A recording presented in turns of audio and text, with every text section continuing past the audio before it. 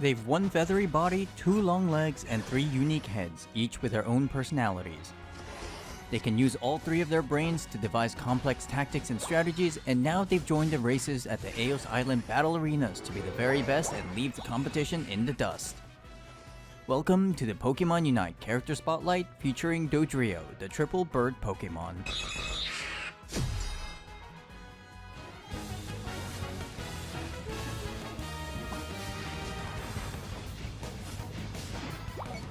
Hello everybody, Jake your resident content cowboy here, yeehaw, as I'm going to talk about my favorite Pokemon inside Pokemon Unite, the one and only Dodrio. Dodrio is a hit-and-run speedster who specializes in diving in and out of fights while dealing massive damage. Her unmatched speed makes her nigh uncatchable as she roams all across the Sky Ruins to fight and run down her enemies. Dodrio requires expert trainers with a need for speed who can deftly utilize her unique scoring and targeting mechanics while keeping her on the move to make the most out of her passive. It's a lot to keep track of, so let's begin at the starting line. Ready, go! Doduo and Dodrio's passive Runaway has 2 parts. When near enemy Pokemon, this Pokemon gains a small boost to their movement speed. Additionally, this Pokemon becomes increasingly faster the longer they're in motion, up to a cap indicated by the sprint gauge below the health bar. Slowing down or stopping entirely depletes the sprint gauge rapidly, so be sure to watch your speed and keep it high. When scoring, Doduo divides up the Eos points evenly between their 2 heads if possible, and takes turns scoring one after the other. After all, 2 goals are better than 1. Similarly, Dodrio will divide up the points 3 ways before taking turns to score. After all, 3 goals are better than 2. However, for the purposes of scoring items like Attack Weight or Eos Cookie, Doduo and Dodrio must score all their points for the items to grant their stat boosts. Doduo's basic attack becomes boosted every 3rd attack, dealing additional damage. This Pokemon gains a stronger boosted basic attack when they reach and maintain their max speed.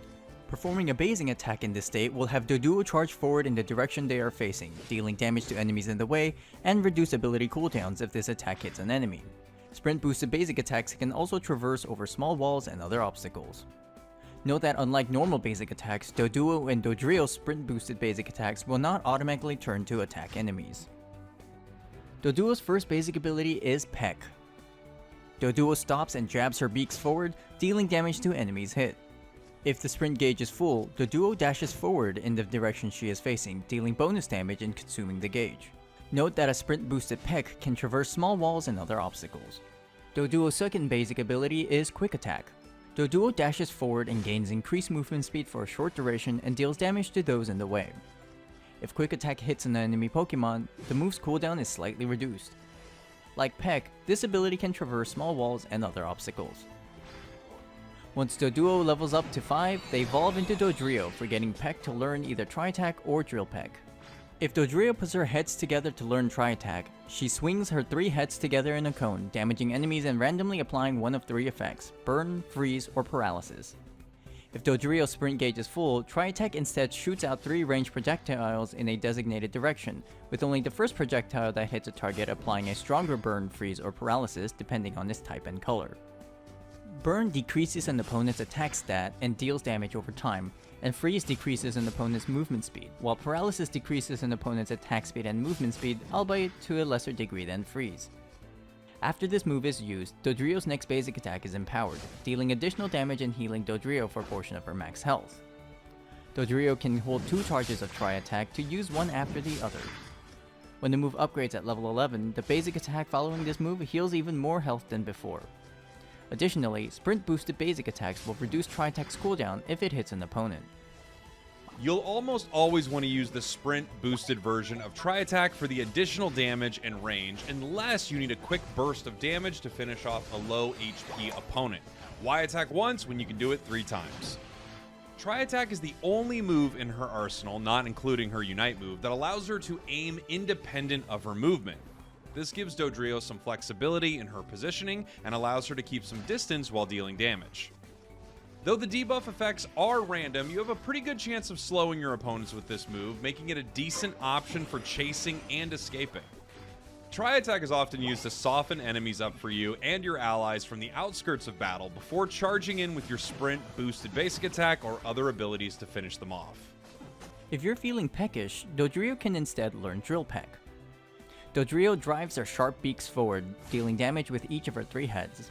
If the move is used while going full speed, Drill Peck shoves enemies forward, consuming the gauge, and rapidly deals damage to enemies based on the percentage of their max health while moderately reducing incoming damage during the dash. When the move upgrades at level 11, Drill Peck's cooldown is significantly reduced and additionally heals Dodrio for a portion of the damage dealt to opponents. Once again, Drill Peck on its own may give you enough damage for a quick KO on a low HP opponent, but you'll almost always want to be running at top speed for the extra damage and the massive push that you get. Compared to Tri-Attack, Drill Peck requires Dodrio to be in the thick of the fight. Its shove, along with its high damage, makes it ideal for initiating fights or following up on allies. Or it can be used defensively to push opponents away from your allies or important objectives. In order to get the perfect angle of engagement, you may want to circle around the battle space to try and hit as many opponents as you can at once. However, be wary of abilities that slow or hinder you, as it will drop your sprint gauge, effectively nullifying your engage potential. A well-placed Drill Peck can sometimes single-handedly turn a fight or skirmish into a runaway success. And that's what Dodrio does. It runs away. Successfully. Once Dodrio reaches level 7, she forgets Quick Attack to learn one of 2 sprint gauge recovery moves, Agility or Jump Kick. If Dodrio learns Agility, she puts some nitro in her steps, gaining a decent increase to her movement speed and gauge fill rate for a moderate duration. When the move is activated, Dodrio briefly becomes immune to hindrances while... Welcome on in, Underdunkers. We are back. It's been definitely less than 24 hours since we've been live for Underdunk 55. But we are back today with the first step series. This is session number 1. It's going to be a little bit more of a casual vibe, but I did bring some friends to talk about these matches. It's been like a week and a half, I think, at this point, that these players have had their teams, their assignments. They've been practicing a little bit with everybody, but they are ready to rumble. But with me, I have 2 wonderful faces, probably familiar faces. Lobo, along with Get in there, Nurse Gary. So let's say hi to everybody. Gary, how are you doing, friend? I am good. I'm happy to be here. Super excited for the Underdunk First Step series to start. I think this is a great thing for our community, so I'm excited to get to be a part of it. Yeah, I'm very excited that you're here. And Lobo, how are you doing? How's it going across the globe? I mean, it is still very early in the morning, but I found out about this, I guess, yesterday whilst you guys were doing Underdunk, just hanging out in BC, and I thought it was such a cool concept. And to be part of it is kind of great, honestly. I think it's really great for not just the DNA community and the others that are being part of it, but I think it's just greater for the broader Unite community as a whole. And I'm really excited to kind of watch these matches, get that wholesome vibe going. I'm super excited for that. I agree. It's been really fun just watching a lot of the players interact, and a lot of them, there are, definitely some people that have played together before. The players who signed up independently did have an option to say, I would like to play with, this person, which is, I think, always good to have just like a little bit of a buddy. But other than that, there's been just like a lot of people getting mishmashed and playing with new people, and it's been very good watching everybody interact and learn together, because there are quite a number of people that are unfamiliar with the competitive environment. There's some people that have, played a little bit of competitive here and there, and some people that have played competitive but are just looking to get a little bit better. And I think a lot of these sessions with the mentors has helped a lot. Big shout out to everyone that's participated in that.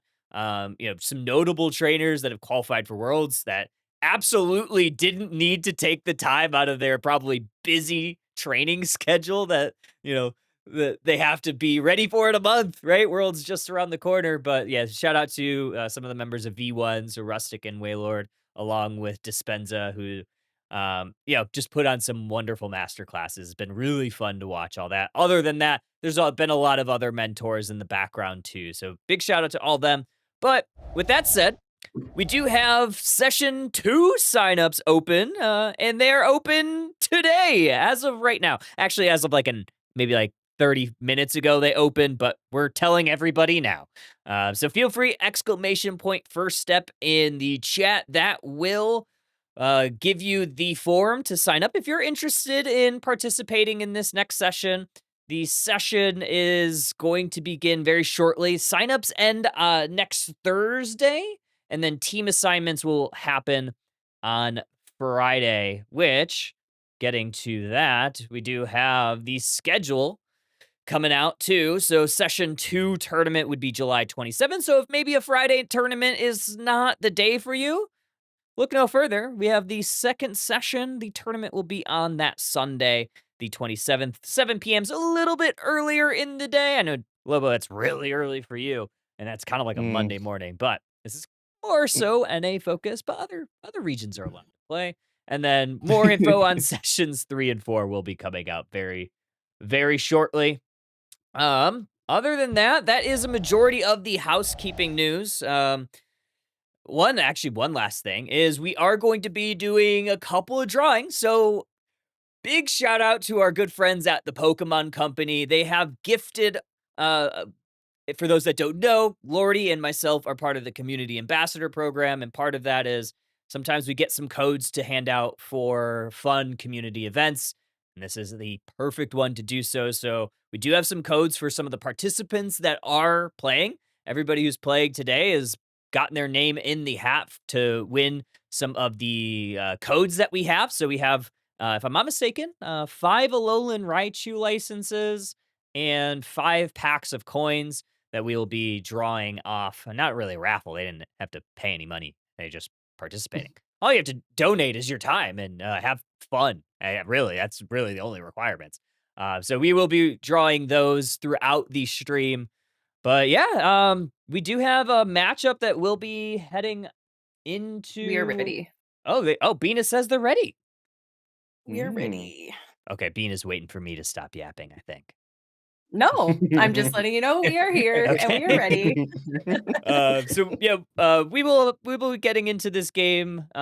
Is Rafting Rowlets on the top or the bottom? So we have Rafting Rowlets and the Sunbathing Sprigatitos. Let me double check here. So it I love should that name. be I love that Rafting name. Rowlets on top side. Let me just verify. Let me see here. That is correct. Rafting Rowlets will be first pick, game 1.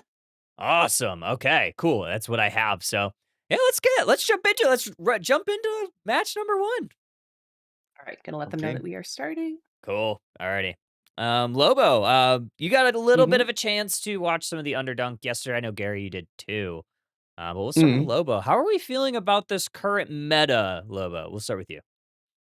Actually, I'm feeling really positive about it. I'll be honest with you. It's to me, it feels like Unite is in a space where it's a lot more open. I'll be honest with you. Drafts aren't kind of set in stone whether you pick this Pokemon or not that Pokemon. A draft doesn't get completely messed up about it. Having watched, I did a little bit of the qualifiers for Japan as well to watch that, seeing the meta evolve over there was really great. They're very speedster heavy and very kind of just aggression heavy, as opposed to a little bit different over here, whether it's in the West or whether it's in Europe as well. They have a little bit more control, whereas I would say the Asian regions just to kind of completely like to lock you down almost with just the amount of pressure that they put on you. So it's very fun to see it, but we have our staples like we're seeing on our bans right now: Suicune, our Creamy, and Blissey getting banned off. Umbreon and Psyduck in such a good place. But Blaziken's a problem, Mamoswine's a problem, Dodro's a problem.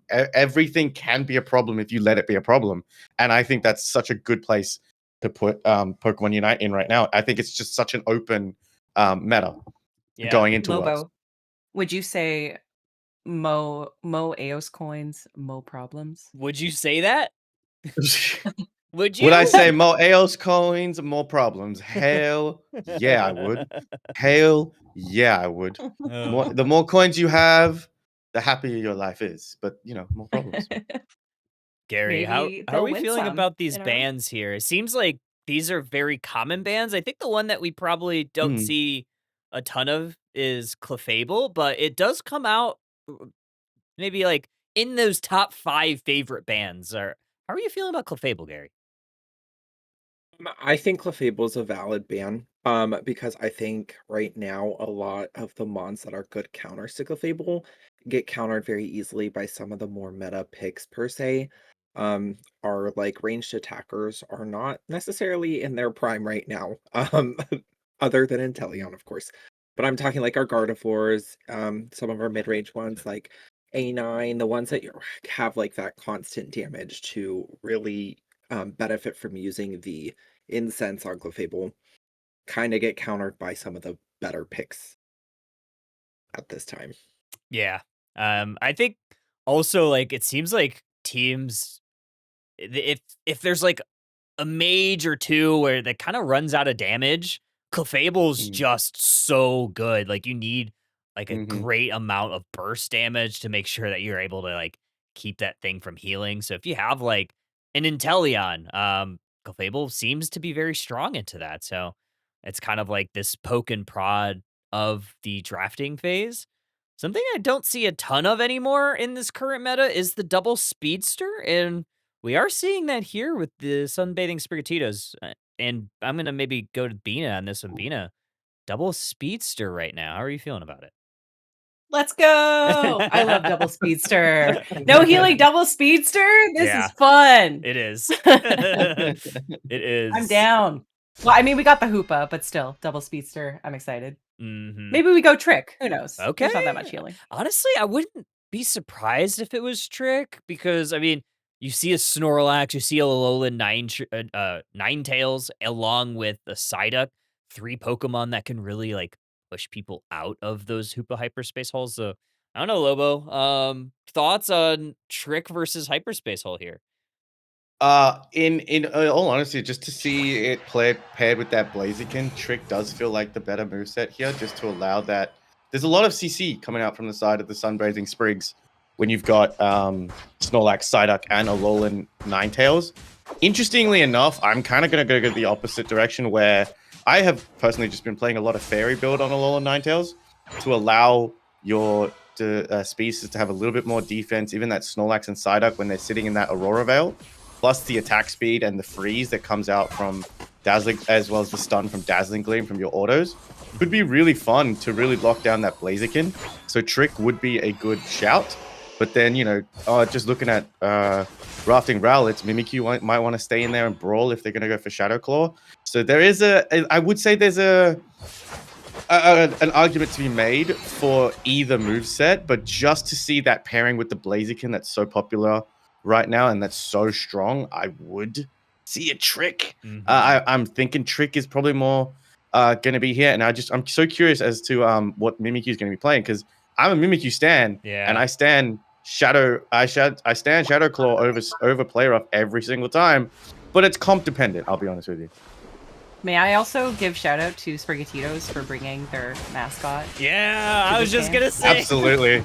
That's a good KO there. Taking out Mimikyu, that's essential area Pokemon for the Rafting Rowlet. So you're seeing now the Darkrai. I honestly would have loved to see them push that advantage. You take the central area Pokemon out, you have a level advantage. Maybe you could have even seen Darkrai go back into invading Rowlets. Gary, what do you think about that? Totally on board with that right there. Still really good job to them for getting that.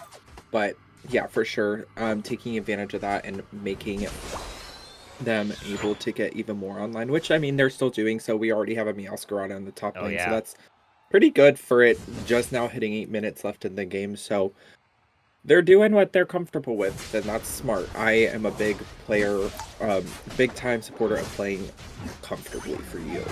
Yeah, I think so too. Another thing that I'm kind of interested in, like an interaction that I'm interested in seeing as Psyduck does go down to the Pikachu, is this Pikachu, is it going to go Volt Tackle? Obviously, you have double Speedster. Yep, there it is. There's the Volt There it Tackle. is. But an interaction I'm very interested to see is if we're going to see that double team Meowscarada, if they could bait out those flower tricks, or if they can bait out the Volt Tackle from Pikachu on a double team clone, that could be very detrimental to the Rowlets because that is such a useful tool. If you could bait it out with a fake Pokemon, I mean, you could find yourself in a very strong position. I wouldn't be surprised if we saw a double team.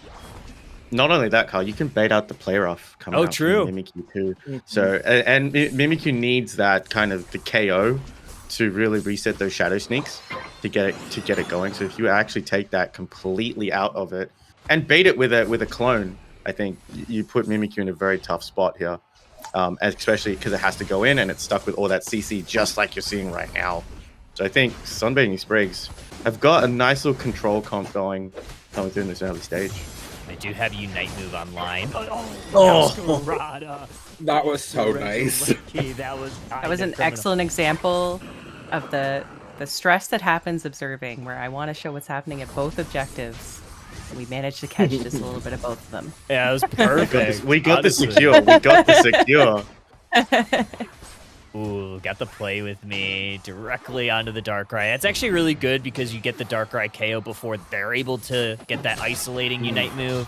You get the reset there, so big KOs, and I like them breaking that goal zone. They're not holding on any additional points, so they're not going to go ahead and push anymore. I think maybe, if they had additional points with no jump pad, you look to push, but without points, you just go ahead, take your experience on the map.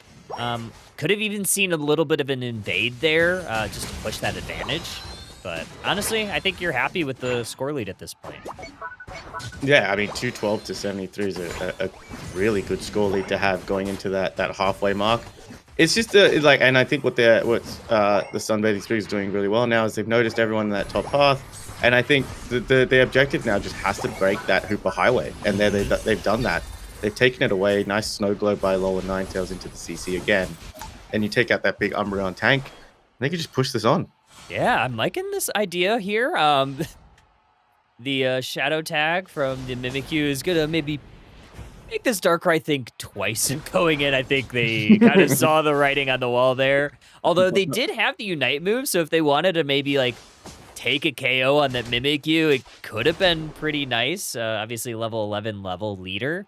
But you're looking at Rafting Rowlets having full position in this basement path for that next basement objective, which will give them some nice buffs, but also give some global experience, so they definitely want that. I do like this Psyduck getting vision, but Darkrai might be a little bit late, and the KO on the Blaziken. The Hooper out here as well is a big, just heavy CC chain that you could chain onto with Rafting Rowlets. I don't know. But this fight is going both ways. I mean, it's just a nice little fight, but Psyduck is very low, and this is for a Registeel, guys. This is where leftovers would be amazing on Psyduck. Just get reset, keep the pressure on. I'm gonna make people leftovers believers. I think it's a really good move, or a really good item on Pokemon that want to stay on the map, especially if there's no healer. If there's a healer, it might be a little bit different. I think you're going to see it at Worlds, Kyle. I know. LG loves it. We're going to see it. Yeah, I think we'll see it from Japan too. Japan loves it. Yeah. I think it's a very underutilized item, especially in with teams that, one, don't have a healer, but also I was talking with Slash about this. Two, with how aggressive some teams like to play after getting a point lead, having leftovers allows you to stay on the enemy side of the map without having to reset. So it can really keep your defender or supporter, keep them forward, grabbing vision. Oh, that's a big Meowscarada Unite move though. Are they gonna get two? They do. That's the Thunderstorm coming out from Pikachu as well, trying to take down the Darkrai. Ooh. Darkrai's living there by the skin of their teeth, but good on them for getting out of there. And good job for Briggs being able to hold that Regieleki off. It's big for them. Yeah, I like that. This has kind of been a very close match. But Gary, we're looking at the levels here right now. Despite being in a little bit of a point deficit, Sunbathing Sprigatito's has a little bit of a level lead. So what do you think that they need to do, Gary, to maybe push that level advantage into this Rayquaza? I definitely think they want to get their positioning in the Ray Pit early enough so that they get optimal what's good for them, and they're definitely going to want to play through bottom side here, considering the fact that the Rafting Rowlets have that top pad up to be able to go back and heal from. And it looks like that Snorlax is getting in there and getting that vision for them already, which is exactly what that team needs. And they're just going to have to pull off a really good team fight here, which they have the capabilities to do based off of their levels. Like in the positioning here from Mimikyu, I would like to see maybe Umbreon maybe a little bit more forward just to give a little bit of insulation to some of the carries. I think you could even, like with a double speedster, you could even try to go around for a flank. I would have loved to see one of them go for that. Maybe we'll have Lobo. Who do you think this Darkrai Unite lands on? Maybe the Blaziken or the I Mimikyu? think it'll have to be the Blaziken. Blaziken's in right now. Yeah, it goes down to a Snow Globe.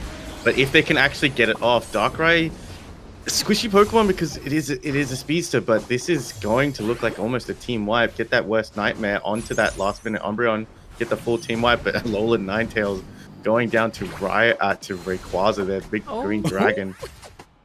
And now this is the tough bit here, right? Oh no, Rayquaza takes another victim. I just wanted to see a little bit more because they were low health, but now they've kind of just given this back to Rock and Relic. Yeah. I like this, and that might be a draft. I don't know, not necessarily a draft error, but maybe an oversight from the Sprigatitos. They win that team fight handily. They got 4 Pokemon down, just the Umbreon upright, and they had no ability to take the objective off the map. So just kind of an unfortunate situation. Vina, maybe ask you this one. Like, in that situation, is the call there just like, hey, we have 4 people down, let's just go score and take the lead? Because it was a lead for the Rowlets, but not a huge lead. Yeah, if they could have scored top there, how far were they behind? They were less than 100. Yeah. Less than 100. Yeah, so maybe, like, because, I mean, they had 2 or 3 that were basically 1 HP and could not put any damage on the Ray, and during that time, I think scoring top is totally a valid option. And then working on taking them out as they come back in. Yeah. Unfortunate here What I did for notice the is that Sprigs.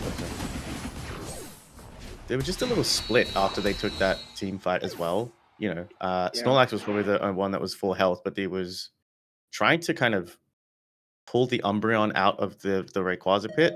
So yeah, I think you're 100% right. In that instance, you go up and score. The other team now knows you're in top side, so they might be able to, you might be able to bait them into jumping top, and then you can do a sneaky retreat, and then you kind of slow the game down back to your pace because you've won the original Ray fight, so you should have the confidence going in to say, oh, we could probably win the Ray fight going back in. You know what I mean? Yeah. Just taking that extra moment to breathe at a Rayquaza fight, I think, is very, very important. But again, great first game by both of these teams. Honestly, yeah, I was really impressed by like kind of the back and forth. So very like even matchup all the way around. But yeah, I think the only thing I would have loved to see like some sort of Pokemon with a little bit of rip, maybe like a Meowscarada with Trailblaze, Night Slash might have been able to take it off the map a little bit quicker. But personally, I love that double team flower trick moveset so much. Husky's made me a believer on it. I'm not good at it, but watching her play, it's always super fun. Take a Yeah, look I'll at just the always say numbers. this. Gary, who do you think Shut up. like I'll ask Gary this one. Gary, who do you think kind of like was the catalyst of this match between like both sides of the coin?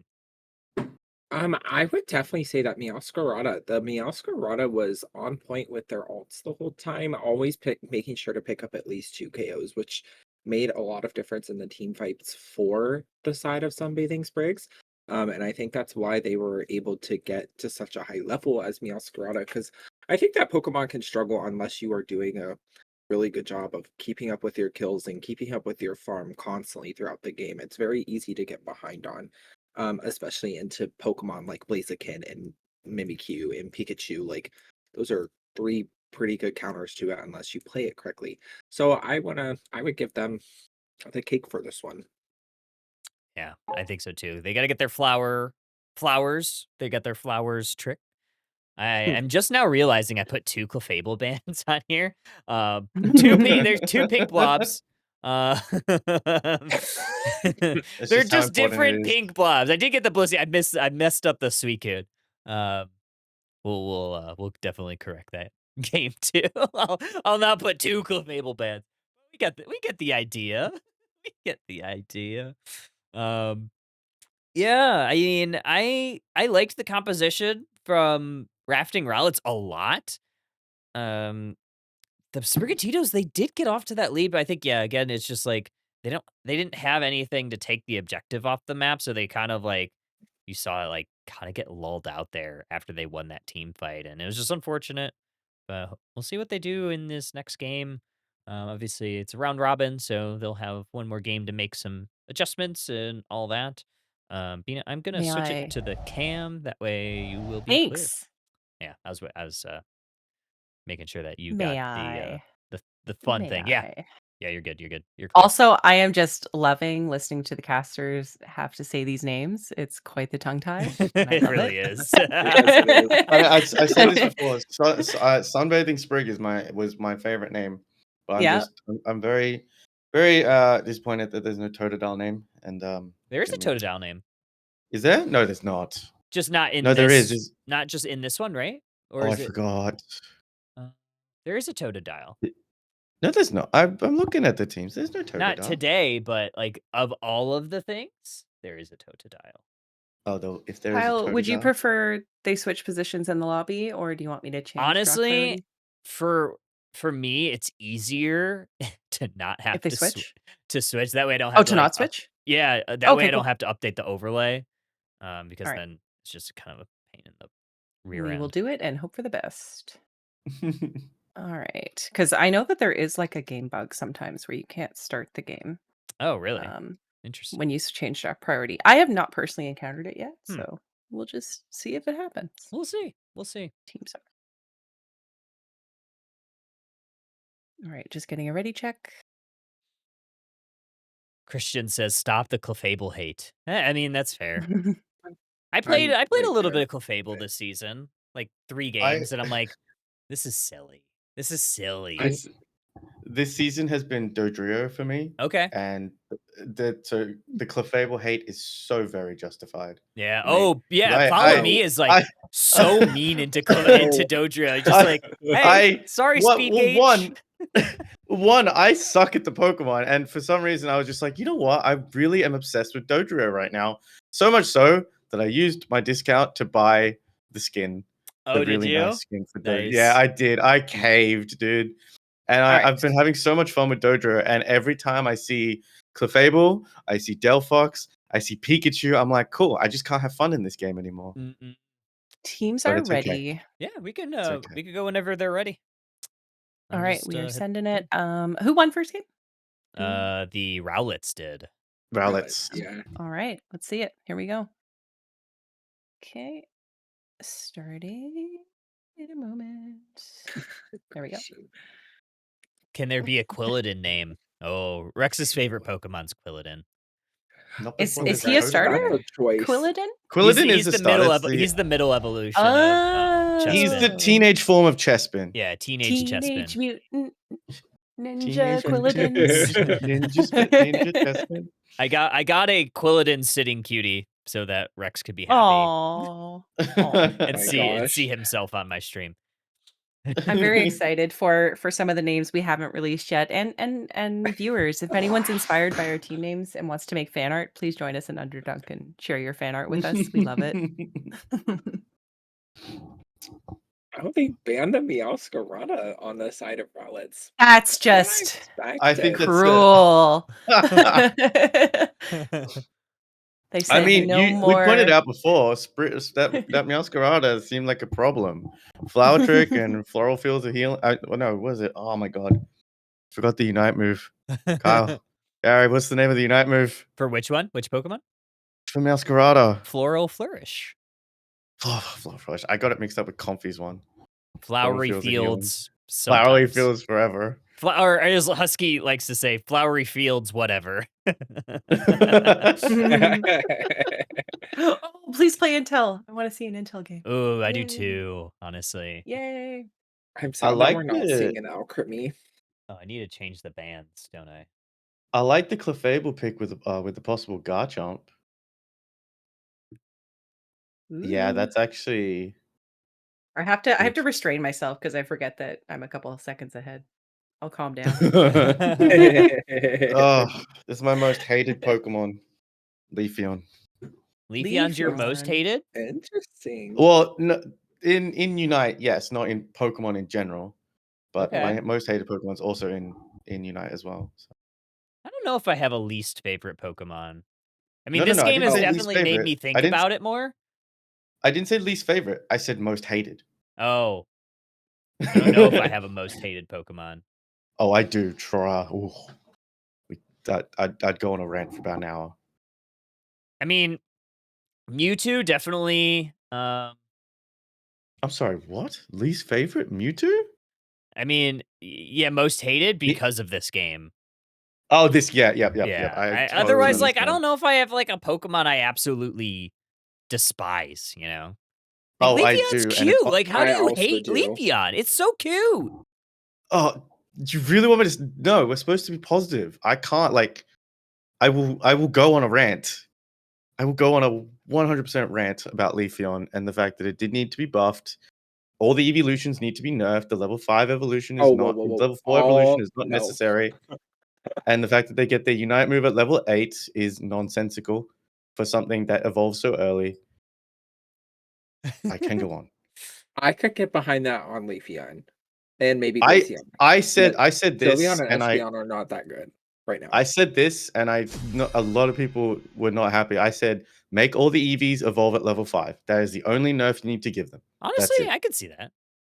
Thank you. It's not a bad pick. It's not a bad I take. can see it, but some of the first evolutions, those being Glaceon and Sylveon, I think they lack to their early, like their EV game is so bad. Like they would I agree. suffer so hard. So they would have to buff that a little bit to make that viable. Yeah, that's The true. thing, And the then thing I for could get me- behind you on it. Honestly, for me is leave the evolution at 4. Just make their Unite moves 9. Except for maybe Umbreon because it's a defender. Well, I like Glaceon and Sylveon need their second move to be useful. Yep. Umbreon is a tank as soon as it evolves. Leafeon's a menace as soon as it evolves, and so is Espeon. So it's I don't know. I just think the EVs need a rework.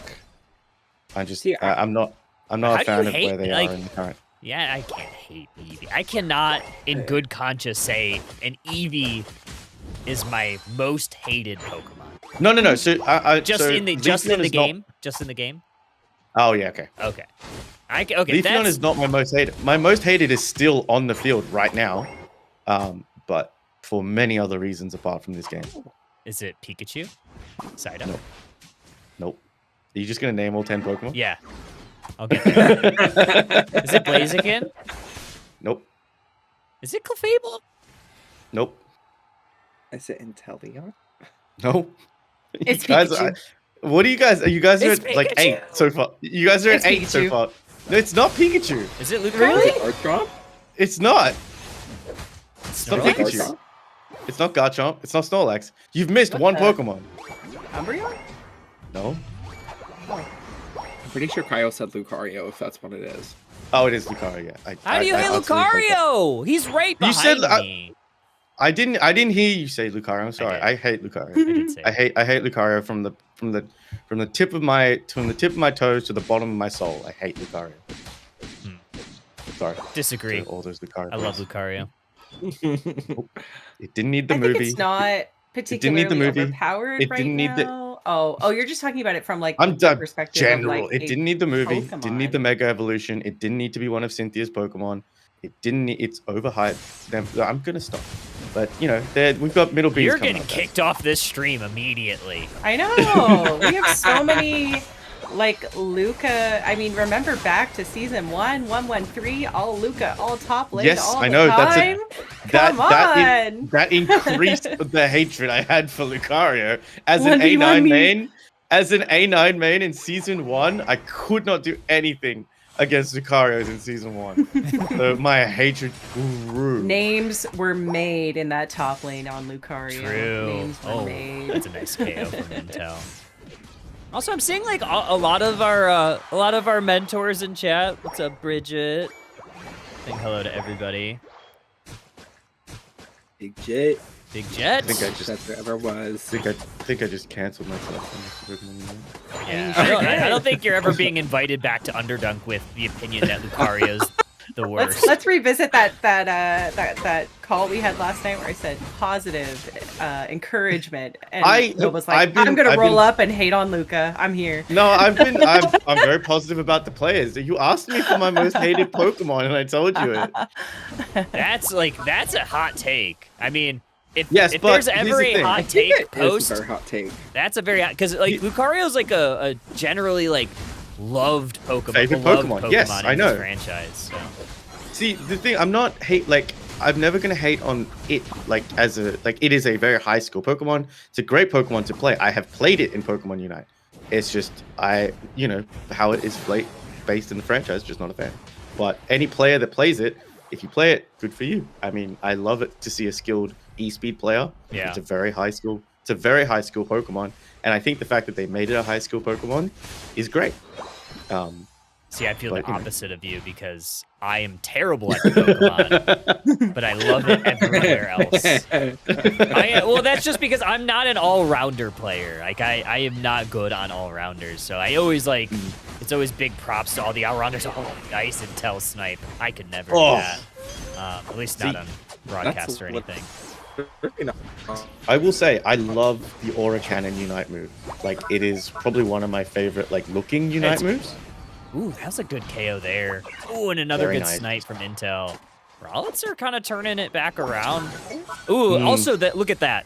They maximized their overcap. I think Umbreon was gonna go for a score. They stopped it, allowed the 40 to go in. Very, very heads up, very team-oriented plays here. So I'm liking Good a little bit of a communication. comeback here at the halfway point. It also brought them back level-wise, and it's kind of the opposite of what happened in the first game. This game, Sunbathing Sprigatito's had the early lead, and Rowlets were behind, but now they're ahead level-wise and everything from that bottom fight that just occurred. Sorry, Gary, I made a gasp because that was a very good snipe. That was a very good snipe. Inteleon is on it right now. Big math coming. Big math. Oh yeah, look at this math. They're like, hey, just 29's too, I was gonna say, there's- too little. We're going with the 40. There was a 1 point difference as well. You love seeing the 1 point differences just before that score went in. Their line is not only are they hitting snipe shots, but you got to give some flowers to both Clefable and the Umbreon, who are making these snipes so much easier with the follow me stun. So they're synergizing the follow me stun or the Umbreon stun with the snipe shot. So you see that right there. A little bit of a foul play into the snipe shot, but unfortunately, Blaziken sees it the entire way, isolates them, and gets a KO. But a little bit of revenge, and Regieleki walks in. I want to say, it was a very smart play by that Blaziken. He stood in that bush, waited for the rest of Rafting Rowlets to kind of just pass them, so that he had access to that Inteleon. Yeah, very intelligent. Looks like Sunbathing Sprigatitos are going to be able to pick up some KOs here and get some comeback XP. Leafeon being smart and retreating and not chasing. Good job. I can't do that on that Pokemon. This is That's something. why I don't play all-rounders or speedsters, because I get like red in my vision, and I think I can take everybody, and then I can't, and then I can't. I mean, you had to play with me while I did that.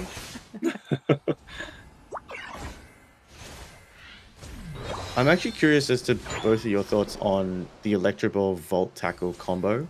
Because usually we're now seeing kind of like a split combo between Pikachu, where it's kind of Volt Tackle and Thunder.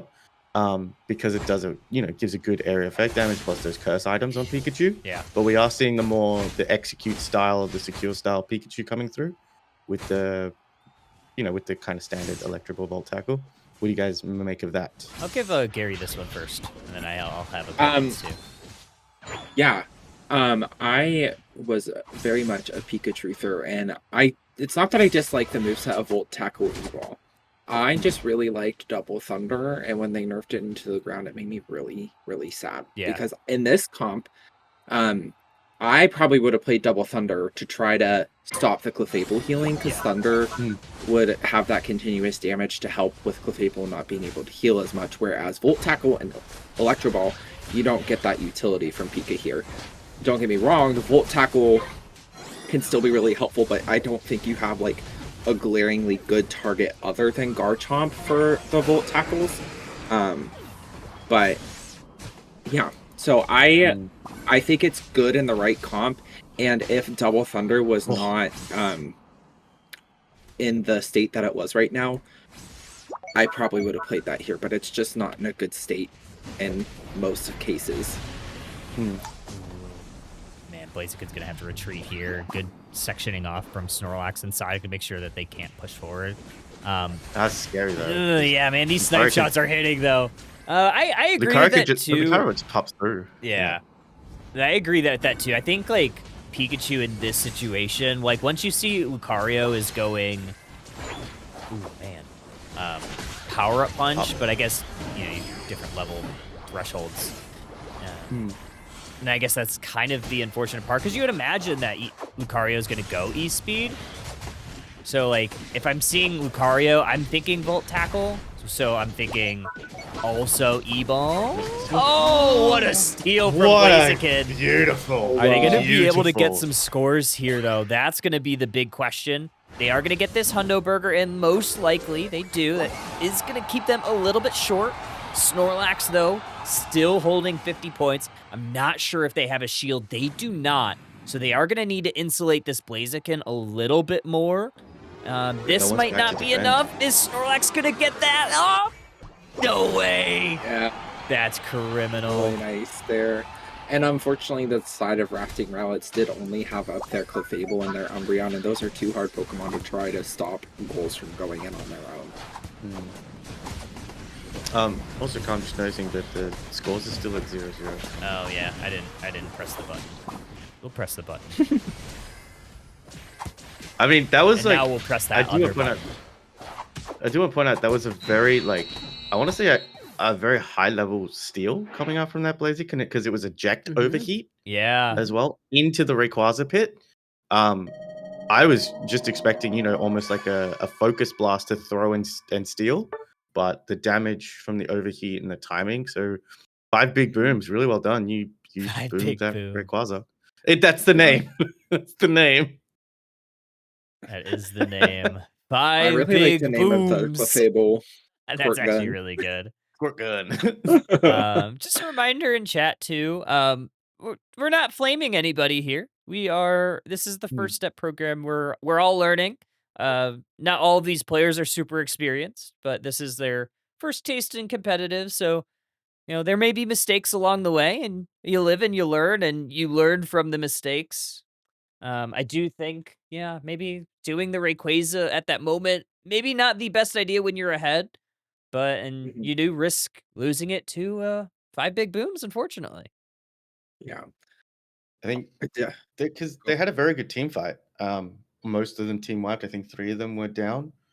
So even doing a Rayquaza when an Inteleon or a secure Pokemon, I think we call them Gods of Secure, Blaziken and Urshifu, whenever they're around. Yeah. Doing the Rayquaza is just very, very, very scary unless you have some kind of stun on that. And overheat's such a wide move, right? It covers the entire Ray pit. So, yeah. It's pretty strong. Pretty strong. Yeah, Very good good job by style. both teams. I mean, you kind of have 2 sides of the same coin in game 1 and 2. Game 1, Sunbathing Sprigatito has an incredible Ray fight, and unfortunately, Rafting Rowlets took the Ray after that. And then in game number 2, Rafting Rowlets has an incredible Ray fight and a heroic play there from Sunbathing Sprigatitos. So we have a nice even set. So good stuff from both of these squads. But with that said, I think maybe it's time to do our first drawing for these players.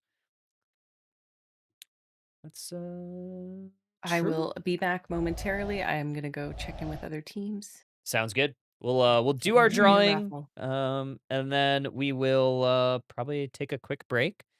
So this we are going to do 2 drawings.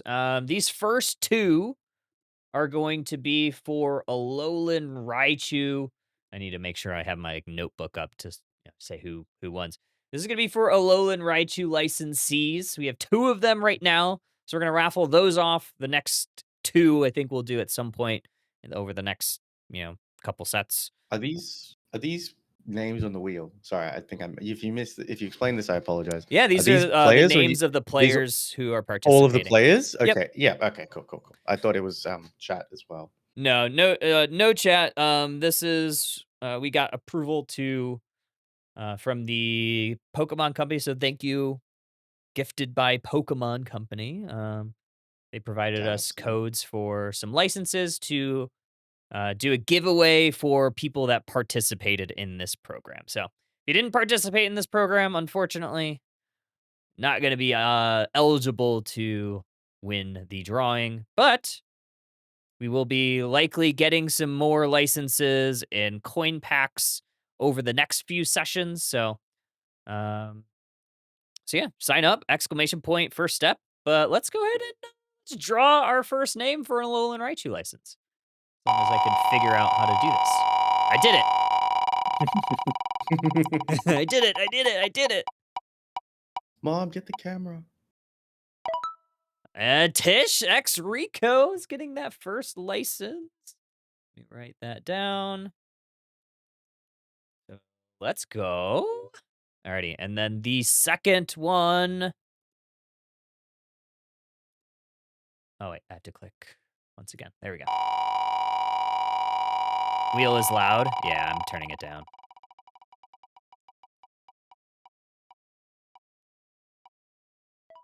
Haley McG96 is going to be the second winner of the Alolan Raichu license. So I'll make sure to get those over to those players. Either myself, Bina, or Lordy will. And we will get those over to those players at the end of the stream. So yeah, congratulations. Those are our first drawings of the night. We'll be doing more throughout the night and throughout this session because we do have lovely gifts from the Pokemon Company. So big shout out to them for handing us some of that stuff to give up to some of our community members. So thank you for participating. Thank you to Pokemon. And with that said, we're going to take a quick little break and get some water and all that jazz while we get the next matches set up. So don't go too far, folks. We will be back very, very soon.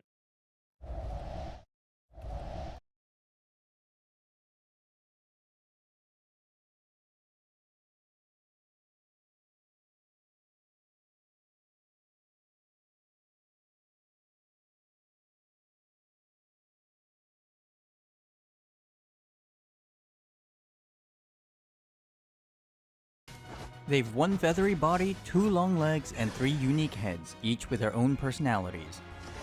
They can use all 3 of their brains to devise complex tactics and strategies, and now they've joined the races at the Eos Island Battle Arenas to be the very best and leave the competition in the dust. Welcome to the Pokémon Unite Character Spotlight featuring Dodrio, the triple bird Pokémon.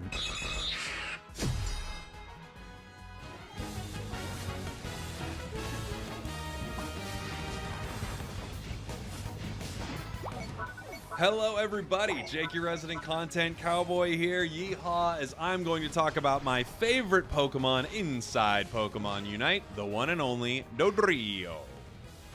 Dodrio is a hit-and-run speedster who specializes in diving in and out of fights while dealing massive damage. Her unmatched speed makes her nigh uncatchable as she roams all across the Sky Ruins to fight and run down her enemies.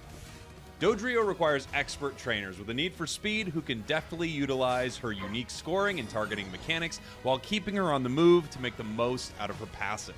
It's a lot to keep track of, so let's begin at the starting line. Ready, go! Doduo in Dodrio's passive Runaway has 2 parts. When near enemy Pokemon, this Pokemon gains a small boost to their movement speed. Additionally, this Pokemon becomes increasingly faster the longer they're in motion, up to a cap indicated by the sprint gauge below the health bar. Slowing down or stopping entirely depletes the sprint gauge rapidly, so be sure to watch your speed and keep it high. When scoring, Doduo divides up the AO's points evenly between their two heads if possible, and takes turns scoring one after the other. After all, 2 goals are better than 1.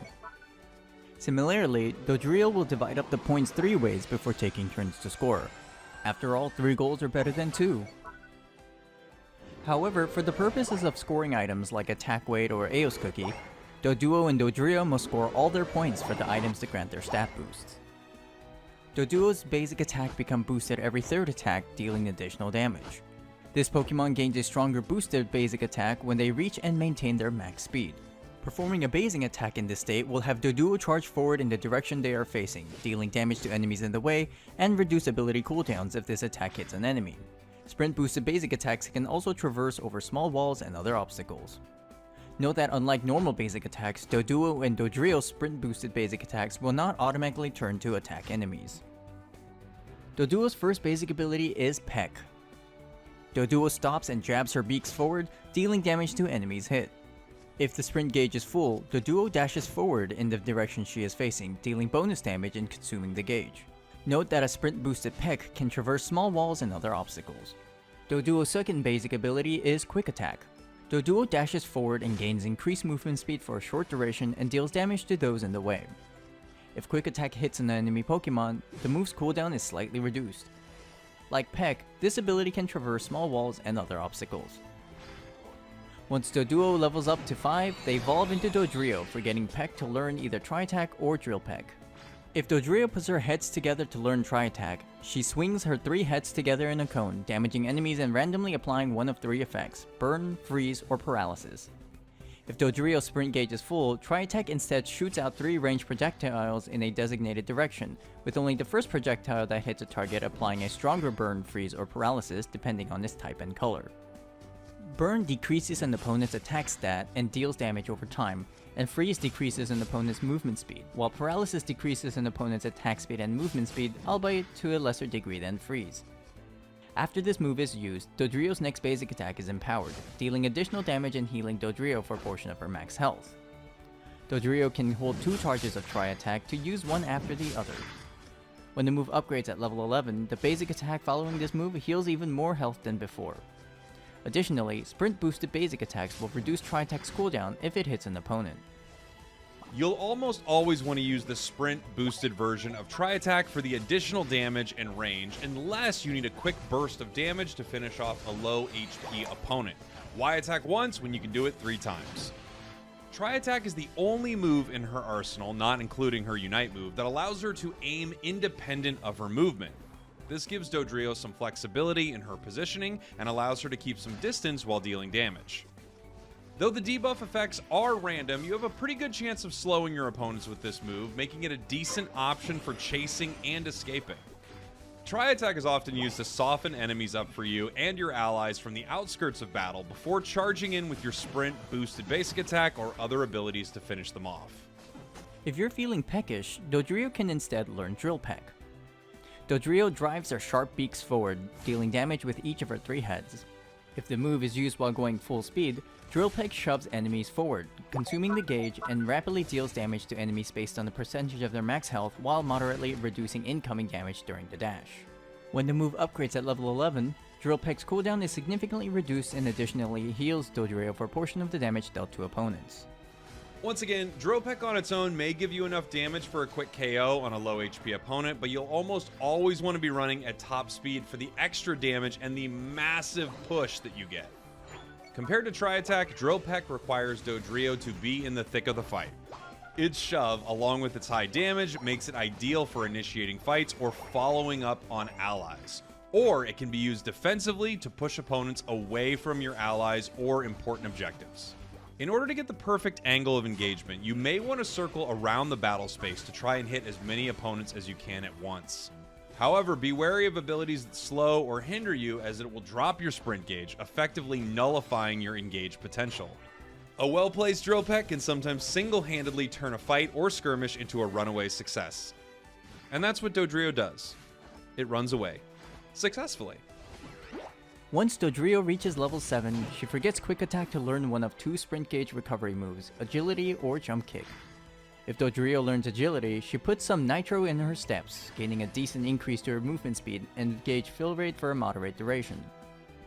When the move is activated, Dodrio briefly becomes immune to hindrances while jumpstarting her sprint gauge by a fixed amount. However, when the move upgrades at level 13, agility instantly brings Dodrio to full sprint. Agility is one of the two ways Dodrio can quickly get from 0 to 100 and make use of her full sprint gauge again. Skilled trainers can preemptively use agility to try and cancel out hindrances thrown at Dodrio, but it's generally best used after depleting your sprint gauge. The added speed lets Dodrio stay extremely mobile and allows her to dodge abilities and reposition effectively. Make use of the boosted speed gain to string one sprint boosted basic attack after another to either escape from harm or rapidly reduce your cooldowns. If trainers want to give Dodrio some hops, they can teach her jump kick instead of agility. Dodrio leaps feet first in the direction they are facing. On contact with an enemy Pokemon, Dodrio uses them as a footstool, dealing damage and stunning them briefly and leaps away or over them. Enemies in the landing zone take damage as well and are moderately slowed for a brief duration. Dodrio can also use walls and other obstacles to launch herself into the air and can choose which way she leaps. Dodrio gains a significant boost to her sprint gauge after vaulting over enemies or small obstacles. However, only footstooling enemies will reduce Jump Kick's cooldown on hit. At level 13, Jump Kick also stuns enemies in the landing zone for a brief moment. Jump Kick can be used to jump over enemies and obstacles to gain better positioning, or make a daring escape. Like agility, this ability's main purpose is to boost and keep your sprint gauge at full. Trainers who can land Jump Kick consistently are rewarded with the ability to combo Dodrio's abilities and sprint boosted basic attacks together for big stuns and big damage. Missing this ability grants no boost and can leave you in a less than ideal situation with little to no escape, but so can losing speed after you make your jump. But don't worry if you can't get it at first, it definitely takes some practicing and getting used to before you're good at it. Remember that this ability isn't aimed independently, but rather is aimed in the direction of movement. Make sure you're aware of where you'll be after using moves like Drill Peck or your sprint boosted basic attacks so you can move accordingly.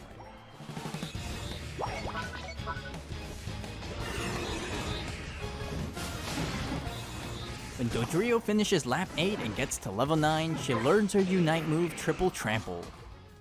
Dodrio becomes unstoppable and runs at breakneck speed to a designated location. Dodrio will automatically find the most direct path in autopilot to her destination, navigating around terrain, as well as player-made obstacles. Enemies in the way are dealt damage and are briefly thrown into the air. Afterwards, Dodrio gains a boost to her attack stat for a few seconds while her sprint gauge charges faster than usual for an extended duration. Dodrio's Triple Trample is a high-impact Unite move for starting and following up on engagements for your allies, particularly if the enemies are grouped up. Knocking up 2 or more enemies followed by your other abilities can quickly shred opponents of their health and put your team ahead of the others in seconds flat. Triple Trample can also be used to dive straight onto the enemy's backline while doing some collateral damage to their front line due to its long range and unstoppable nature of the Unite move. However, the further away the trainer sets Dodrio's destination, the more aware trainers will have to be about how Dodrio will path to the location as well as how long it will take. Using this Unite move from long range carelessly can force you to join the fight at an awkward angle or an inopportune time. The Unite move can also be used in a pinch to run away or maybe even turn fights around, but as always, your mileage will vary. When the game starts, Doduo can be effective in lane, making use of her sprint boosted basic attacks or Peck to secure wild Pokemon KOs. Her unique scoring mechanic also makes it easier for her to score goals compared to most other Pokemon, as oftentimes you can simply keep scoring at least half your points until your score speed becomes too quick to stop. Doduo is extremely agile, as both Quick Attack and her sprint boosted basic attacks can serve as a dash to create distance between her and her opponents. However, Doduo can also be played in the central area to gain a fast track to evolution and gain access to her primary damage abilities.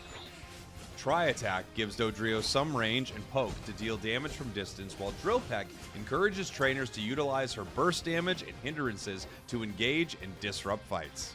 Dodrio thrives when she's ahead of the competition, utilizing a hit-and-run style of gameplay to get in, deal damage, and get some knockouts on lower-leveled opponents before they have a chance to catch up.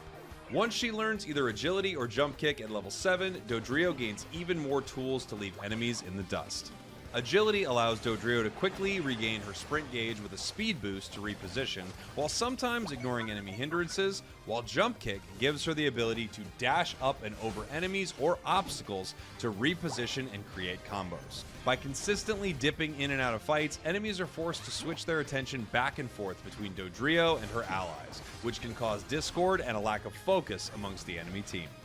Once major objectives begin to spawn, it's time to gather with your teammates. The early game went well and Dodrio's level 9, trainers have a huge advantage going into the objective fight. Dodrio can help deal damage to objectives to take it down quickly, but can also serve as a lookout with her high speed and mobility. Alternatively, trainers can set Dodrio up in the tall grass to ambush unsuspecting enemy Pokemon, but remember to keep her sprint gauge full by spinning in circles. Use your abilities in Unite move to quickly deal with your opponents and secure the objective for your team. Once one objective has been claimed, Dodrio can make a quick detour to the opposite lane to lend a hand, or feet, I guess I should say, to the fight. This is also an opportune time to head into the enemy central area and take some of that delicious farm. Trainers should be able to look for opportunities to score in between major fights to rack up points for their team. Dodrio's speed and mobility, along with her unique scoring mechanic, makes it relatively easy to score points even if you aren't scoring everything. When trainers are scoring with teammates, remember to use the 3 heads you have to do some quick math and figure out the best way to score to ensure the maximum amount of points possible when the goal zone breaks. When it comes to the last lap of the match, Dodrio should be wandering the sidelines looking for a good angle to engage opponents or lone Pokemon to try and pick off.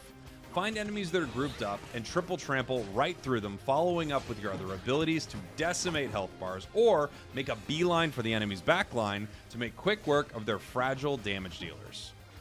Dodrio's speed also makes it possible to try and backcap or score while opponents are otherwise occupied to exert extra score pressure.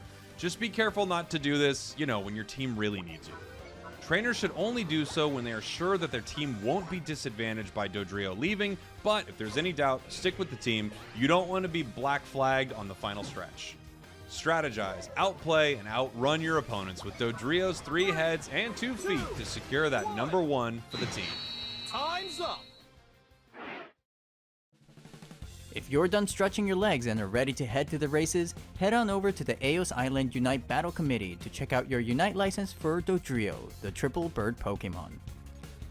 And a big thank you to our guest star, official Pokemon Unite caster and the content cowboy himself, Spraggles, for providing his voice, insight, and personality to this character spotlight. Thanks for having me. Love you. Bye, everybody.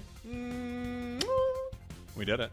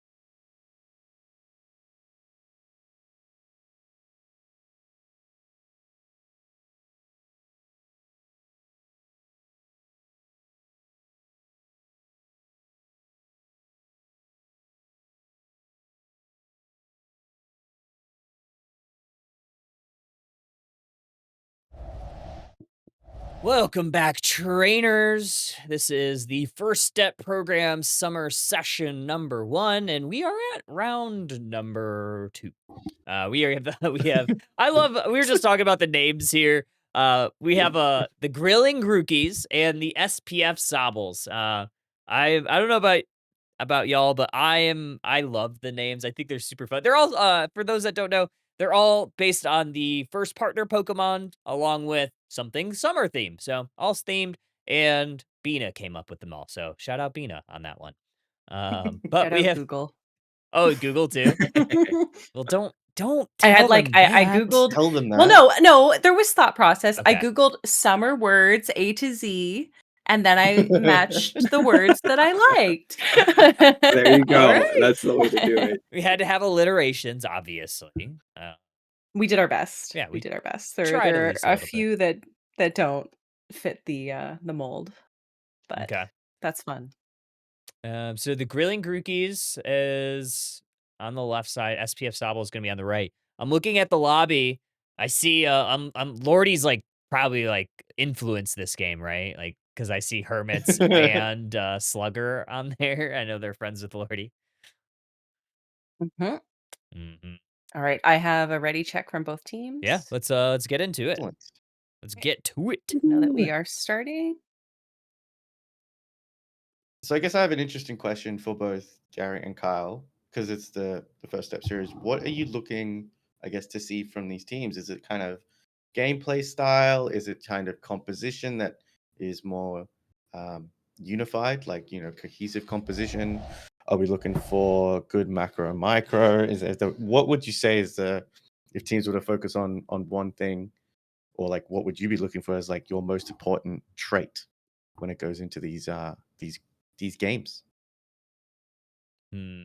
Kyle, you can start off if you would like. I mean, I'm looking for one. I think obviously the main purpose of this is fun, and I hope that everybody has a good time playing it because I mean, the name of the game it is a Pokemon game. You are supposed to have fun. It is a video game after all. Sometimes we do forget that Mhm. when we get angry at our randoms, but I think this is a good way to kind of humanize some people that play the game a lot. Maybe there are some names that you Mhm. see on ladder and you're like, oh, they're actually really nice. Maybe they don't grief me. There's always the opportunity, right? So I think it kind of puts you in front of more people. So I think fun is the thing I'm looking for the most. And then I guess the other thing is I'm looking for people to, learn and be present in some of these mentor sessions that our mentors are really taking the time out of their busy training schedules to, give back to some of the community members that are looking to learn. So I think those are my biggest thing. And then, obviously taking that advice and running with it. Mhm. Yeah, I'd have to agree. Obviously, fun is always at the forefront. I mean, you guys, a lot of people have played with me that are throughout this whole thing. So I just like to have fun. I troll. Obviously, I like to win because who doesn't like to win? But like, I also like to giggle the whole time that I play this game. It's true. Um, Can confirm. and but it's really cool to like see, like, I'm assuming a lot of these people are taking what they've learned in these mentor sessions and putting it to practice. Because if we go anything based off of that first set that we were able to watch, um they really did have some really strong team comps. Like, Mhm. they were making good micro plays. Yeah. There were some really good macro plays too. So it's just like you can see that the tools are being used, and they're like trying to form it and get there and get used to it. And that's the whole point of this, because some of these people may not have even five stacked before stepping into Mm. this. Hmm. So I think it's a really great opportunity, and I'm looking to see just like if they are able to take it and run with it and come up with something good. Yeah, me too. Seeing leftovers on Blissey, I love that. That makes me think that it's likely a helping hand Blissey because you usually don't Mm. need leftovers if you're playing the egg build because you heal when you give eggs anyway. So imagine that is going to be the play unless we see them pivot off of that.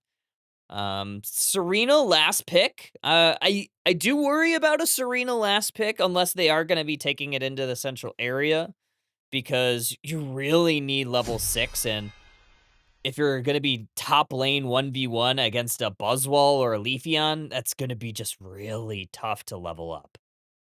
I mean, Buzzwole helping hand Blissey, that's a combo that we usually see. It's a fairly common pick, right? Buzzwole's a great top laner, so definitely agree with you. But whether you give that central area to Garchomp or to Serena is the real key. I was gonna say, is there a list like of just the team names that I can copy somewhere other than just like manually writing them from the Discord? Like, do you have that on is that on one of the spreadsheets or whatever? Do you want like everyone that's in the current session? No, just all of the names that you came up with. All the names. Yeah. They're on the pitch document The if pitch you doc. go through the Google Drive to locate it. Yeah. Find it. I think it's called First Step Summer Series Pitch or something like that.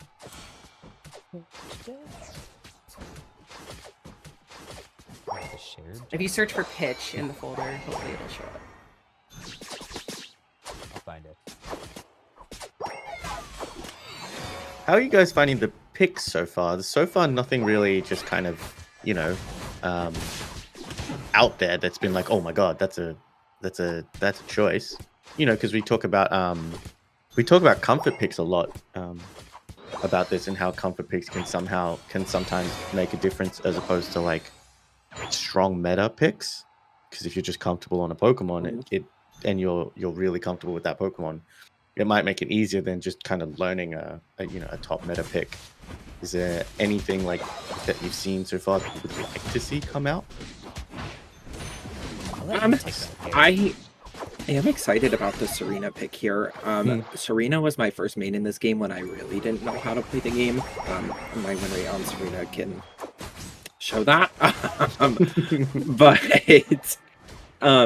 So I'm excited to see one because right now I would say compared to a lot of the other all-rounders, Serena is definitely a little bit lackluster just because it does take a little bit longer to get her online compared to most. So it's really hit or miss with that Pokemon. But the people that are like really high level players on it and really like comfortable with it, it shows, and they can do some real damage. Look at this. Oh, did I not switch it to the gameplay? I'm throwing. Uh-oh. There we go. Larger screen. I was trying to get those names because Rex wanted to make some fan art of the teams. Oh, I love that. Rex is my artist. He is the artist tag, and you should see some of his best work. I'm really excited to see what he comes up with. That. Rex is an icon. I also really like the pick of Umbreon and Lax together, assuming that this is more of a support Umbreon build. Maybe not. They could just be doing double tank. But that is quite the tanky front line for the team on the right side. But this Leafeon is able to kind of just mutilate it there. Come on, Slugger. I mean, I like I said, I was going to like it's a nice tanky front line to really protect that Inteleon, which unfortunately for the little drizzle just got Emerald two-stepped into Oblivion. I was going to point out as well, it's a kind of move that we saw, I think it was the SPF Sobble do at the very start of the game, was they actually sent 4 people top lane for that top lane crash. That's how they won that early game, which was, I think, we're seeing that, especially in the meta a lot right now, is where both teams are kind of making that a 4v4 in that top path for that first set of Bs. And also love seeing a Psyshock Espeon. I do too. And you kind of like almost expect this to be the current pace of the game because of the team composition for the Sobbles versus the Grookies. Like, Grookies is very early game, and Sobbles very late game. Like, you need level 7 on Inteleon. Obviously, you have a little bit of prowess with the Water Gun secures early game, but like, it doesn't really become a Pokemon until it gets Snipe Shot. You can say the same about, Serena. Like, you're now starting to see this Pokemon heat up a little bit, and SPF Sobbles, they're starting to pop off. They're firing on all cylinders. They got, 1, 2, 3, 4. Blissey might be going down. This Serena is working the stage right now. As a Spy Vision So strong. Espeon also made it on our the mentors before the start of session 1. We did a vote for Pokemon that we felt were easiest for a newcomer to learn and also kind of were viable within the current meta. And I believe Espeon was on our list for recommended attackers. 100%. Yeah. So happy to see it. I would say Eevee's, because Eevee's Swift, right? Each Mhm. Eevee has a different Swift based on Leafeon versus Espeon versus Glaceon, and I would say the Espeon Eevee Swift is probably, I think, the best Swift out of all of them. Yes. That's my Yeah. personal take, because it's got a great PQ and it's got good range. So you know, I would also have to agree with that, being somebody that plays all 5 of the EVs. Espeon's definitely got the best Swift, and Leafeon not too far behind. Leafeon's is also quite a good security. You just don't get quite the range on it that you do with Espeon, which is super nice. I'm actually But, like, yes. Someone send. oh, go for it. Oh, go ahead. I was gonna say send Gary to the water station. We need some water. Get it in here. I'm almost angry that not all of the Swifts are sure hits. Because, like, in the mainline game, Swift is, like, an ability that never misses. That's, like, why it's there. So, like, why is Sylveon so bad, and why do I miss it all the time? this is going to be my next question. Who has the worst Swift? out of Glaceon's between is Sylveon bad. and Glaceon. Like, Glaceon's gotta be bad. I'm going to go with Glaceon. Glaceon's the worst one for me. Like, Sylveon's isn't great because, like, you're kind of stationary and you fire them out, but, like... Yeah. At least, like, it has a little bit of damage. Glaceon's is just like, pew. It's like a boosted basic. It's so slow, yeah. It's so hard to secure with Glaceon, like on those. You have to have the boosted, or else you can't secure. And even then, it seems you're lucky to secure with the boosted one. I haven't played Umbreon too much. So I haven't really seen its Swift, so I'm not really sure what Umbreon. It would be the one that's exactly in the middle for me. Yeah, I would probably do Espeon first, Leafeon, Umbreon, Sylveon. What is its like Swift path? Because I know Espeon's like a shoreline. It's a sure hit. Like it's just a sure hit. Okay. Yeah. It's just like you lock on and then it just pew pew pew. It's Okay, slow, right. but it's it does what it's supposed to do. Like your secure tool as Umbreon early game is the wow. Fake tears. Fake tears. There you go. I think I haven't played much Umbreon, in case you couldn't tell. I always forget some of the early game abilities. You never just like have to talk about them too long as a caster, so like I always forget some of them. Like some of them are like you know like the big ones, you know, water gun on you know Sobble, Drizzile, like that's a big secure tool. But like some of like the off-brand ones, like you always forget, like Healing Pulse from Chansey is always kind of a weird one. I always forget like the amount of ghost types that have Astonish. As oh my gosh, a lot of Astonish, yeah. Let's look at the field state right now. So we have Grookey's about 80 points back. They do have a tier 1 goal zone up in that top hat that Serena's hovering. So they have like 2 potential win conditions here. One being Rayquaza. If they win Rayquaza team fight, they could win the game. They could also stall this out and maybe just try to go for that T1 push on the top side to get the 100 points in there. But I don't think that's what they'll do because they do have their T1 goal zone on the bottom a little bit vulnerable. Instead, they are going to elect for a team fight. This Garchomp is going to kick it off. Nice little mean look there to keep the Mamoswine from pushing in. And this is kind of where you're going to start to see some Pokemon fall down. Blissey very dangerously low, trying their best to try to keep this Buzzwole upright. I didn't quite see who that Unite move went on to, though. The Buzzwole one? The Blissey Unite. It went on to Buzzwole. Did it go on to Buzzwole? Okay. Yep.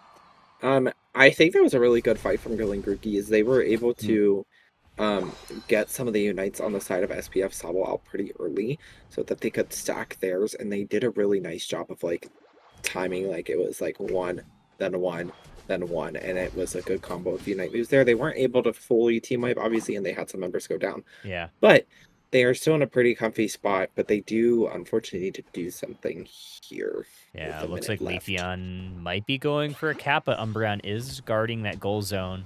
And this is kind of like, I think, the what we saw in, I think, the first set, where you win a team fight, but you don't have the ability to take Rayquaza off the map. A lot of secure tools. Inteleon might have fired theirs a little bit early. That might not be up in time. They do get it right back. Nice. They hit that snipe shot perfectly lined up. Grookey's was unable to find a body block for it. Yeah.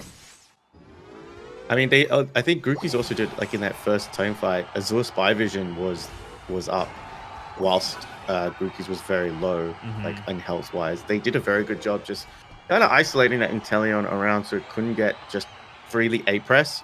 It was stuck in that bottom, I think it was the bottom right L bush at the Rayquaza fight. So I think it did a great job and fantastic secure. True.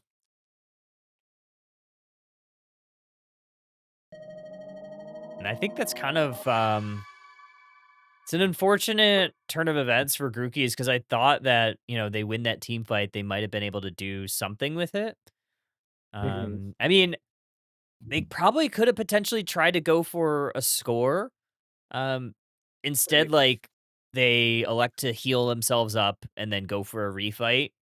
And then at that point, SPF Sobble is mostly back.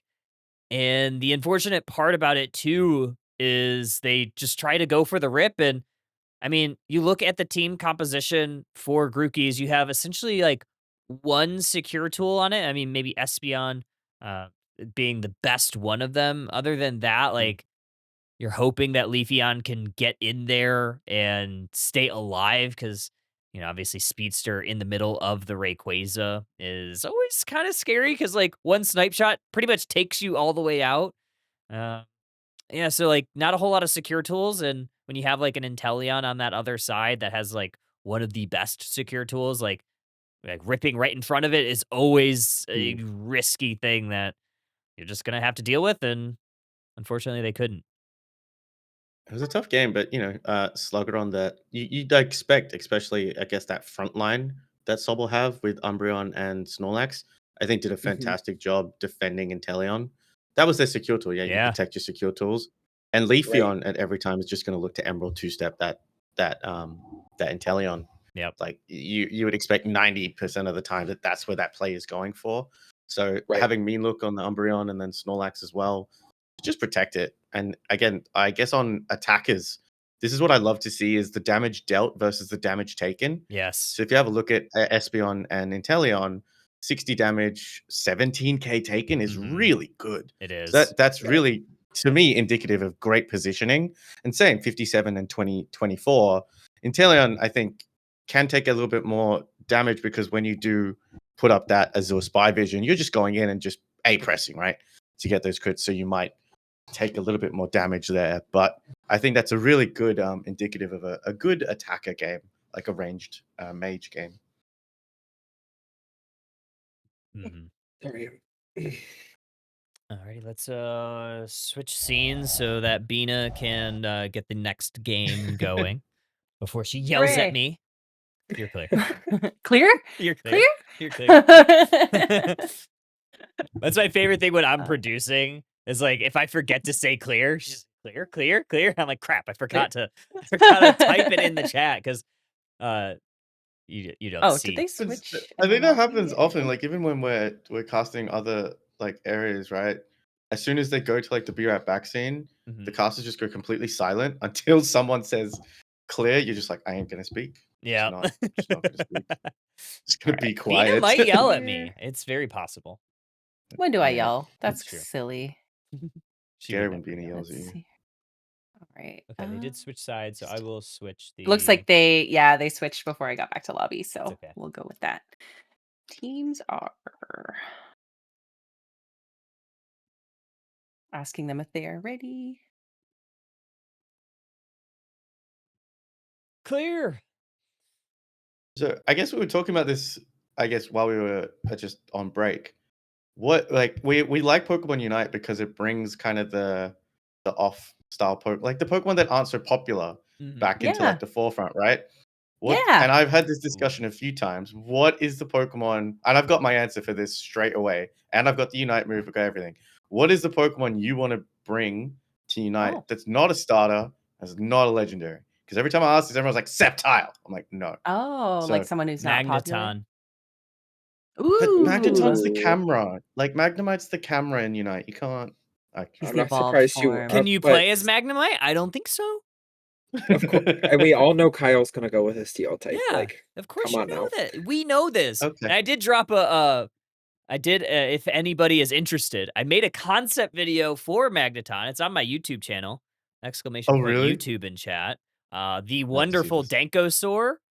The wonderful Dankosaur edited the video, and it is fantastic. Actually, I don't know. That's the newest video. Yeah, but it still gets you to your It gets you channel. my channel. That might be the Armorouge video, which I'll be playing in the breaks. Skarmory is subscribed. also up there. If you want me to go away from Magnemite because it's technically in the Ooh, game, Breloom, I love that. Skarmory, Technically, hands down. it's in the game. So Skarmory? I have two. Okay. One is unrealistic. One is, well, Is it also probably okay? unrealistic. The teams Okay. are ready. I'm Oh gonna yeah, start yeah. it. Send it. Yeah, Yeah, Okay, we're go just for it. yapping. All right. Just double checking. So I'd say my unrealistic one is the Togepi line Oh, yeah. because Oh, they don't love put it. baby I love Pokemon it. in the game. I mean, They obviously, would put Togetic know, in there. I my little- think they could do my Togetic little into Togepi. Togekiss. I know. I just don't know if they would do it because like Togepi was like the OG baby Pokemon, and the Yeah. original line was Togepi and Togetic, I have not my Togetic answer. and Togekiss. My second answer is I want them to do a split evolution of Beautifly and Dustox. Oh, so that would be bad. cool. Okay.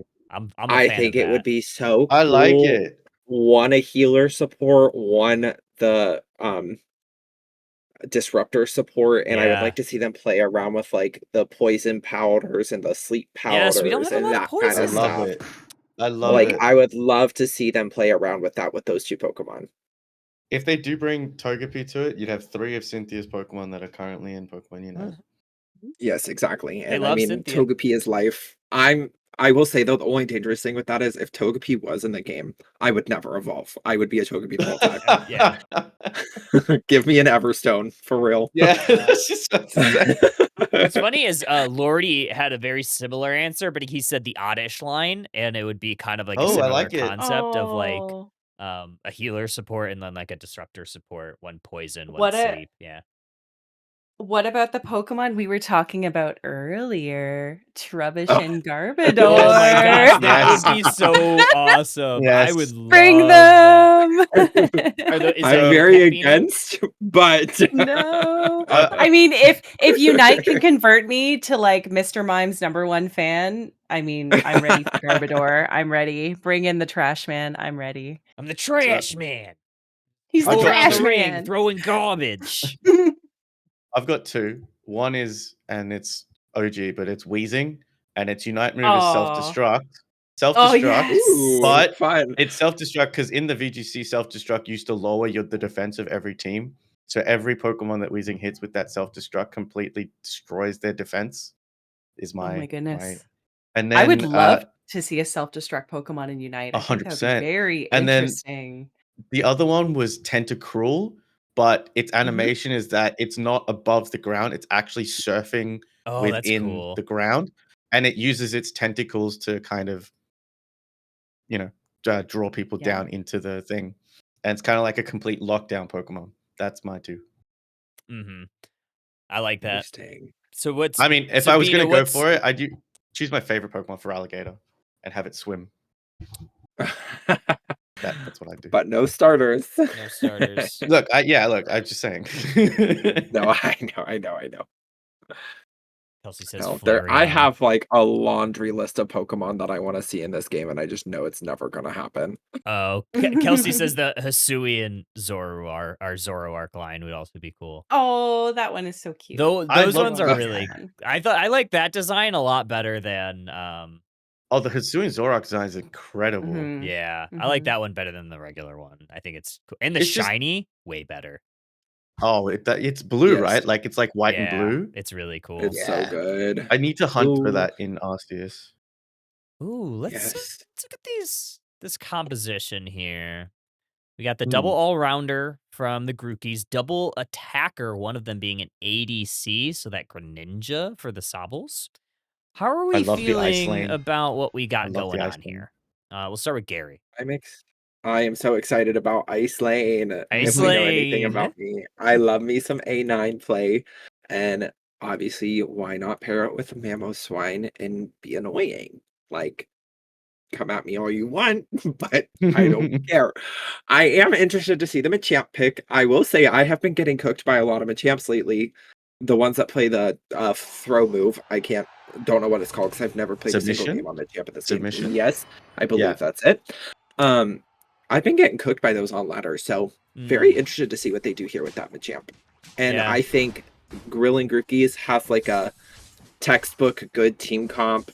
All those mons are still pretty relevant on that side, so interested to see what they do with that as well. We also got cooked by Submission Machamp NAIC, but we don't have to talk about that. I don't know what you're talking about. Might be an interesting take, but I would love to see the Alolan Nitals go the fairy build here. Just because you can submission. You can create we did this a little long. You can almost create kind of like a conveyor belt with submission into Ice Fang into Dazzling Gleam, which just creates a train of stun that's gonna happen. A conveyor belt. We did this. I think we did this in rank not too long ago with just a few friends. We made an entire conveyor belt team that relied on just passing Pokemon down the line and then finally ended up with KOing it.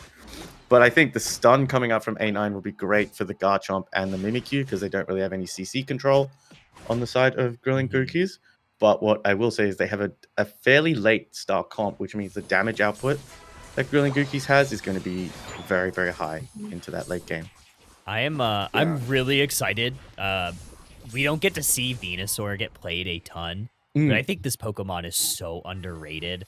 The drawback of this Pokemon in the competitive environment has always been its early game prowess. It doesn't really get online until you hit level 7.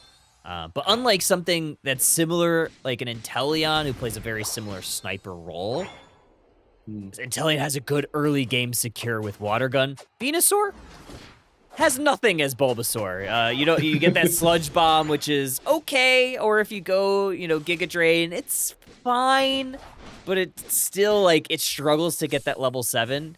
If the Grookies can really get this thing online early, and so far it's kind of on track. It's, level 6 right now, almost level 7. It could be really devastating with those solar beams, especially if this enemy team's all grouped up, but good engage there from that Ice Fang conveyor belt. Yes, yeah. Bring it to the forefront. The Ice Fang's such a good displacement move. Like, it's so strong. Yeah, it really is. I also like to see here that, like, the Grilling Grookies took the Snorlax and the Umbreon this game instead of letting the Sobbles have it, and I think the Sobbles answered it pretty well with having Mons that can put out quite a bit of damage to try to knock down the... Oh wait, no, they didn't play it last time. I'm sorry, I thought I misspoke, but I'm on the right track. Yeah. But the SPF Sobbles have a good answer to it with the damage from Greninja and A9. I'm also... I was just seeing Shadow Claw Mimikyu. Yeah, Shadow Claw Mimikyu. Just, I think probably because you want to make sure that Mamoswine is chunked down. I think you could have potentially gone play rough here too, just to avoid a lot of that crowd control that's likely going to be coming out from the Sobbles, right? I assume that's what you were kind of thinking, Lobo. Well, the thing for me is that the shadow sneak resets happen on a KO, right? So if you're able to stay in and brawl, it's just whether Mimikyu's stacking or not, and player can do enough damage to get those resets is what concerns me the most with a player off moveset. But here, just being able to zip around the crowd control with the Blizzard and around the crowd control is kind of what I was looking for from Mimikyu. Yeah. But we saw it take down the Playless Swine before by just brawling, but then it got caught in the CC. So, it's a double-edged sword right now because you go in and you get crowd controlled, but then, that Umbreon there with the Wish, which I think is great to keep everyone nice and healthy. Taking a look at this Registeel. Still up. Yeah. You do have a good Solar Beam right here, could take it, but they still get it, but it was actually the Garchomp, so good job by by Garchomp to get it, and this is where Venusaur becomes a menace. That Unite move does so much damage. You see it right there, taking a couple, along with just chunking down a couple members of SPF Sobble. So, especially with that Registeel buff, that is a very powerful Pokemon, especially with that Unite move. Yeah, absolutely. The Champ and Psyduck able to stay up and though on the side of SPF Sobble and hold that bottom pad, which was really good from them.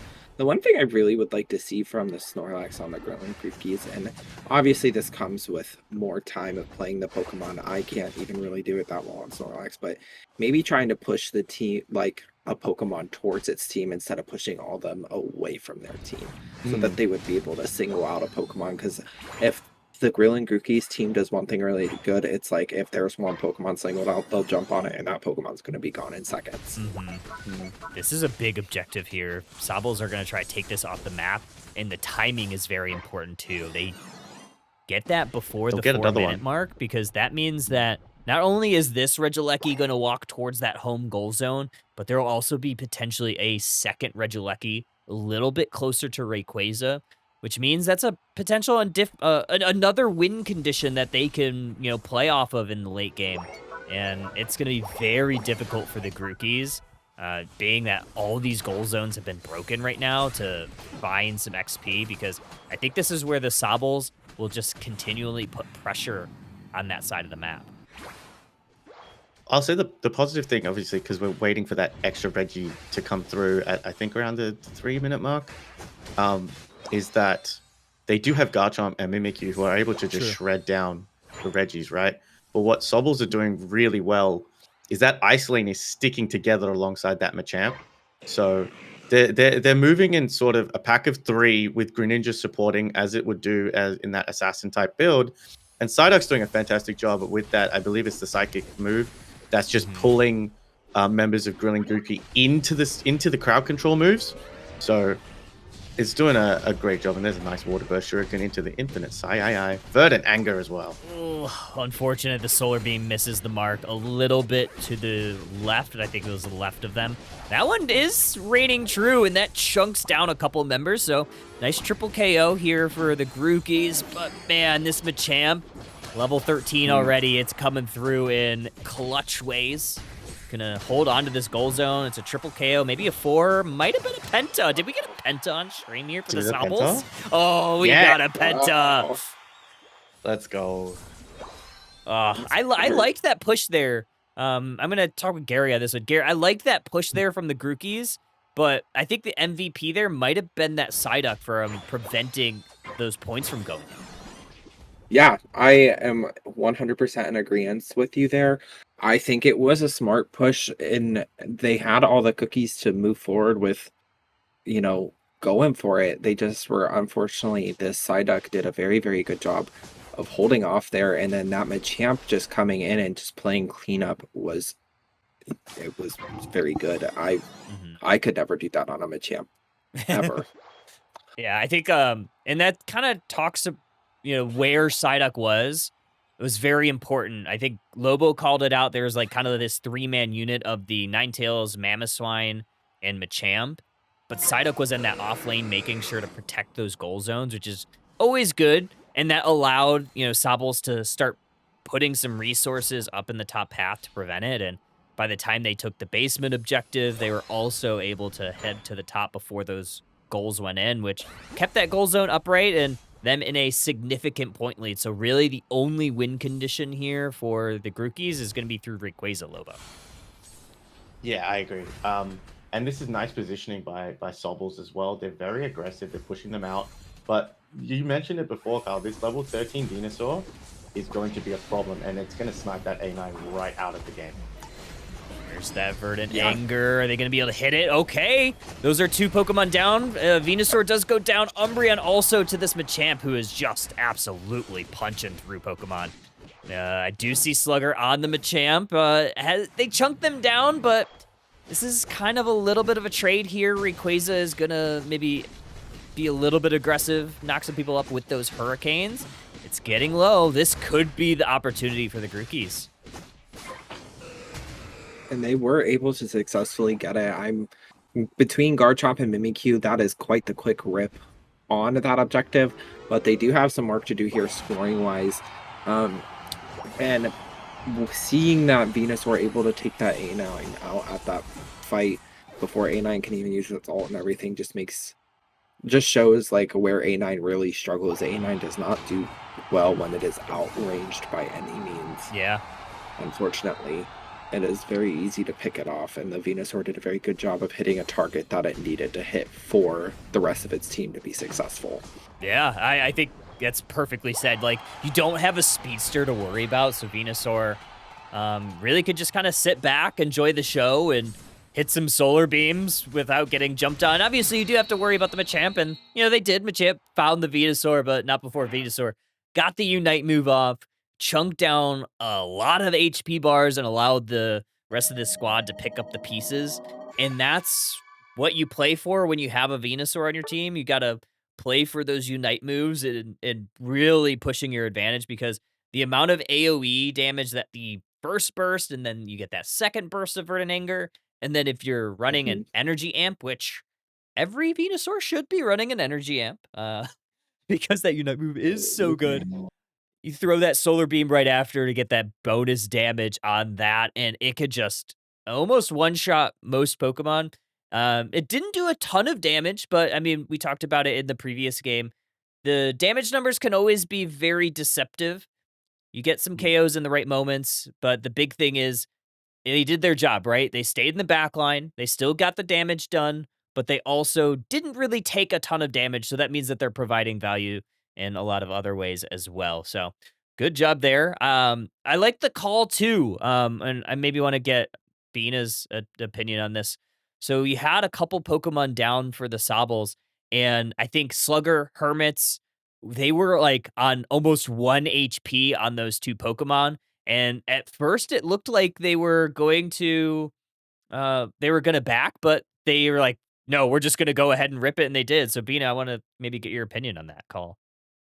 Well, Garchomp got the healing, right? Off of going for Ray, because his health bar was back up, right? Yeah. Yeah. Well, I can't recall. before they ripped Ray, they were like at 1 HP. Oh. Well, wait. I don't know. I agree with what they did. Yeah, I liked it. I liked it. I think it was a good call. I was a little worried that they were going to Yeah. go back. I was like, oh no, you kind of have to just hope that you stay alive and you get the self-regeneration from hitting those boosted autos. And they just barely like dodged some of those hurricanes from Rayquaza. Or air, what are they hurricanes, or are they technically Twisters. another move? Twister. Is it Twister? Yeah, it's a dragon type move. I like it. But yeah, That Rayquaza learns at its early levels. Sorry. good stuff. Oh, Rex made us. I got they're perfect. Twister is Rayquaza's level 1 move. Yeah. Is that true? I also just want to shout out just that I just Machamp Googled it. damage. Machamp doing 79k is huge here. Oh yeah. Honestly, I haven't Massive. seen a Machamp do that much damage. Machamp long was time. hitting some they were hitting some punches. Yeah. So shout out to that Machamp on SPF Sobbles. That's I believe they played good work. close combat and oh god, I forgot the other move, which is the more damage moveset as opposed to submission, which is crowd control and what we've been seeing, I guess, in the meta. So I think it worked against the Garchomp, Mimikyu, Umbreon, and Snorlax, which is a very bulky team. And I definitely think it's something that they needed as well. All right, we gotta see these. We gotta see these fan arts. Who's doing? So who is this? Is this like Nemesis Rex, or is this another player? Sorry, no, this is not I love Nemesis it. Rex. Watching chat. Different Rex. This Okay. is I want everybody to guess which team this is. It's As in obviously us the us in the voice Chikorita chat? team. I don't know. It's a Chikorita Keyline or Keyline. I don't know what the. Oh, you're on it. You're on it. Yeah, I'm trying. Yeah, I think so. I mean, that has to be Chikorita. Or I'm assuming the Keyline comes first, maybe? Keyline Mhm. Chikoritas? Yep, you got it. You got it. Let's go. Okay, next one. What is that? I don't know the dessert. Is it dessert? I will admit there is a redacted name for Chikorita. She was originally Chikorita's Margaritas, but we had to redact that one. I love that. Pineapple chocolate pineapple piplups. I don't know. Yeah, you're on it. You're on it. Yeah. Is that that's not chocolate with pineapple, is it? No, it's just pineapple piplups. No. I mean in the photo. I think it's. It looks like it's a chocolate dipped pineapple. I think it's either yeah. chocolate or maybe it's like Nutella. It could be Nutella. I don't know if that makes it any better, but like why? But why? Sandcastle Snivies. Yeah, Snivy Mhm, Sandcastle. These are so Snivy good. I is love them. so funny. I love It's a it. great one. I love these. Okay. That's so apropos because Snivy's based on like royalty, isn't it? Like it's got like that royal theme to it. Yeah. Oh. Sorry. Is this supposed to be Trico? I thought this was like a green fruit for I a don't second. even It know what my team name is up based on this don't know. one. Hold on. It looks like Kermit the Frog. Yeah. I hope. What? Mickey Frog. Eiffel Tower. What? Jesus. Now I have to Google. I have to look this up. What Maybe do they it's call traveling it? Tricos. Oh, It's close. That's you're close. so close. You're so actually close. so close. Tower Trico? I don't know. Traveling Trico. Barry is on the right path. Tourist Tricos. There we go. Yeah. You got Oh, Oh. that's a good one. Brother, that took me 2 minutes. But Rafting Rowlets. Yep, that's the one we saw earlier. Yeah. I have been intimidated to boot up my Procreate, but I have it, and now I'm inspired. I'm getting on this for session 2. I kind of just Catch want to me make in fan art. I want to make 3D models of all these. Shout Oh, out please Rex. do. I want to see a rowlet on Absolutely. a raft. I might make that. I might make a rafting rowlet with a rowlet surfing on a raft. You can Okay. you can knock off. Do you know the Canadian? There's like a cartoon, and it's the log rider, and he's going down the river. It's a 2D animated cartoon. sorry, I'll have to send it what? to you. Yeah, That's it so used to be on like early morning, like when the TV is going off the air. They would put this on the I mean, on the feed. I'm like trying to figure out some of these references. I'm like on the other side of the planet. I'm not sure if I'm gonna get some of this. All right, I'm sending you this video. Bina was so stunned yesterday that we don't have summer camp down here. There's no summer camp in Australia. There's no Wait, summer camp in really? Australia. There's no summer camp in Australia, so all It's of too these like dangerous. We have all of these like summer camping like things. I was like, what is going on? I don't know what this is. That's crazy. Well, now that we got the other set done, let's raffle, or not raffle, but let's do our second drawing for our I shall return. we did licenses last time, so we're gonna raffle, or God, I keep saying raffle. We're gonna draw 2 more names from our We're gonna participants. spin the wheel We're of gonna fortune. spin the wheel, and these are for, I believe it's coin packs, if I'm not mistaken. I believe it's for, I think there are 4,000 coins in each. Let me double check my math Oh. there. Yeah, 4,000 coins in each. So Can we're I gonna get a do spin that wheel? spin that wheel, and I lowered the volume, so it shouldn't be as loud. Go on.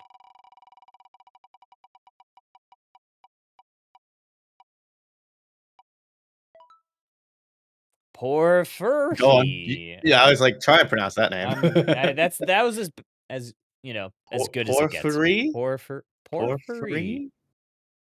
Oh, potpourri? Porphyry. Yeah, maybe. I don't But yeah, know. congratulations to them. There's gonna be 1 coin pack prize. Thank you for How many- Pokemon for how many providing coins do you these get in codes a for coin us. pack? And then we're gonna many do coins do you the get in a next coin one. This is also for a coin pack.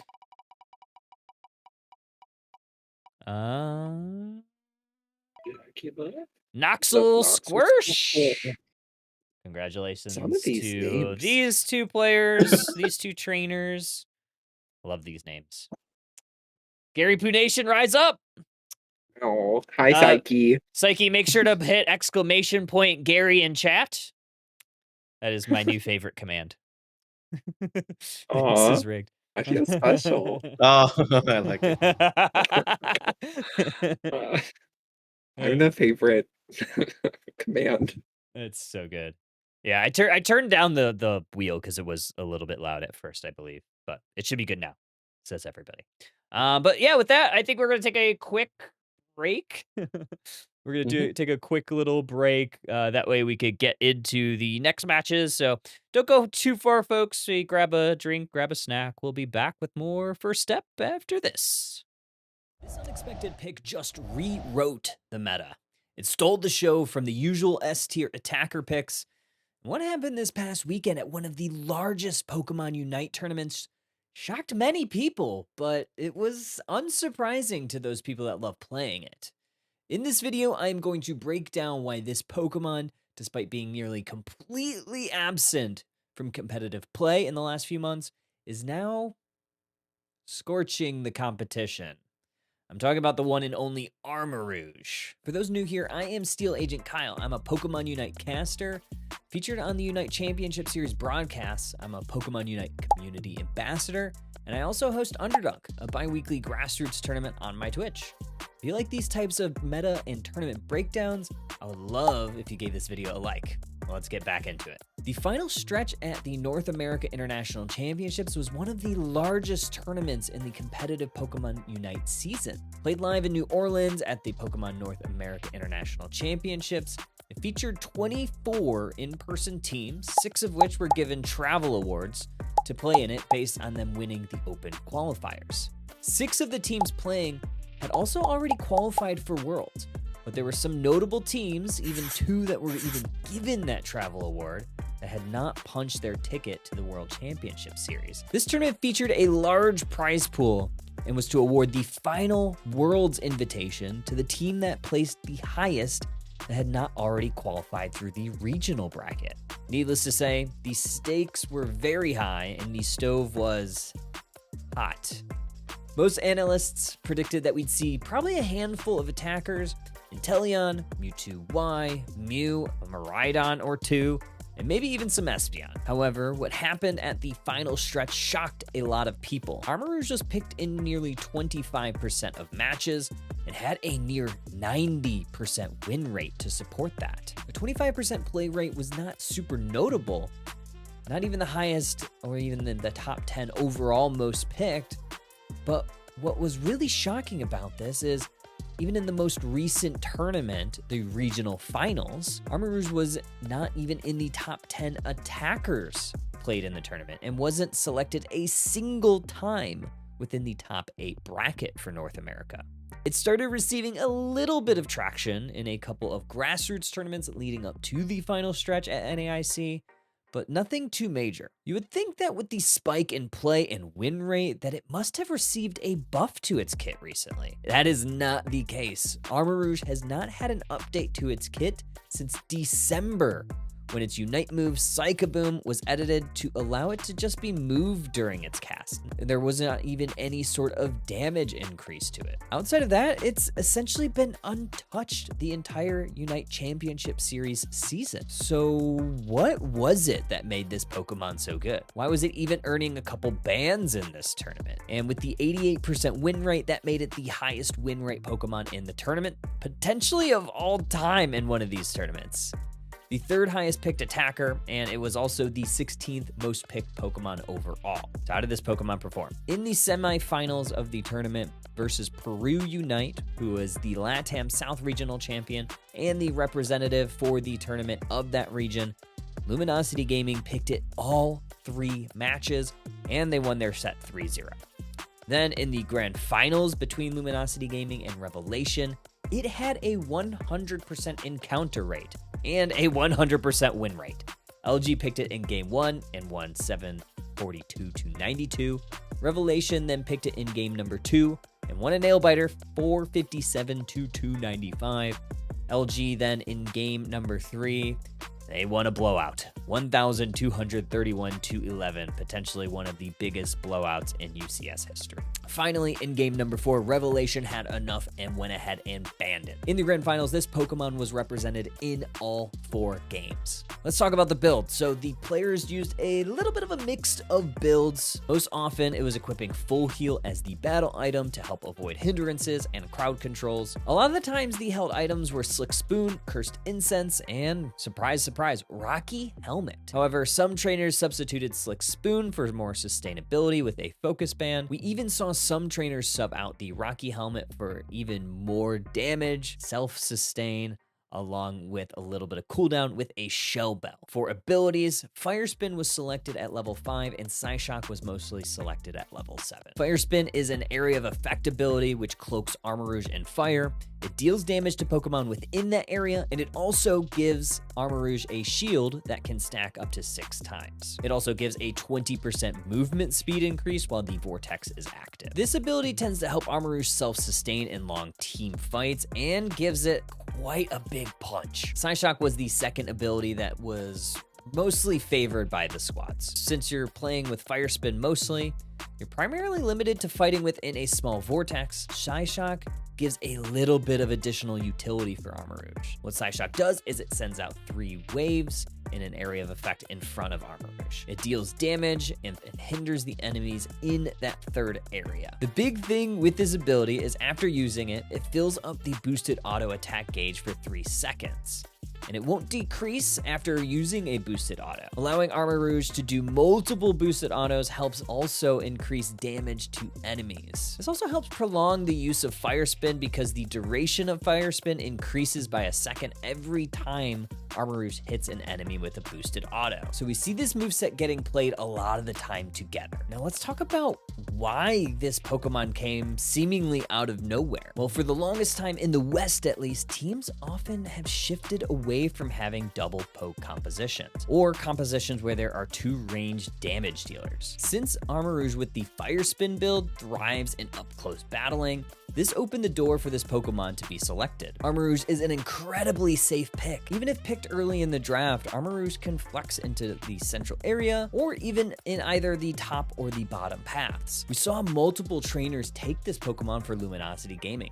Not only their normal bot lane attacker Kyrios selected it, but we also saw Trainer take it into that central area. If the enemy also does not have a singular range damage dealer, Flame Charge can be selected, opposed to Psyshock for even more sustainability and firepower. The other part of it is the draft strategy has changed. The teams that drafted Armarouge knew its strengths and weaknesses. They knew that they would need to draft other Pokemon that would fill the gaps in its blind spots. Seemingly, if the enemy team did take a couple other attackers, they can either choose to find a range damage dealer of their own or potentially go with some speedsters to take down that backline. The buffs to Rocky Helmet were also pivotal in this Pokemon's presence. In the second part of the Breath of Evolution patch, which was released right after regionals in mid-May, Rocky Helmet was reworked. Previously, it had a 2-second cooldown and required to take a single instance of damage that would do 10%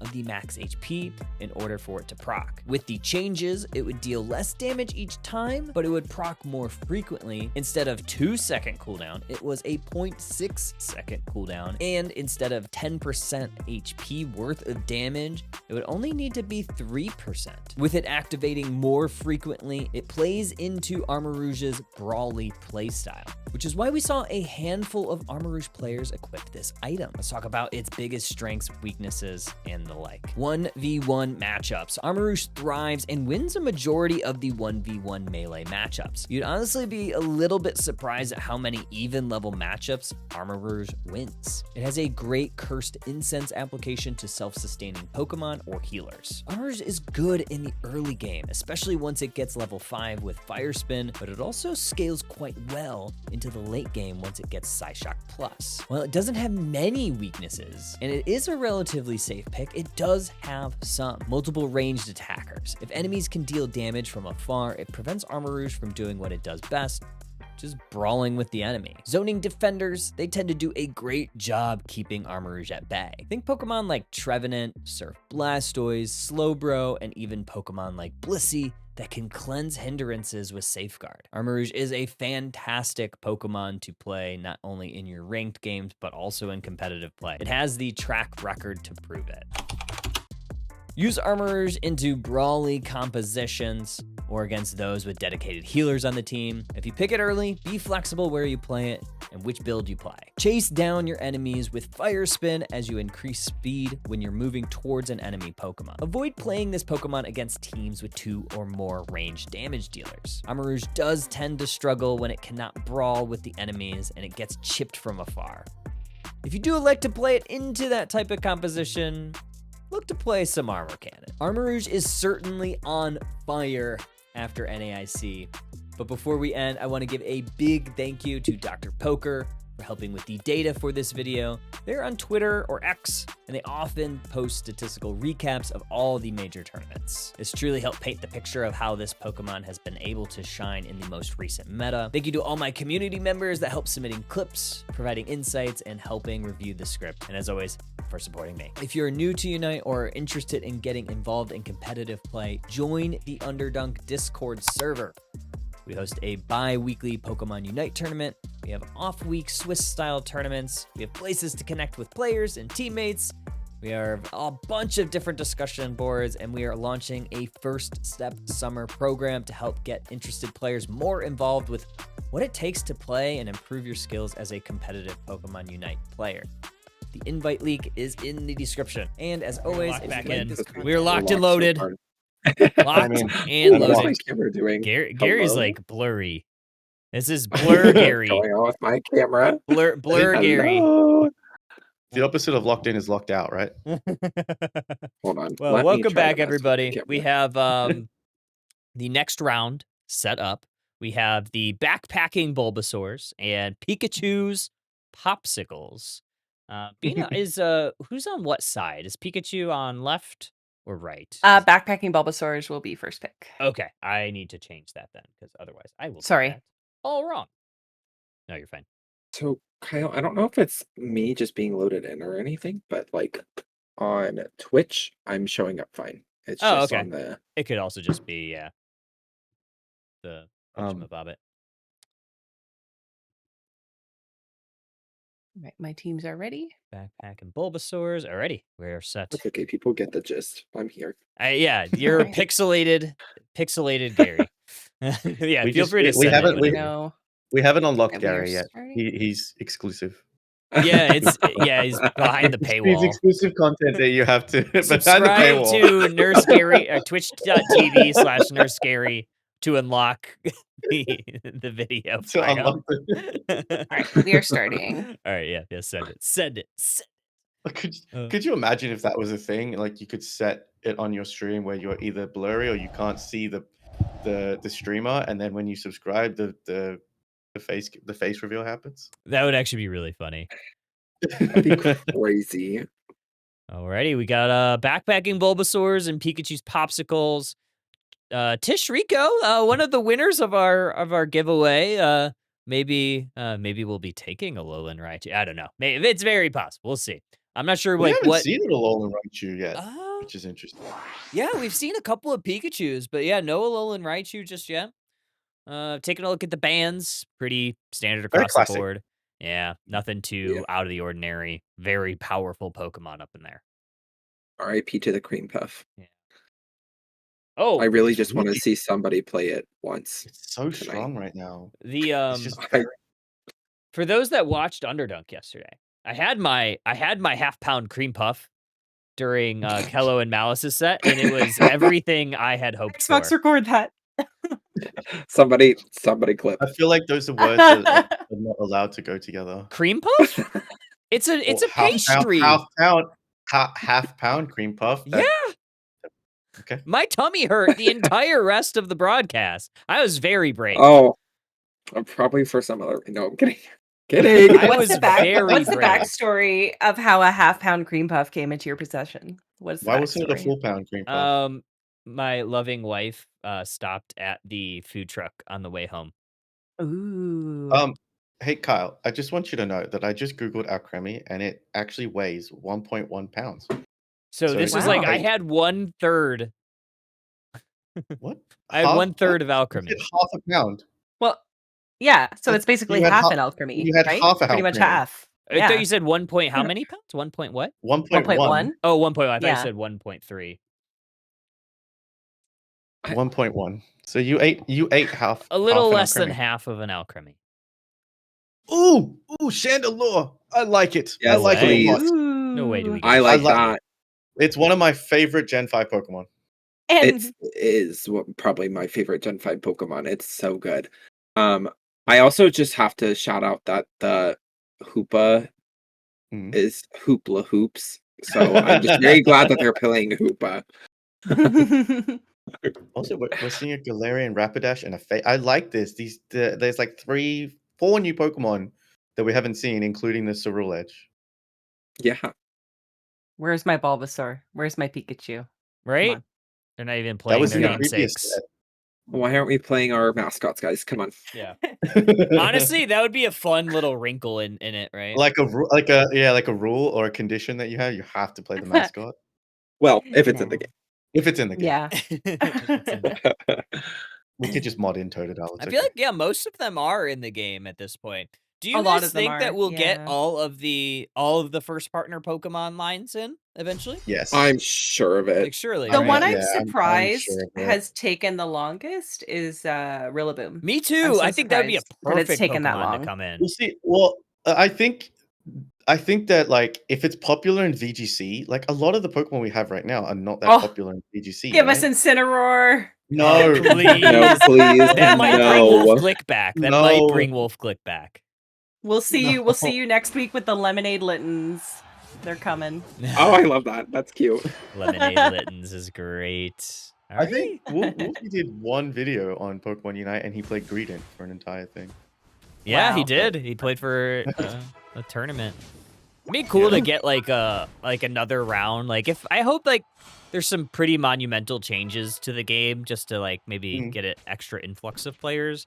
It would be cool to like have like a creator tournament to like try to get like other creators of other games or other Pokemon creators maybe back in and test it out and showcase it. It might help. Our first Want- invade of the series. Yeah. Yay. And are Wow. we surprised as the Snorlax? No. Good Pokemon to invade with. Yeah. Yeah, and they I would. come away with that red buff too. I think the thing I want to see more than new Pokemon is I just want to see a new map. A new map would be very Yes. cool. I don't not And necessarily know if we I need a have new such map, a but want. like new objectives. Like the map I love, but new objectives could be really fun. I think So they would need hear to me change a out. lot with the map for it to like really. And You know what I like genuinely what I would like to see. So you know how I guess on Remote Stadium and now Thea Sky Ruins, you know the map goes from left to right. Yeah, like so you're essentially going on a horizontal plane. I would love to see them just turn that 90 degrees so that you're going from top to bottom. Top to bottom would be pretty cool. That could be very neat. I think the other thing Like- too is if they do like new objectives, it would be really cool. Or if they do a new map, I would like it because like this one's like very sky focused because of Rayquaza. Yes. But if they did like similar to the Chinese beta, or I guess the Chinese version of where they have Groudon and Kyogre, it'd be kind of cool to have a map themed around those. Like water and land. Yeah, like water half and water, half land. land. Yeah. As soon as My I said the wish- horizontal thing, I was just thinking cycling road from Gen 1. I was just making a long path. Ooh, these My are some wish big for the new catches map here. Both the would Shandy be- and the Lax. You don't see a ton of Phalanx, but I'm not hating this pick right now. I think Phalanx is one of those Pokemon that needs a rework. I think all of its little partners taking damage just makes it so susceptible to mages, Yeah. Dense Venusaur, E-Speed Lucario. It just has such obvious counters, I guess. Mm-hmm. Yeah. I totally agree. My Should I favorite be was able to pick up Bubble a- Beam Psyduck, which is what you're seeing here. Eldegoss also a great one. Alolan Ninetales, like anything that like stacks damage. Yeah. AoE, really, right? really AoE. powerful. Like my favorite is seeing like all the Holland Puff or like the little green indicator above it from Eldegoss basic attacks to slow it. It's just like, oh, this is, oh, what a play there by Tish. The heavy slam into the Hoopa portal prevents some recalls, but a good little bit of revenge from this Blaziken. Yeah, absolutely. The side of Pikachu Popsicle is able to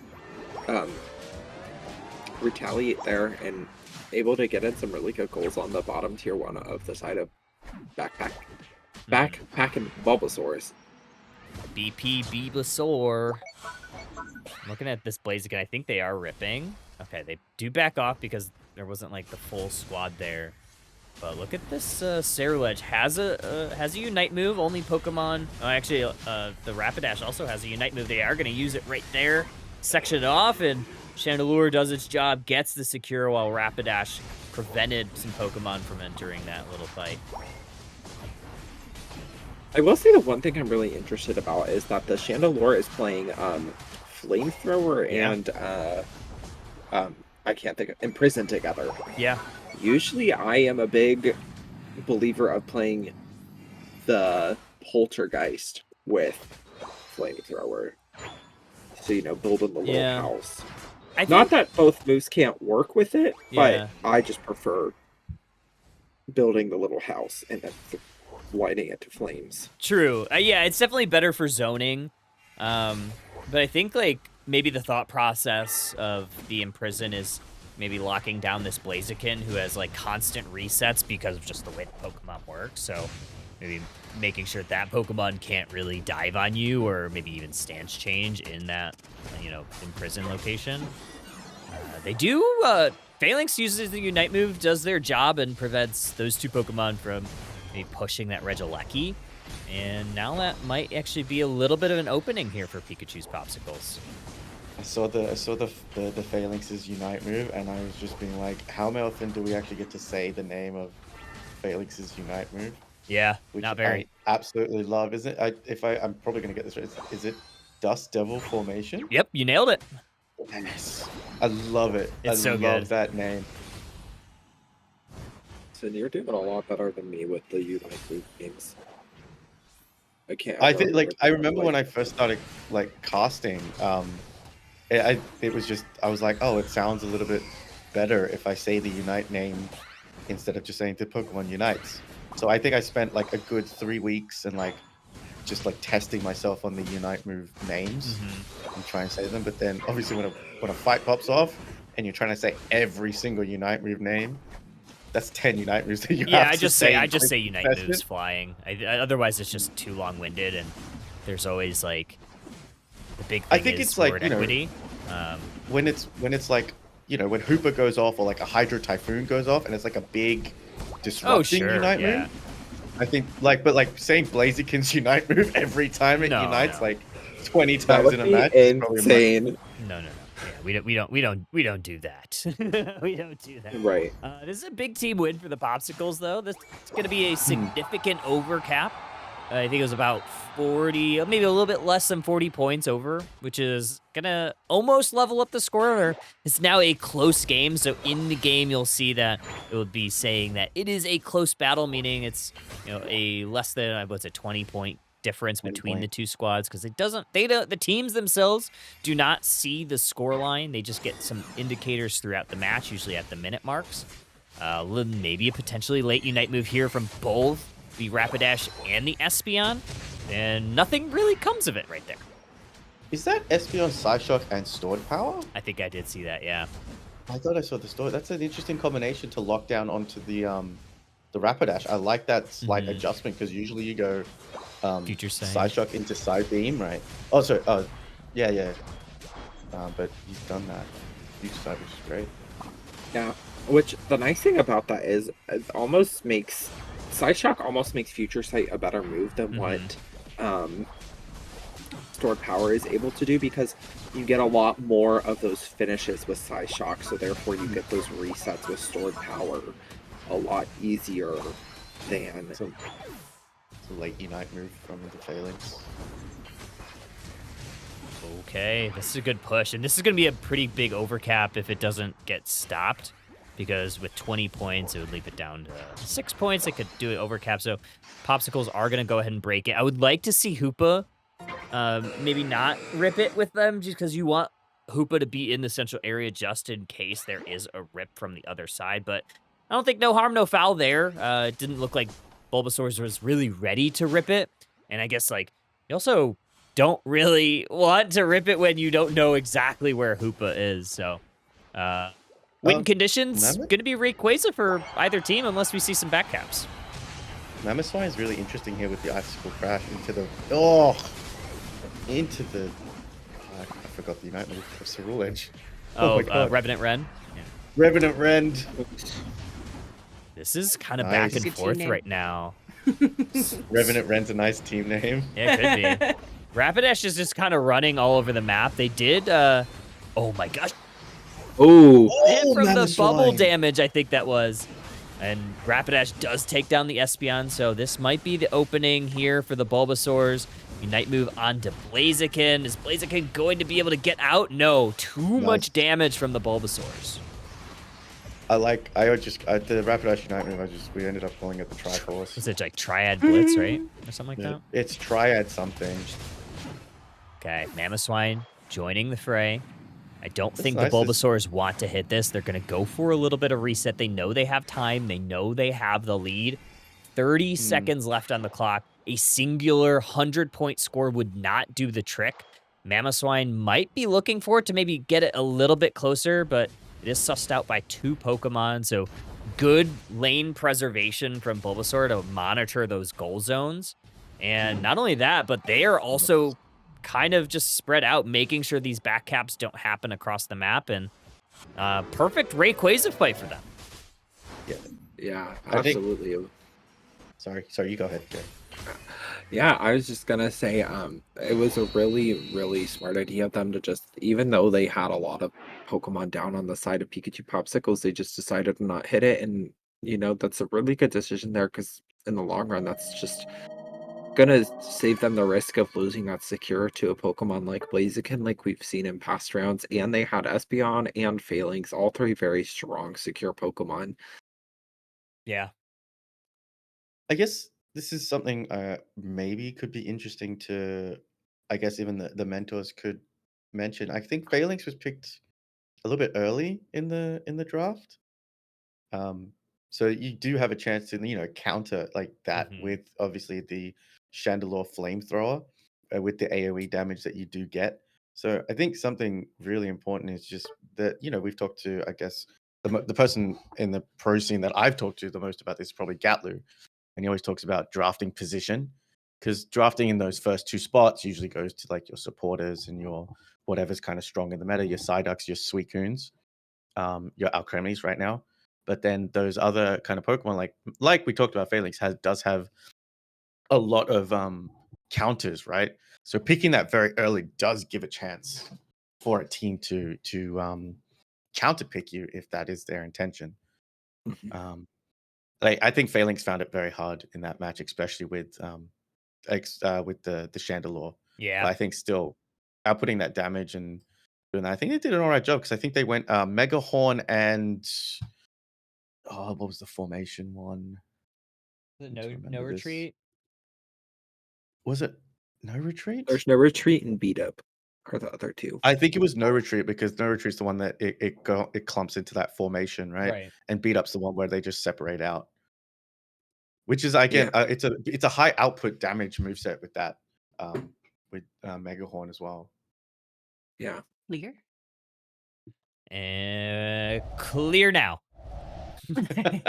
Clear now. Oh, look, did it. we've unlocked me. We've unlocked. Someone subscribe to twitch.tv/scary. His camera's so back. Let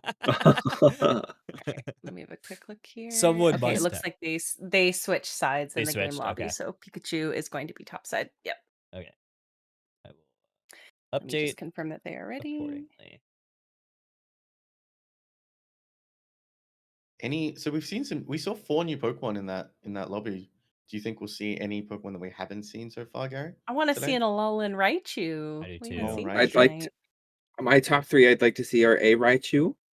I wanna see an Alchemy game so bad. Somebody leave it up and then somebody pick it, please. Fair. And then Uh, I also wanna see a Sylveon game selfishly. Yeah, of Mm. course. all right, teams are ready. All Are right. we okay? Actually, Send it. that's I wouldn't Alright. mind asking you this, but Sylveon moveset, Oh, um, I just lost a player. Hold on. Hyper MF Voice versus Sylveon. Sacred Fire. I am an MF Sylveon Mystical believer. Fire. I think yes. Um, and I do like Hyper Voice, but honestly, after they reworked it, I don't like the move as much. It doesn't provide the Yeah. utility that it used to. It was so good, and then they said, actually, let's just change the entire move. Yeah. And it killed the move. It really did. Um, and I think for what is strongest for Sylveon amongst this meta right now, I've talked about this with a couple friends. Sylveon is strongest against speedsters, and Mhm. it's running that tankier Mystical Fire Draining Kiss build. And if you are playing that into a lot of heavy dive and a lot of heavy speedsters, they struggle to kill you. It's They actually really do. so fun to play. Yeah. So I definitely lean towards that moveset. I like So running you're not a potion on fan it of too. Oh, so you're not yes. a fan of the Hyper Voice taking up like the range, or you're just not a fan of the way they rework the damage on Hyper Voice? The range. The I range? honestly Yeah. liked the smaller range better Hmm. with more damage. You're also able to Like, stay a little bit safer too. yeah, and I mean, you could have, like, honestly, they could have nerfed the damage a tiny bit. I don't think it needed a massive nerf. I do Mm. think it needed touched a little bit, even though I didn't want it to happen. Because, like, last year's NAIC, I played it in the final stretch a ton, and I had a lot of success. Like, I was putting out damage left and right with that Pokemon, just playing the Cone Hyper Voice, and then it was right after that that they switched it. And you just don't see those numbers on a Hyper Voice Sylveon anymore. It's almost near impossible. Yeah. It's the big thing I think that it loses is the ability to stay safe because Yeah, with how like more wide it is, you have to be kind of up in the enemy's face, and if there are like speedsters or a lot of crowd control Pokemon, they just push you away.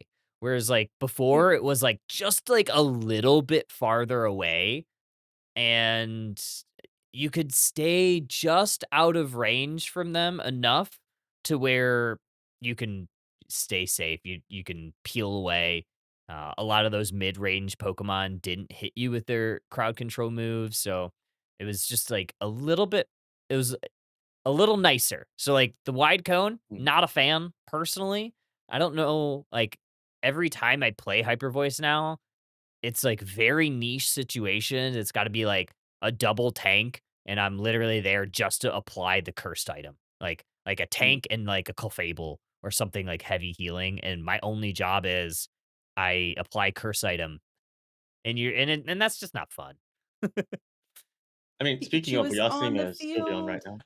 We I got know. a I was like, Pikachu. Let's go. I think somebody may have been listening. um, so shout out to Cammy. I don't know how to say their whole name, so I'm just going to shorten it to Cammy. Shout out to them. Much love for playing the Sylveon. Interesting, like item set on that Sylveon as well. So no real curse items on there. We got the double banded. I like So it. possibly a mystical fire coming out. Surely. I would believe so, and I think Mystical Fire is a smarter move set to play here either way. Um, the only time I really go Hyper Voice right now is if they like say they had that Slowbro, that Blissey, and then like a Metagross or like a Tyranitar, something that is Mm. also just extremely tanky, I'd play Hyper Voice. Or I like to play Hyper Voice into Clefable because I mean, for obvious reasons with the um, healing reduction if you run Mhm. cursed items. Yeah, let's take a look to see where these players elect to go. I think pretty standard across the board. You're going to see the Phalanx in the top path, bot lane attacker, bot lane defender down here for the Popsicles. We are seeing that speedster, that Galarian Rapidash once again up in that top path for the Bulbasaurs. I think that was a very strong pick for them. interestingly enough for me, I want to see if this EV takes one buff Oh, and yeah. then goes and possibly invades. Because right now that EV's just gone down to take the second buff, right? Which you could leave for your Pikachu in the bot side to get access to its level 4 quicker. But Eevee's doing Leafeon's doing a full rotation right now, which is, I want to say, a little counterintuitive to the way I guess we've seen Leafeon being played. Yeah. You know, take one buff and then head straight on up and kind of suppress whichever path that you decide to go into. Yeah, I think like even Mhm. potentially, like you said, if they would have maybe just taken those two come up as Leafeon, they might have been able to find a KO early on that Rapidash, which could have potentially set them a little bit behind Right. because they're forward. But they were hanging out in that central area for a while. So I'm curious what the communication was going on there. But this is just the effect of Leafeon. You can come in and have such a good effect, even if it's just a little bit, late. I think Yeah. most likely they were waiting for their teammates to communicate Oh yeah. where they wanted to lead the gank, but unfortunately it looks like that comm might have come a bit late. So sometimes in that situation, definitely if you don't know where the other team is going to be, rather than be late, just pick a lane. It's just Yeah. important to be there for that 850 spawn. Yeah, it's Totally like agree. either like you go even on the lane, or maybe lose a little bit on the 3v3, or you can have a little bit of a power play on that bottom side with a 3v2, and just make Especially your with that. top lane play a little bit more conservative, hope to hold on. Look Is at that this a game. Thunder? Oh my gosh, we got a Thunder Pika. I know, I was just going to say, That's Garrett, why like I'm two of your thriving favorite this things whole here. That's game. I'm great. thriving. Sylveon able to pick on that Pikachu with the Mystical Fire Draining Kiss build, and I think that was such a good idea. Well, are they Draining Kiss? Okay, yes, they are. I was hoping I didn't misspeak, but Yeah, for they're almost sure level the 8 right too. moveset here.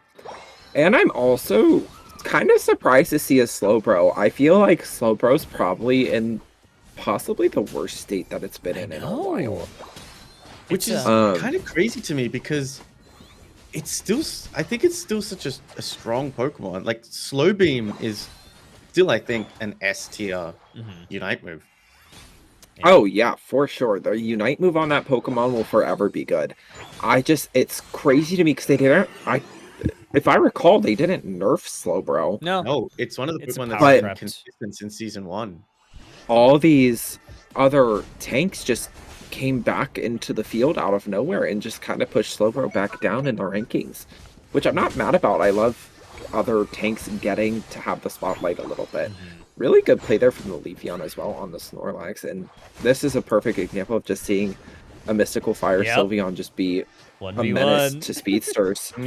And I mean, yeah, that's exactly what you said before, Gary. Like, it can hunt down the species. Look, it just avoided Slowbro completely. It countered the Leafeon Unite move perfectly with its own Fairy Frolic, and then took down the threat in that lane. And Pikachu can't stand up to it, and Slowbro doesn't do enough damage to Sylveon to take it on by itself. Yeah.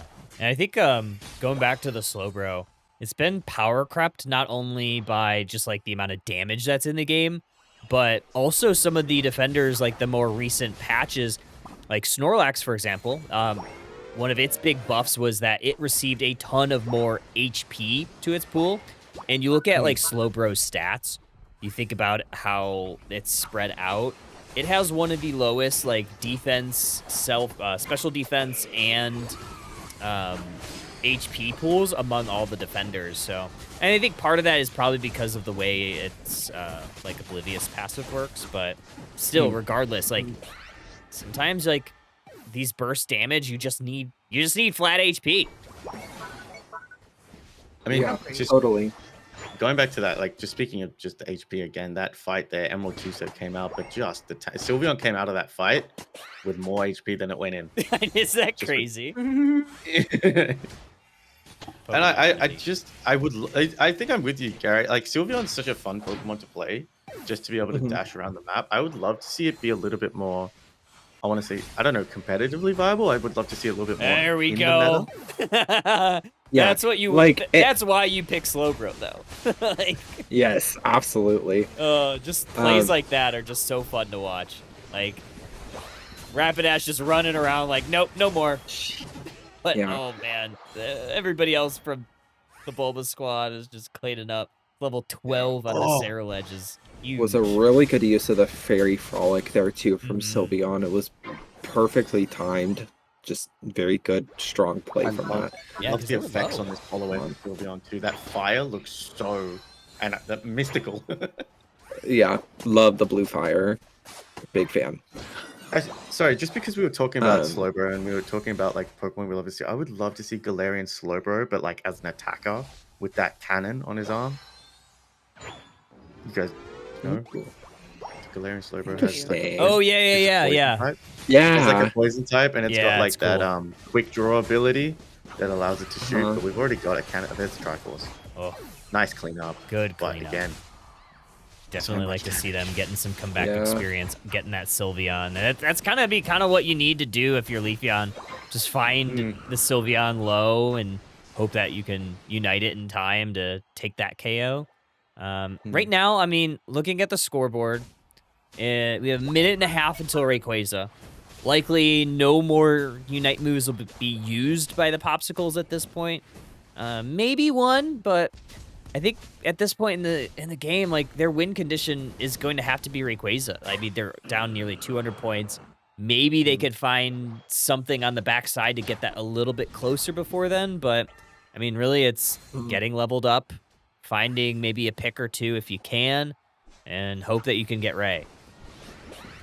Yeah, for sure. And I mean, they do have good secure on their side. I mean, obviously they don't have the Electro Ball on Pikachu, which kind of lowers their secure, but they do have Leafeon and they do have Megahorn on the Phalanx, but you know, they do have a lot to deal with there with that level 14 Ceruledge. That is quite scary. Yeah. And I'm pretty sure most of the other Pokemon on that team have hit their power spikes that they need to hit to be a menace. So I'm very interested to see how this fight turns out. Surely the Slowbro is going to aim that Unite move at that Ceruledge. I know Yeah. that the Rapidash can be a problem, but that Ceruledge is thick right now. Yeah, and it is it's really strong. scary. Yeah, I think you just kind of They're have trying to. they're trying to rip this down. 7 seconds. I think if the Ceruledge helps, they could get it, but I don't know if they have the Yeah, damage. they got They it. They did. got Yep. it. Just Nice. enough. Oh, the Umbreon KO is actually really nice. We're gonna get anything Yeah. with this Leafeon. That's a perfect block from Snorlax. And Slowbro trying to get in. I think they were trying to get the Saraledge, unable to. Oh my gosh, they're actually super low. Wow, they do get out though. But looking Yeah. at the scoreline, like they're gonna try to even it up a little bit here.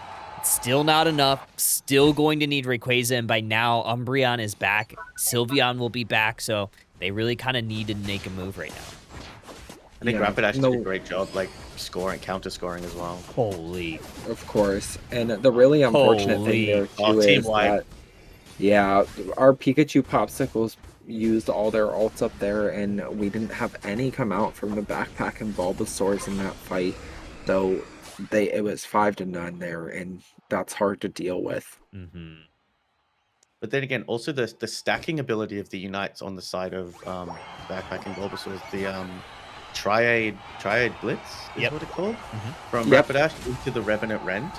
I mean, it locks them down, it holds them in place for Revenant Rend to come through and slice, and a level 15 Ceruledge, that's gonna hurt. Yeah, that's just about it here. Couple of powerful Pokemon taken. You're gonna get a couple KOs on the back end. Maybe make a little push here. I think they have maybe an opportunity to get one. You have a Leafeon Unite, you have a Blissey Unite. Maybe look to, get a little bit of a pick here on a Saraledge. No, I think Might they get had that the Leafeon Slowbro. Oh, that's a good Ooh, telekinesis That was into nice. the Yeah, Unite that was a really move. nice telekinesis. Yeah, that's the synergy we needed. They almost had it at that top goal zone. Just a very Here we go. good play by Saraledge. I think they used maybe a Phantom Force to get out, live on that 1 HP and dash to that T2 goal zone. Otherwise, I mean, if he goes down in that moment, you think maybe Pikachu could have potentially taken the Ray at that point. The Thunderstorm Unite is, I think, so underrated. Just how much damage that Unite move does combined, especially if you're playing Volt Tackle into that solo target. completely just eliminates. Mhm. Not a bad Is game that though. I mean, like, yeah, the scoreline got a little bit lopsided. Yeah, the Hmm. Cerulege got a little bit fed. 18 KOs. That's a lot of KOs, but Oh, I mean, this game was still very close in terms of what could have happened at the end. I mean, one was small HP bar that was left on one for that Cerulege, and you may have a different story. Like this Leafeon, 123k damage, did quite a good job. Yeah, that's Isolating incredible. targets. Like this is was close. that Mhm. a 1-1 again, or was that No, a this is 2-0? 2-0. 2-0? Yeah. Yes. Um, and I don't know if I've recognized the Mintley player or not. So if they're a new player, they're doing really well with, I would say, a Pokemon that I would consider Pretty harder difficult. Mm-hmm. to I think it was learn high s right a off high the skill bat. type for Phalanx. Right. So, I mean, and if it's a Pokemon they like, cool. That's awesome. And I'm glad that they're playing it and giving the Pokemon some, showing time to everybody and seeing that it has its spot. Mm-hmm. Um, but yeah, really good showing from both teams and very happy I got my Sylveon game and it cooked. Yeah, got a Sylveon and a little bit of a Thunder Thunder Pikachu. Pika. Yeah. Alrighty, let's do one more drawing. We'll do one Alolan Raichu and one coin pack, and we'll do the Alolan Raichu first. Make sure I got that I set up. like it. We'll do one Alolan Raichu. So this one is going to be for Alolan Raichu license. And reminder, this is all thanks to the Pokemon Company for donating these keys for the license along with the coin pass for participating in the event. So this is all the players who are participating in today's event. And this is their opportunity to win. So thank you, players. Thank you, Pokemon. And we will see what the wheel says.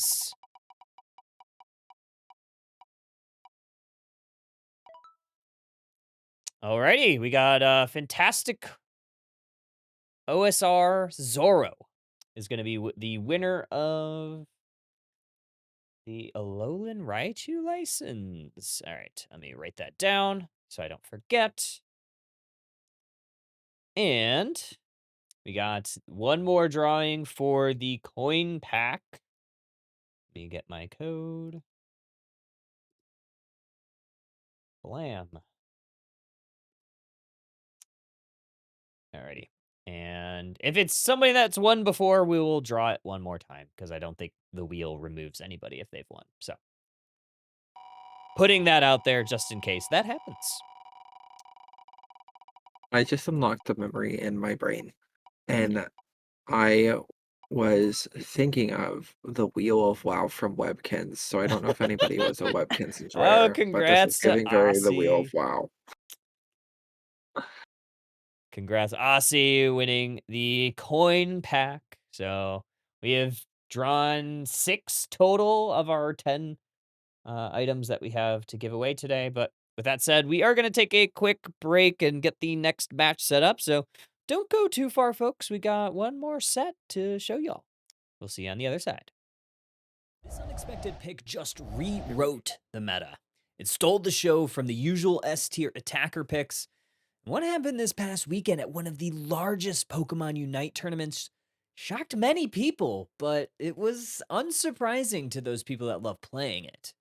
In this video, I am going to break down why this Pokemon, despite being nearly completely absent from competitive play in the last few months, is now scorching the competition. I'm talking about the one and only Armarouge. For those new here, I am Steel Agent Kyle. I'm a Pokemon Unite caster.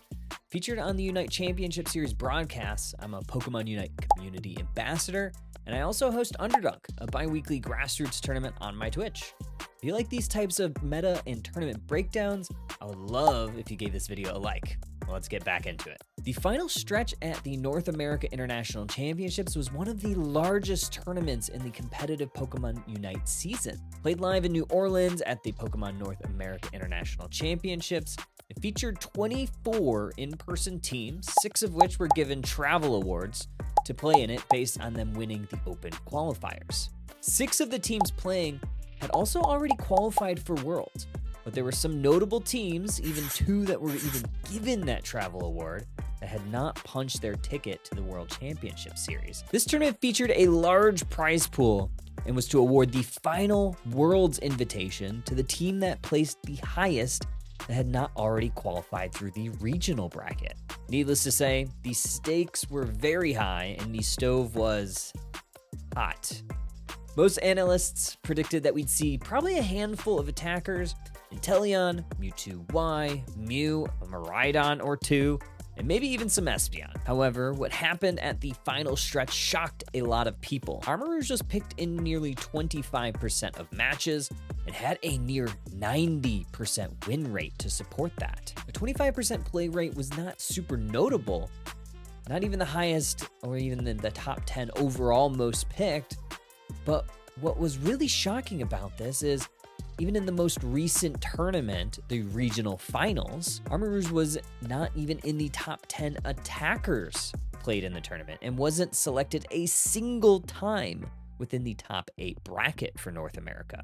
It started receiving a little bit of traction in a couple of grassroots tournaments leading up to the final stretch at NAIC, but nothing too major. You would think that with the spike in play and win rate that it must have received a buff to its kit recently. That is not the case. Armarouge has not had an update to its kit since December, when its Unite move Psychoboom was edited to allow it to just be moved during its cast. There was not even any sort of damage increase to it. Outside of that, it's essentially been untouched the entire Unite Championship Series season. So what was it that made this Pokemon so good? Why was it even earning a couple bans in this tournament? And with the 88% win rate, that made it the highest win rate Pokemon in the tournament, potentially of all time in one of these tournaments. The 3rd highest picked attacker, and it was also the 16th most picked Pokemon overall. So how did this Pokemon perform? In the semifinals of the tournament versus Peru Unite, who was the LATAM South Regional Champion and the representative for the tournament of that region, Luminosity Gaming picked it all 3 matches, and they won their set 3-0. Then in the grand finals between Luminosity Gaming and Revelation, it had a 100% encounter rate and a 100% win rate. LG picked it in game 1 and won 742 to 92. Revelation then picked it in game number 2 and won a nail biter 457 to 295. LG then in game number 3, they won a blowout, 1,231 to 11, potentially one of the biggest blowouts in UCS history. Finally, in game number 4, Revelation had enough and went ahead and banned it. In the grand finals, this Pokemon was represented in all 4 games. Let's talk about the build. So the players used a little bit of a mix of builds. Most often, it was equipping Full Heal as the battle item to help avoid hindrances and crowd controls. A lot of the times, the held items were Slick Spoon, Cursed Incense, and surprise, surprise, Rocky Helmet. However, some trainers substituted Slick Spoon for more sustainability with a Focus Band. We even saw some trainers sub out the Rocky Helmet for even more damage, self-sustain, along with a little bit of cooldown with a Shell Bell. For abilities, Fire Spin was selected at level 5 and Psyshock was mostly selected at level 7. Fire Spin is an area of effect ability which cloaks Armarouge and fire. It deals damage to Pokemon within that area, and it also gives Armarouge a shield that can stack up to 6 times. It also gives a 20% movement speed increase while the Vortex is active. This ability tends to help Armarouge self-sustain in long team fights and gives it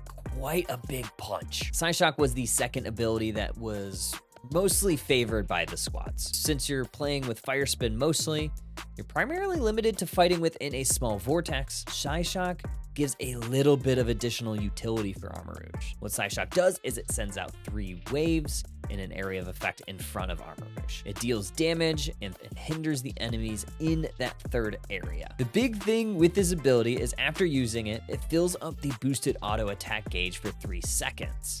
And it won't decrease after using a boosted auto. Allowing Armarouge to do multiple boosted autos helps also increase damage to enemies. This also helps prolong the use of Fire Spin because the duration of Fire Spin increases by a second every time Armarouge hits an enemy with a boosted auto. So we see this moveset getting played a lot of the time together. Now let's talk about why this Pokemon came seemingly out of nowhere. Well, for the longest time, in the West at least, teams often have shifted away from having double poke compositions, or compositions where there are 2 ranged damage dealers. Since Armarouge with the Fire Spin build thrives in up-close battling, this opened the door for this Pokemon to be selected. Armarouge is an incredibly safe pick. Even if picked early in the draft, Armarouge can flex into the central area, or even in either the top or the bottom paths. We saw multiple trainers take this Pokemon for Luminosity Gaming.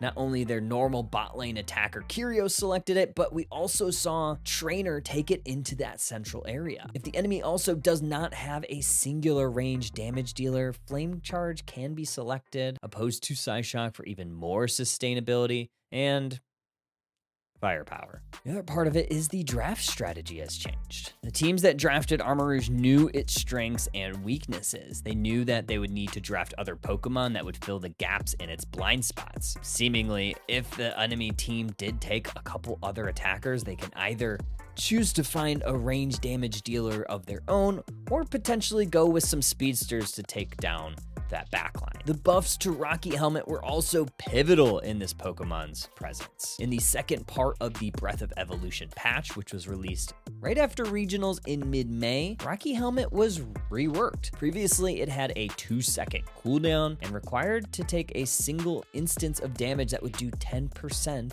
of the max HP in order for it to proc. With the changes, it would deal less damage each time, but it would proc more frequently. Instead of 2-second cooldown, it was a 0.6-second cooldown, and instead of 10% HP worth of damage, it would only need to be 3%. With it activating more frequently, it plays into Armarouge's brawly playstyle, which is why we saw a handful of Armarouge players equip this item. Let's talk about its biggest strengths, weaknesses, and the like. 1v1 matchups. Armarouge thrives and wins a majority of the 1v1 melee matchups. You'd honestly be a little bit surprised at how many even level matchups Armarouge wins. It has a great Cursed Incense application to self-sustaining Pokemon or healers. Armarouge is good in the early game, especially once it gets level 5 with Fire Spin, but it also scales quite well into the late game once it gets Psyshock Plus. While it doesn't have many weaknesses, and it is a relatively safe pick, it does have some. Multiple ranged attackers. If enemies can deal damage from afar, it prevents Armarouge from doing what it does best,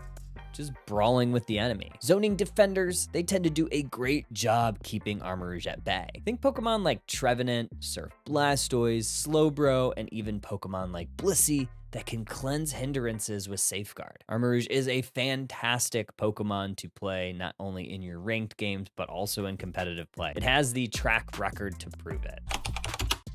Use Armarouge into brawly compositions or against those with dedicated healers on the team. If you pick it early, be flexible where you play it and which build you play. Chase down your enemies with Fire Spin as you increase speed when you're moving towards an enemy Pokemon. Avoid playing this Pokemon against teams with 2 or more ranged damage dealers. Armarouge does tend to struggle when it cannot brawl with the enemies and it gets chipped from afar. If you do like to play it into that type of composition, look to play some Armor Cannon. Armarouge is certainly on fire after NAIC.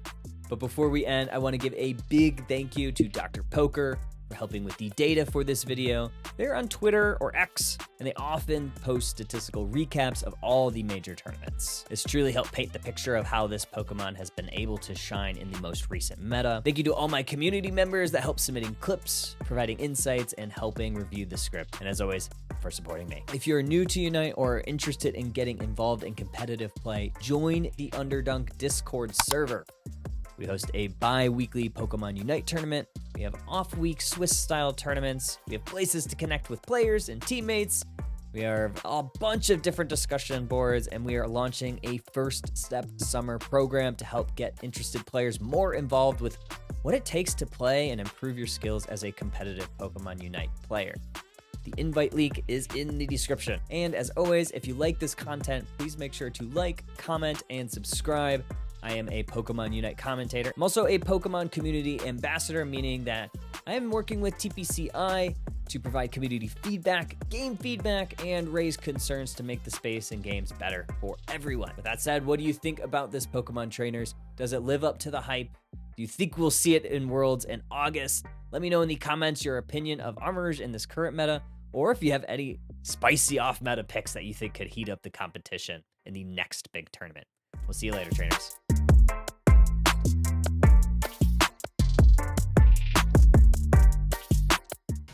They've one feathery body, 2 long legs, and 3 unique heads, each with their own personalities.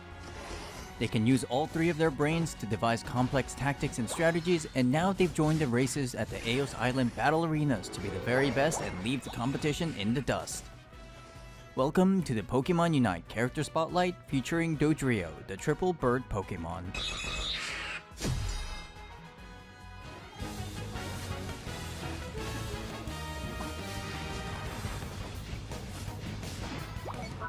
Hello everybody, Jake your resident content cowboy here, yeehaw, as I'm going to talk about my favorite Pokemon inside Pokemon Unite, the one and only Dodrio. Dodrio is a hit-and-run speedster who specializes in diving in and out of fights while dealing massive damage. Her unmatched speed makes her nigh uncatchable as she roams all across the Sky Ruins to fight and run down her enemies.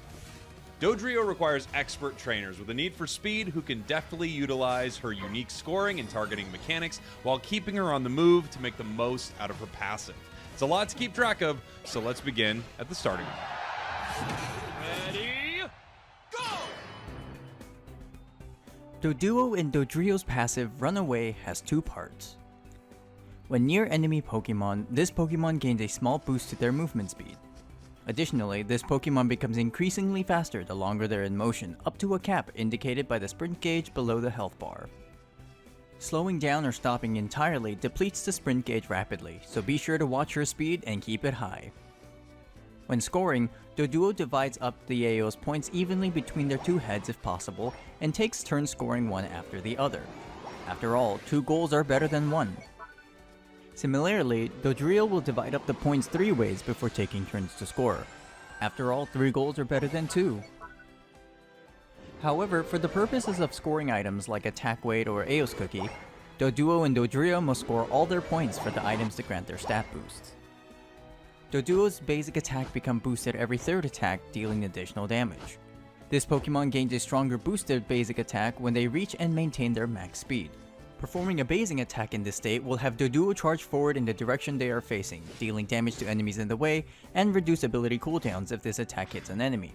Sprint boosted basic attacks can also traverse over small walls and other obstacles. Note that unlike normal basic attacks, Doduo and Dodrio's sprint boosted basic attacks will not automatically turn to attack enemies. Doduo's first basic ability is Peck. Doduo stops and jabs her beaks forward, dealing damage to enemies hit. If the sprint gauge is full, Doduo dashes forward in the direction she is facing, dealing bonus damage and consuming the gauge. Note that a sprint boosted Peck can traverse small walls and other obstacles. Doduo's second basic ability is Quick Attack. Doduo dashes forward and gains increased movement speed for a short duration and deals damage to those in the way. If Quick Attack hits an enemy Pokemon, the move's cooldown is slightly reduced. Like Peck, this ability can traverse small walls and other obstacles. Once Doduo levels up to 5, they evolve into Dodrio for getting Peck to learn either Tri-Attack or Drill Peck. If Dodrio puts her heads together to learn Tri-Attack, she swings her 3 heads together in a cone, damaging enemies and randomly applying one of 3 effects: Burn, Freeze, or Paralysis. If Dodrio's sprint gauge is full, Tri-Attack instead shoots out 3 ranged projectiles in a designated direction, with only the first projectile that hits a target applying a stronger Burn, Freeze, or Paralysis depending on its type and color. Burn decreases an opponent's attack stat and deals damage over time, and Freeze decreases an opponent's movement speed, while Paralysis decreases an opponent's attack speed and movement speed, albeit to a lesser degree than Freeze.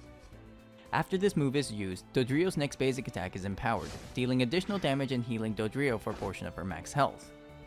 Dodrio can hold 2 charges of Tri-Attack to use one after the other. When the move upgrades at level 11, the basic attack following this move heals even more health than before.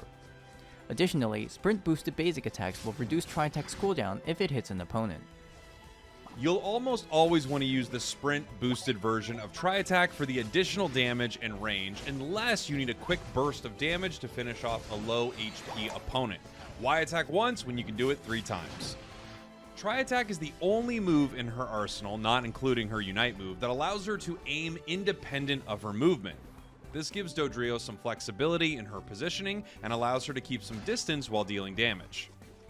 Though the debuff effects are random, you have a pretty good chance of slowing your opponents with this move, making it a decent option for chasing and escaping. Tri-Attack is often used to soften enemies up for you and your allies from the outskirts of battle before charging in with your sprint, boosted basic attack, or other abilities to finish them off. If you're feeling peckish, Dodrio can instead learn Drill Peck.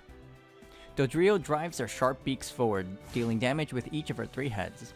If the move is used while going full speed, Drill Peck shoves enemies forward, consuming the gauge, and rapidly deals damage to enemies based on the percentage of their max health while moderately reducing incoming damage during the dash. When the move upgrades at level 11, Drill Peck's cooldown is significantly reduced and additionally heals Dodrio for a portion of the damage dealt to opponents. Once again, Drill Peck on its own may give you enough damage for a quick KO on a low HP opponent, but you'll almost always want to be running at top speed for the extra damage and the massive push that you get. Compared to Tri-Attack, Drill Peck requires Dodrio to be in the thick of the fight. Its shove, along with its high damage, makes it ideal for initiating fights or following up on allies. Or it can be used defensively to push opponents away from your allies or important objectives. In order to get the perfect angle of engagement, you may want to circle around the battle space to try and hit as many opponents as you can at once. However, be wary of abilities that slow or hinder you, as it will drop your sprint gauge, effectively nullifying your engage potential. A well-placed Drill Peck can sometimes single-handedly turn a fight or skirmish into a runaway success. And that's what Dodrio does. It runs away. Successfully. Once Dodrio reaches level 7, she forgets Quick Attack to learn one of 2 sprint gauge recovery moves, Agility or Jump Kick. If Dodrio learns Agility, she puts some Nitro in her steps, gaining a decent increase to her movement speed and gauge fill rate for a moderate duration. When the move is activated, Dodrio briefly becomes immune to hindrances while jumpstarting her sprint gauge by a fixed amount. However, when the move upgrades at level 13, Agility instantly brings Dodrio to full sprint. Agility is one of the 2 ways Dodrio can quickly get from 0 to 100 and make use of her full sprint gauge again. Skilled trainers can preemptively use Agility to try and cancel out hindrances thrown at Dodrio, but it's generally best used after depleting your sprint gauge.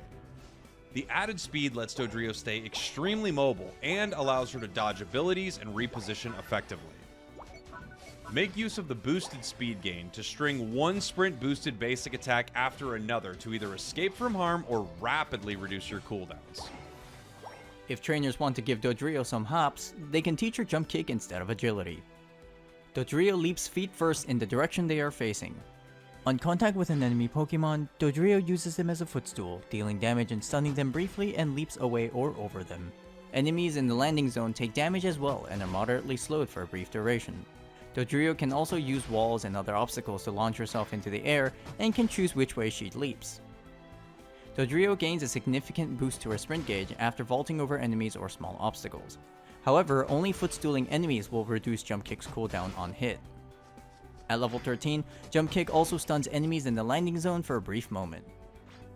Jump Kick can be used to jump over enemies and obstacles to gain better positioning, or make a daring escape. Like Agility, this ability's main purpose is to boost and keep your sprint gauge at full. Trainers who can land Jump Kick consistently are rewarded with the ability to combo Dodrio's abilities and sprint boosted basic attacks together for big stuns and big damage.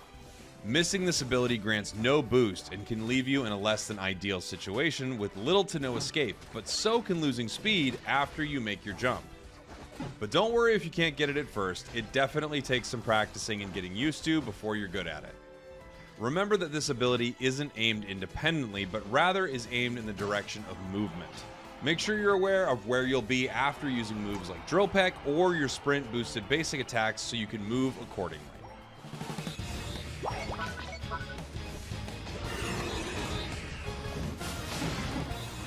When Dodrio finishes lap 8 and gets to level 9, she learns her Unite move Triple Trample. Dodrio becomes unstoppable and runs at breakneck speed to a designated location. Dodrio will automatically find the most direct path in autopilot to her destination, navigating around terrain, as well as player-made obstacles. Enemies in the way are dealt damage and are briefly thrown into the air. Afterwards, Dodrio gains a boost to her attack stat for a few seconds while her sprint gauge charges faster than usual for an extended duration. Dodrio's Triple Trample is a high-impact Unite move for starting and following up on engagements for your allies, particularly if the enemies are grouped up. Knocking up 2 or more enemies followed by your other abilities can quickly shred opponents of their health and put your team ahead of the others in seconds flat. Triple Trample can also be used to dive straight onto the enemy's backline while doing some collateral damage to their front line due to its long range and unstoppable nature of the Unite move.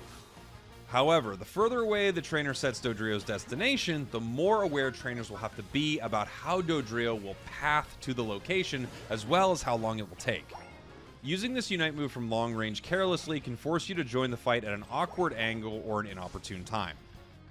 The Unite move can also be used in a pinch to run away or maybe even turn fights around, but as always, your mileage will vary.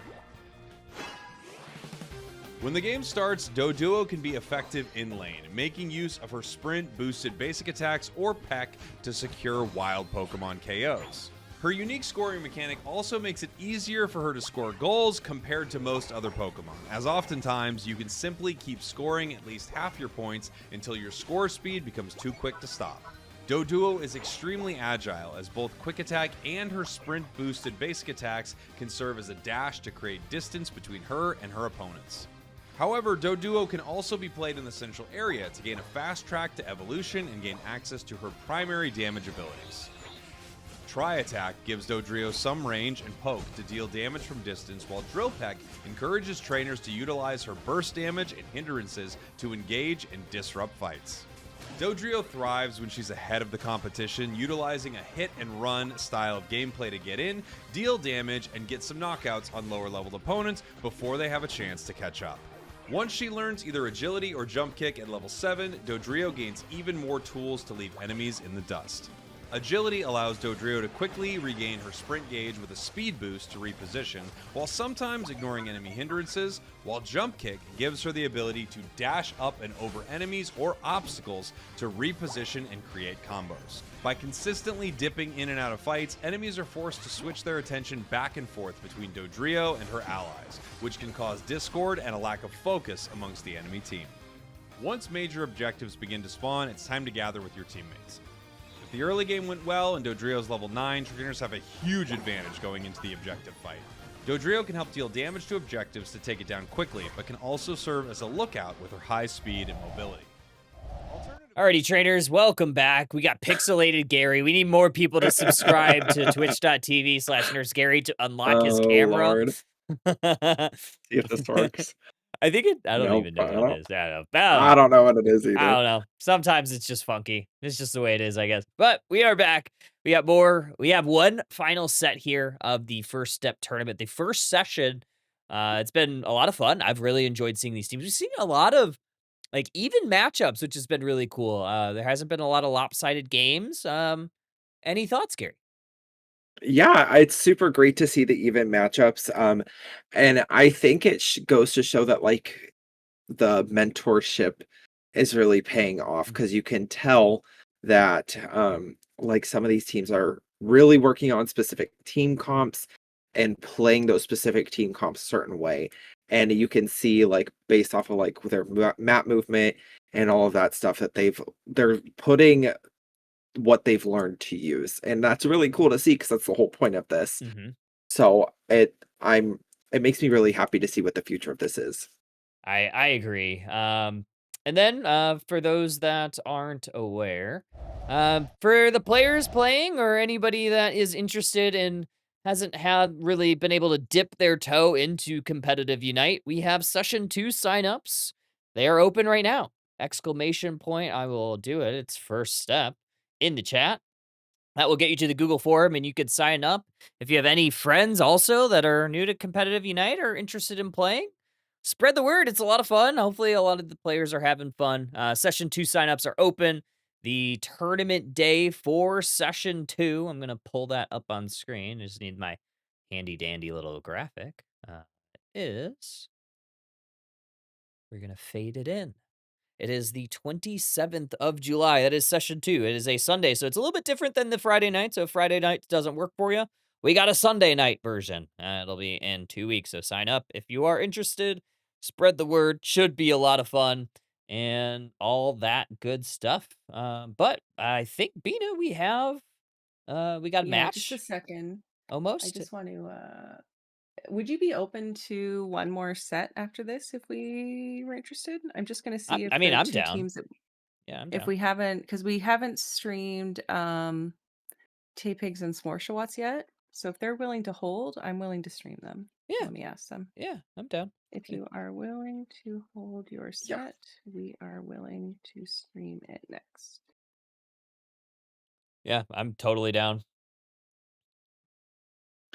There's no wrong answer if Gary, you want to go to bed. There's no wrong answer. No, I'm chilling. Cool. Yeah, I'm down to do it if they I are. have to work tomorrow. Have we Yep, they are. gotten every team at that point then? Yes, yeah. Yippee! Maybe Okay, we'll do that awesome. next time. Maybe that'll be our. We'll try to do that next time. But Awesome. Alrighty, cool. sounds great. Yeah, and is it See your Piplups on left or teams is in Piplups 2 on right? games. Please sit tight. Looks like I told Fennekins that they would be first pick. So it should be Fennekins on the top side. Let me double check. Yes.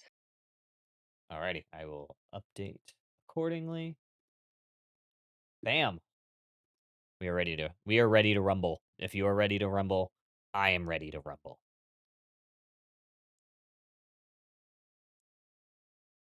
Okay. I'm gonna get ready checks. Ooh, and I'm looking at some of the players, some familiar faces. We got D along with Ponyta and Rev on Pineapple Piplups. So some familiar faces. I'm excited to watch them play. I'm not sure if I'm familiar with many of the players in Fennekin Fireworks. I know War Siren has attended a lot of the mentor sessions, so that is a familiar face in that regard. But other than that, I'm not really familiar with many of these other players. Okay, both teams are ready. We are going to start. Alrighty. Let me Get to know that we it. are starting. And then we get a whole extra match. Woohoo! We do? All right. Let's go. Yeah. They are willing to wait. We love that. I'm going to choose Crustle. For this. I hope someone chooses Crustle. Same. I feel like defenders seem like they're in like a weird spot where it's like you have Snorlax and then you have like everyone else. Yeah. Umbreon right under. Yeah, Umbreon's not Umbreon too probably far off with close. Snorlax. Still quite relevant. I would like to see more people play Mr. Mime as like a tank.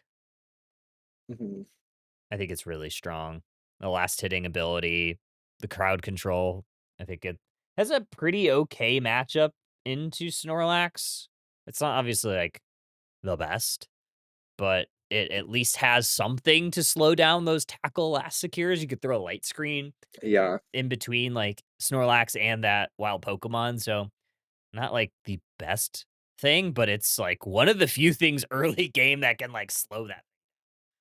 Oh my gosh, we got a Charizard ban. Oh, Mhm. okay. Okay. We have And a 4 Talonflame ban. we have 4 giveaways left, right? We have 4 giveaways left. Yeah. Yeah, so let's do so that works out well. We'll do 2 after this one and 2 after our bonus set. Bonus Yeah. set. All right. I love it. I have to find out where Charizard is on my icons because it is not a Pokemon that I get to add to the ban category very frequently. Yeah, definitely wasn't what I expected. Seeing the Snorlax go first and a Blissey on the side of Pineapple Piplups, not surprised in the slightest. Are we getting okay, Ponyta playing a Cinderace game for this She loves broadcast. Love Cinderace. to see it. I Love to see it. found I'm Charizard. kind of surprised we didn't get the Ponyta play from Ponyta, but You know, I thought maybe for that's sure. still in store. Maybe game 2 we'll see it.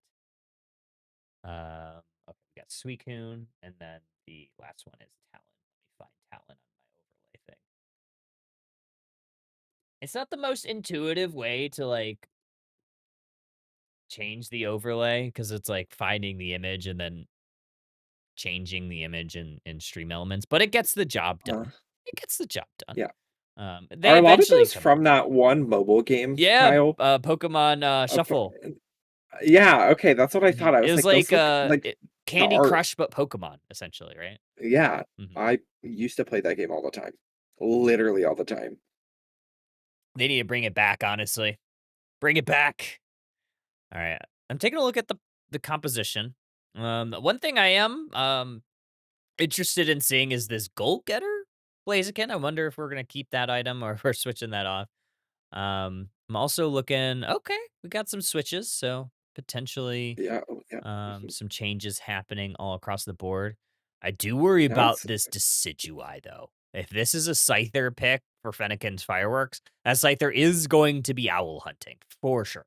that that Scyther will run through the side of Pineapple Piplup, but they don't have much to deal with it, and I'm a little nervous for them, but I have faith in them to figure out how to deal with it. Garbanzo And Bean maybe we'll says, if see a Razor Fireworks Leaf wins, Decidueye. says, if Fireworks wins, I am opening 4 CS2 cases and donating the profits to War Siren. Okay. Put it on the board. Fennekin Fireworks, they're you gotta get, I don't know what 4 CS2K. I don't know what that means. I assume it may be like cards or something. CS2? I don't know what that is. Maybe cards? Imagine cards. Maybe it's Crave cases, White Castle Crave cases?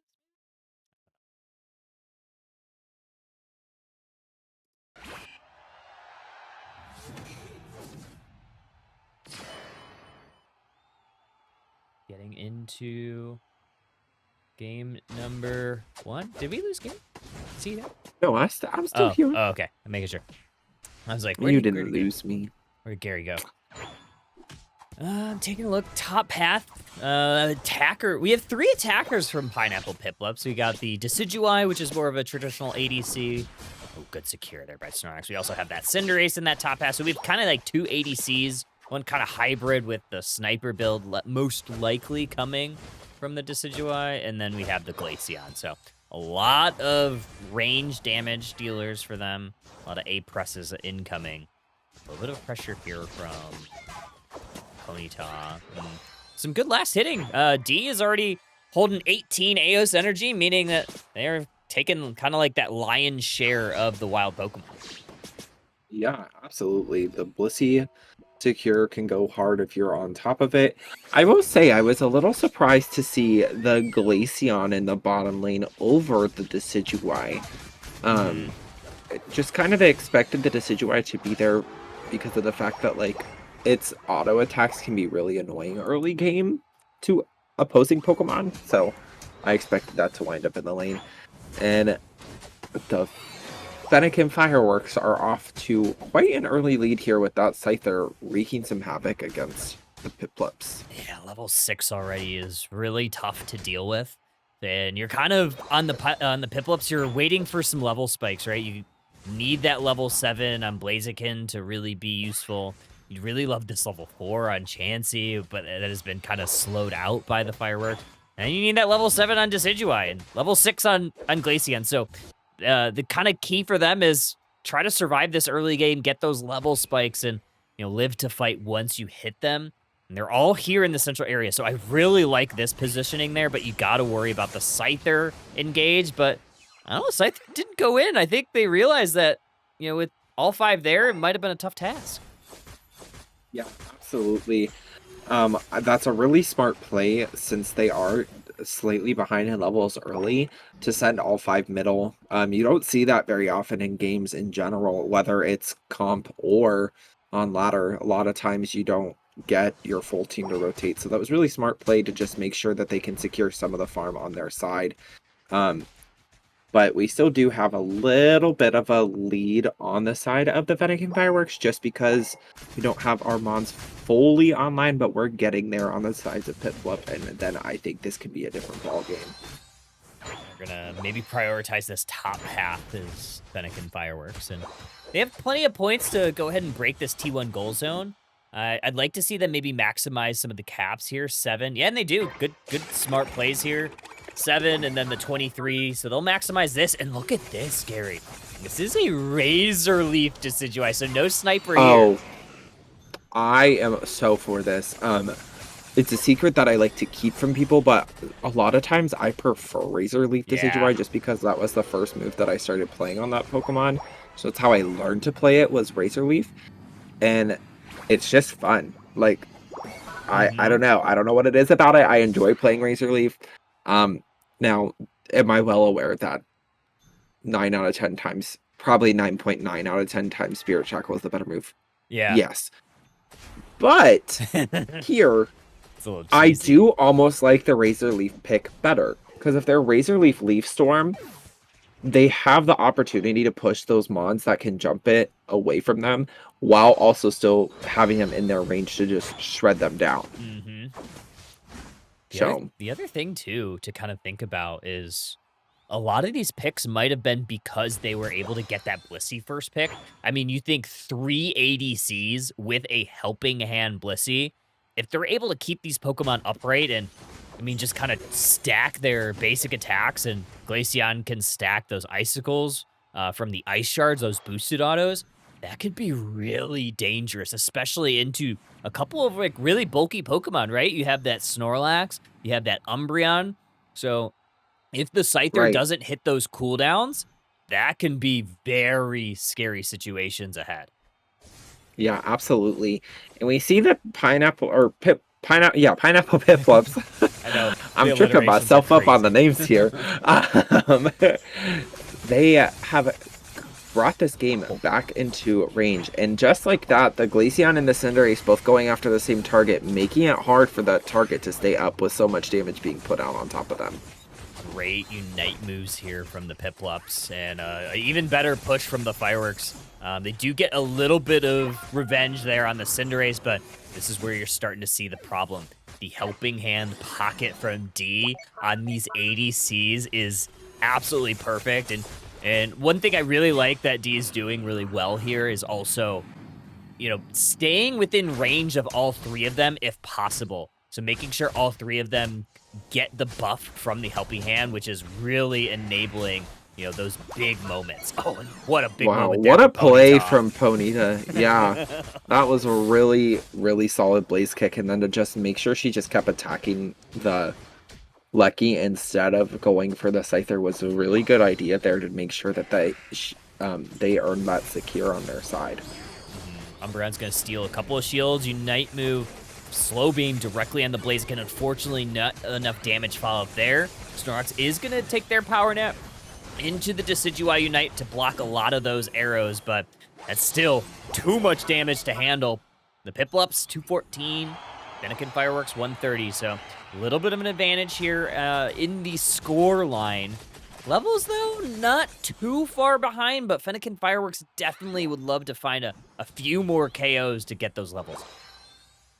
Yeah, absolutely. And the one thing that the Pineapple Piplups are going to have to be really careful about is watching for that Scyther to get picks. Because as soon as that Scyther gets a pick on one of them, it's going to be a whole different game. Because that Scyther is going to be right back in it level-wise, and it's going to be harder to deal with. Level 13 on the Decidueye is tough. You'll probably get that also on Glaceon and Cinderace. I haven't seen exactly where they are, but they might be close enough. Nice little Blaze Kick eject button from the Blaziken. Are they going to be able to get onto it? No. Good play there. Rev was really locked and loaded with that serve to maybe section off and prevent that dive even further onto those carries. Yeah, really good kiting there from Glaceon too. Very smart to just lock on and immediately just walk back. It's like a typical move from a Glaceon player, and it's very effective. I would also be very interested to see what we may do at this Rayquaza. If Fennekin Fireworks is not ready, the Piplups have the ability to just full send on this Rayquaza before Fennekin can really react. So If you see Mhm. Fennekin go for this Regieleki and then maybe even show face at that T2 goal, this might just be a full rip from the Piplups. Honestly, Do it. that's kind of what I want from them in general. Is just a full rip because I mean, you have Razor Leaf, Decidueye, Glaceon, and Cinderace. Talk about the fastest rip you could probably ever see in a game. That's it right there, and they have the Cinderace ult to secure. So I mean, and look at that. We got the slow beam on the Scyther. Literally could have asked for something better for Oh, them. And yeah. Okay, so the the Icicle side of Spear's on Fennec the and Fireworks Glaceon, going for too. scores. So right now they have the score lead, but look how fast that Rayquaza went down. That's Yeah. what I'm saying. Like with the amount of ADC they have, it would be silly of them to not rip Ray. They have to just get a couple points in. There's one Hundo Burger delivered, served fresh. Another one gives them the score lead. Another Hundo Burger at the central goal zone from Glaceon. Slowbro might get theirs off. They do. And it is still a, 300-point game here. Game is not over yet. There's still 1 minute on the clock. A catch here could be problematic if the fireworks do get it. Cinderace might be going down. Great heavy slam there. Along with the Pikachu Unite is going to send Ponyta back to the Pokemon Center. So all you have to do for Fennec and Fireworks, you need to get your Pokemon back, and you need to start migrating towards these goal zones, and you're going to need to fight as one. I think maybe looking to take out that Decidueye first would probably be the best option, but honestly, if they could get that Blissey too to kind of slow down those A-presses, it could also be a good option. Yeah, unfortunately though they do lose their Snorlax there. And the one thing that I think would have been smart too would have been if the Pikachu could have kept its ult instead of using it on the Cinderace and having it to push a pad might have been a little more beneficial for the team as a whole. The Cinderace pick is good, but I think Pikachu's ult is very beneficial in team fights. Unite move, knock knock. Closing the door. It's Pineapple Piplups in game number 1. I was like starting to question the composition with 3 attackers at the beginning of draft. And then like I got to thinking like it might be rough early, but once they get helping hand on this Blissey, it could be very strong, and that's exactly what happened there. So honestly, I wouldn't be super surprised if we see a Blissey ban in this next game because it was like the perfect enabler. Right, I also 100% agree. Blissey, D did a wonderful job executing Blissey exactly how it should have been executed this game. So, was very nice to see. And I did like the Scyther pick. The Scyther did a really good job early. Unfortunately, the side of Pineapple Piplup were able to get online and then turn the table around. Yeah, they flipped the table completely over, honestly. Yeah, look at the damage numbers. Only 8K taken from a Decidueye. That's pretty fun. That's a fun game if you're that Decidueye. You're pretty protected with all of those tanky Pokemon of the Blissey and along with the Slowbro. So good job. Really for this whole team. I mean, a lot of the A presses, but I wouldn't be surprised, honestly, one bit if we ban the Blissey the next game. Or maybe even pick it first. I don't know, who knows. Yeah, absolutely. I was kind of shocked that we didn't see a Blissey Clear ban in Mina. the first place. Um, but you know, some really interesting choices. Like Yeah. I want to know if there's something that they know that we don't about the Charizard, or unless Maybe. it was like a lag in the game, maybe. But Yeah, I'm there's very always that curious opportunity. Yeah. There's because always that possibility that how, especially if you're on Switch 1. Oh, I oh since yeah, getting a Switch 2, I don't know how I did the banning phase with a Switch 1 because it's just so smooth on Switch 2. Like, even if you're that very first ban, I can get to whatever I want to ban with plenty of time. There's not like that weird like lag that you can't really get to it. So it is very nice. It is very big possibility that that might have been a misclick or something. But who knows? Maybe someone's a demon on Charizard. There's always those Charizard demons on ladder, so you never know. right. Totally agree. So, Uh, Yeah, you got the but I am clear. Are they staying on the same sides? They yeah, I've changed draft priority. We're gonna have first pick Nice. purple. Oh, sorry, orange. First pick orange. First pick Awesome. orange. And then I feel like since we're doing that extra set, while we do the Yep. drawing, we could probably just Hmm. try to get the next one without going to break, and now we can kind of Yep. get these Yep. players. That sounds good. I'm gonna give them a heads up too that we're going into the game now, so we'll be ready Sounds for them good. in Yeah, 10 we minutes. can send it whenever you're ready. They are ready. We are starting. Let's go. Interested to see the Woohoo! bands. Draft number 2, baby. Starting. Number 2. Go. I also want to open a pack at some point. Should Ooh. I open a Journey Together pack? It's my favorite. Yeah, we'll do that. We'll do that. We'll do that. Surely you're gonna pull Lily's Clefairy whenever I'm in your presence. So I actually did pull a Lily's Clefairy, just not that Lily's Oh, okay. Clefairy. Like just I the was gonna regular. say, how just, dare you not tell me that you pulled that just card? the regular EX. Just the regular EX. Which, I was still a like, pretty oh card. my Let me see if god. I'll Well, show yes, you. it's still a great card. All But right, it's not like hitting the bands. Alchemy, And are we Suicune. are we Standard there. surprised? No. Am I upset?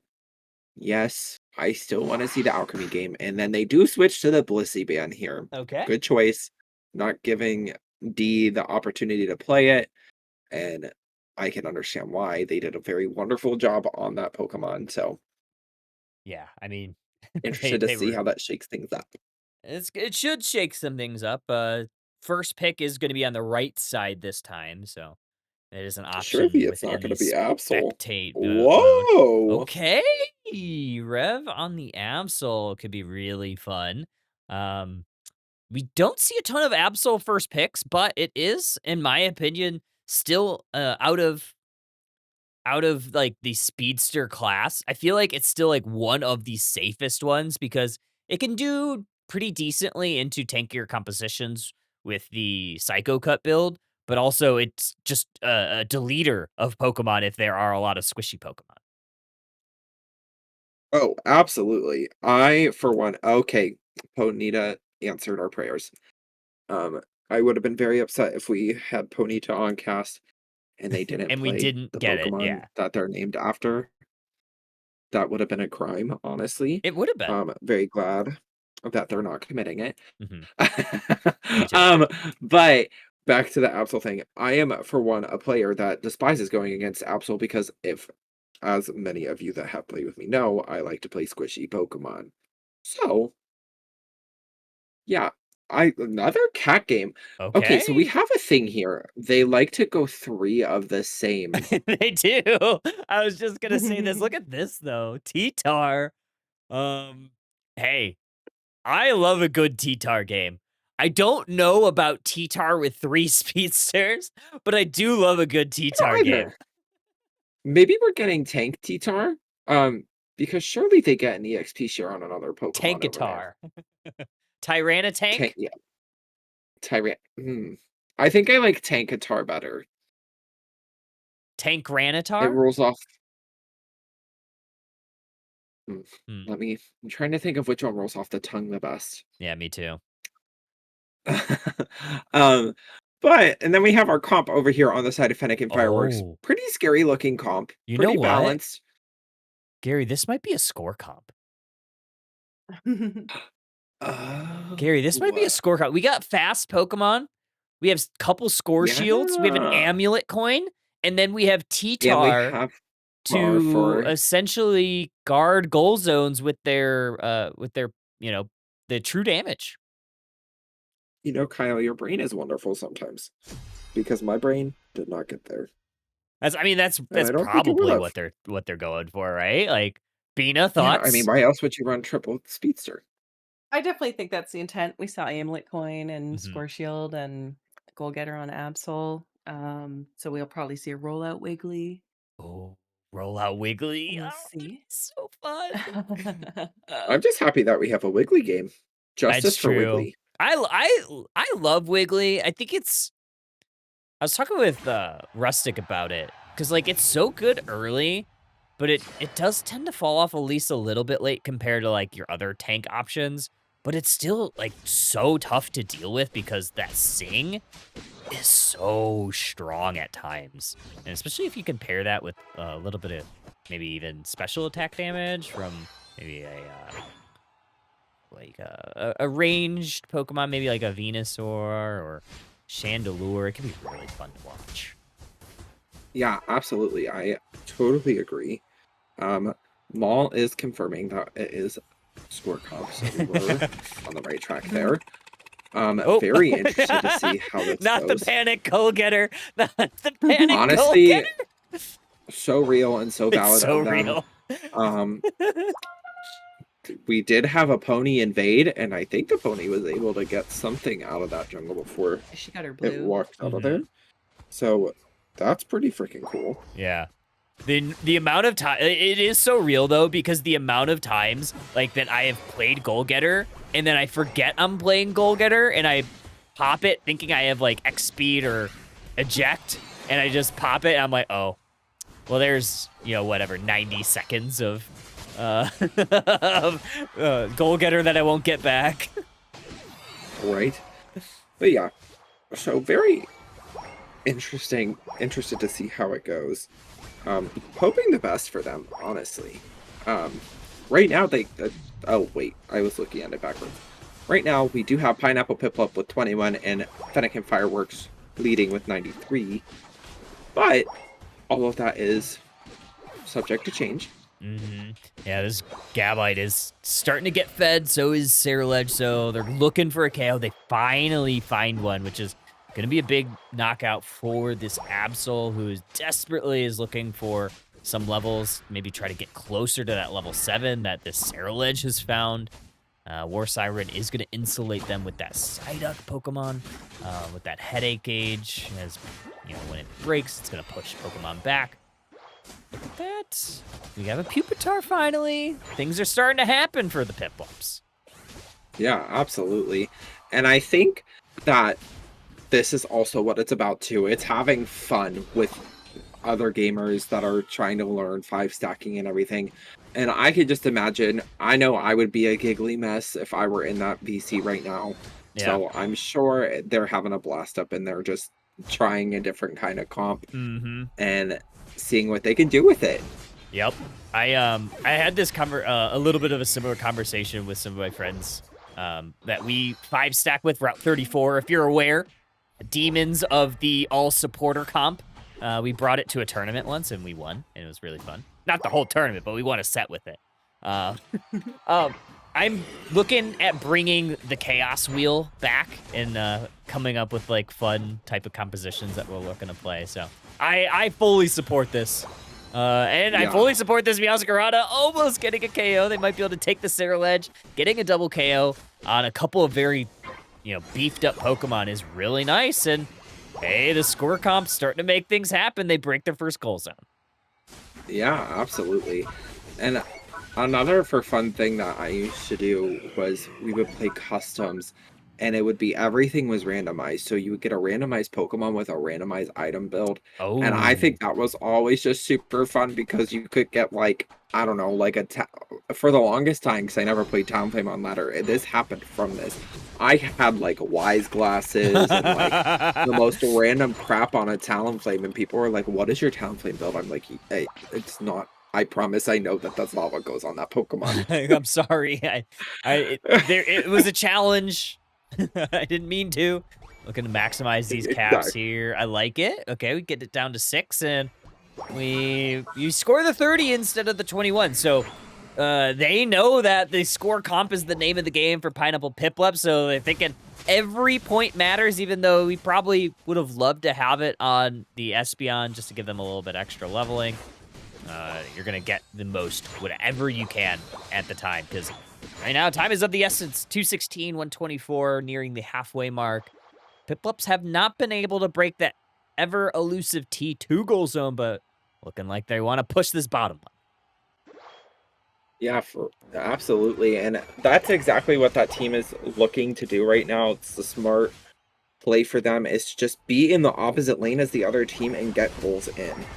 You know, that's kind of the whole point of score comp, in my opinion. But then again, I've never played score comp, so I can't imagine it's that so fun. I would be any use We should in do it. We absolutely can.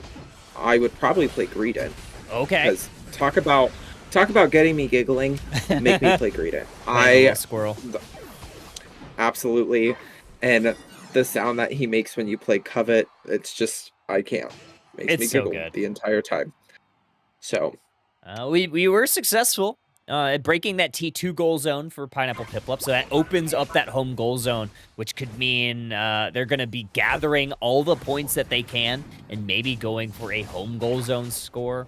One thing that is kind of lacking in this score comp is a Hoopa. I think a lot of the times players that or teams that have done score comp typically have a Hoopa as well. Not always required, but it definitely works pretty well, as Garchomp does secure that Regieleki. yeah, absolutely. I think they have the right supporter if you are picking Hoopa for it. And honestly, this Wiggly's eating up right now. Let's talk about the two-piece on the Wiggly. I love to see that. Wiggly supremacy. There was a point in time that I was just being silly haha and playing jungle Wigglytuff.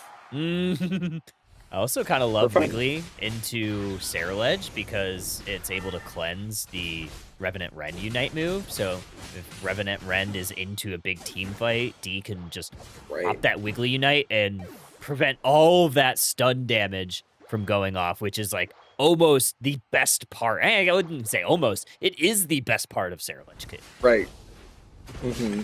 Totally agree. Oh my gosh, the hoping goal that D the goal getter works this time. Yes, it did, and we're seeing some ults popped here from the side of Fennekin Fireworks and the side of Pineapple Piplup, both ulting quite late. Meowscarada able to sneak in a score though and put them in the lead 326 to 216. So, excuse me, it seems like the score comp is working out in their favor. Yeah, I mean, they've broken all but one goal zones here, so I think name of the game at this point. You see kind of low pockets right now heading into the final stretch. Typically, you would like to see, closer to full pocket, so I think they're going to try to gather as much Eos energy as they can. Obviously, the Absol, I believe, was holding that amulet coin, so that'll make that job a little bit easier. But they're not holding a ton, so we'll see what kind of is in store here. Looking at the levels, Gary, level 15 Meowscarada is going to be very tough to deal with, but you also have to deal with this 13 Absol along with the level 12 Rapidash. Yeah, absolutely. And the fact that they were able to get 15 on Meowscarada this game is pretty admirable, considering they had one EXP. Oh, wait, no, they do have two EXP shares on their side, I think. Yeah, it's EXP share T-Tar. I thought they only had one. Okay, so it was Tank T-Tar. Tankatar. Cool. Tyranitank. Tankatar. Ooh, Snorlax looking for an engage here. The whole team jumping on the Snorlax. And we see... Was that Psyduck's Unite move? Yeah, Psyduck Unite move. Ceruledge has not utilized theirs yet, but Wigglytuff did. So there's going to be a lack of a key component for Pineapple Piplups, and not only that, but they've lost two of their Pokemon, one being the T-Tar and the other being the Absol. Big Unite move from Espeon is going to take that Meowscarada down. Fennekin Fireworks in position, and they are going to go ahead and take Rayquaza off the map. They just need to get some scores in, but that could be difficult with the T-Tar up. Yeah, and talk about a Pokemon that is able to shred shields. T-Tar does it like no other. Especially with also just doing the true damage too at the same time. It's crazy. But it looks like the side of Fennekin Fireworks was pretty successful in getting their scores in. Yeah, there's one. It was really smart. 25. See what they do oh here. Man, very unfortunate. Unable to break those shields. Yeah, I think the other component there that I think might have gone a little bit awry for Pineapple Piplups is they have that T-Tar and, kind of the design of T-Tar in the score comp is another goal getter, maybe a little prematurely there, is T-Tar you typically want to, kind of hold out on that home goal zone. And there were a couple of scores that went in on that home goal zone that T-Tar, if they would have just backed and played for the home goal, they could have potentially stopped, which potentially could have made this push a little bit easier, and they may have been able to potentially come back here, although it would have been quite tough. Yeah, absolutely. Overall, a fun game to watch, Yeah, I fun love game it. to cast, and like I said, I'm sure they were having a ball in that VC. I can only imagine it had to have been quite fun for them. Demo's still able to put in quite the bit of work on the Meowscarada here, even though it's not necessarily like favored in going into the comp on the enemy side. Mm. Um, yeah, this is definitely a fun game. I liked it. I think there's so many different adaptations that we see with score comp now. The possibilities are almost endless. I mean, we saw what, 3 speedsters, a T-Tar, and in the Wigglytuff. I think it's super And the fun. I Wiggly. think like teams have started to adapt a little bit more to like season 1 score comp, which was heavily focused on that Hoopa Greedent combination. I mean, there's so many Pokemon The now, whether worst. it's you know, Dodrio. Dodrio, Sableye. I mean, there's so many now that you can throw into the score comp, but I think kind of a key component tends to be that T-Tar, tends to be a couple of speedsters. Yeah, for sure. Totally agree. All right, let's get into, can we go to our next drawings? Let's do our next drawings. Let's do that. Let's do our next drawings. We're going to do that. All right. Woohoo! 2 more winners. We have The 2 more winners Wheel here. of wow. We have I can't get it out of my head. 2 Am I clear? more. Yeah, you're clear. You're clear. Thank you. Clear, Bina. Clear. We are gonna do one, or yeah, we'll do one Alolan Raichu, one coin pack once again. We'll do that. So let me put the code in and then get ready to write down the name. All right, this one is for the Alolan Raichu license. If a person that wins is already someone that's won one or something today, we will do one more. Just that way it's a little bit, everybody has an opportunity. More people have an opportunity.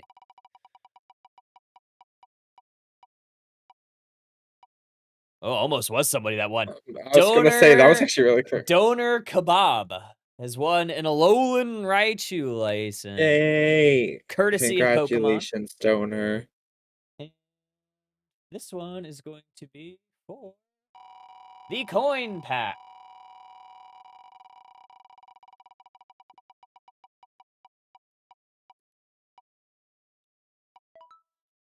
Chosen Diff. All right. All right. Congrats to both of you. I will get with you as far as how to claim them and all that good stuff. They'll be providing those codes post stream. And I think we're getting the next round matchup set up. But before that, I have more guesses for you guys on the So mascots. excited. I have more Rex drawings. Yay! I have more Rex drawings. So Oh my so gosh, I'm excited. let me get can't this I can't loaded wait. I can't wait. in. I'm ready. This one's one of my favorite, I think. Is it? Oh. Well, it's Cyndaquil. Yep, it's Cyndaquil, that's for sure. Oh, Is this one an alliteration? Give me a hint. they're all mostly alliteration, but not always like the letter, like not always the same letter. It's like Hmm. it's the sound sometimes. Gotcha. I think this one has to be stumped. I can't think of anything. It is the Or think of, like- sizzling Cyndaquils. Oh, that's so good. I love that. Love it. Oh, I have a full lobby. Let me get the ready checks. Okay. Alright. Hit me with the next one, Next Kyle. one, I have a couple more.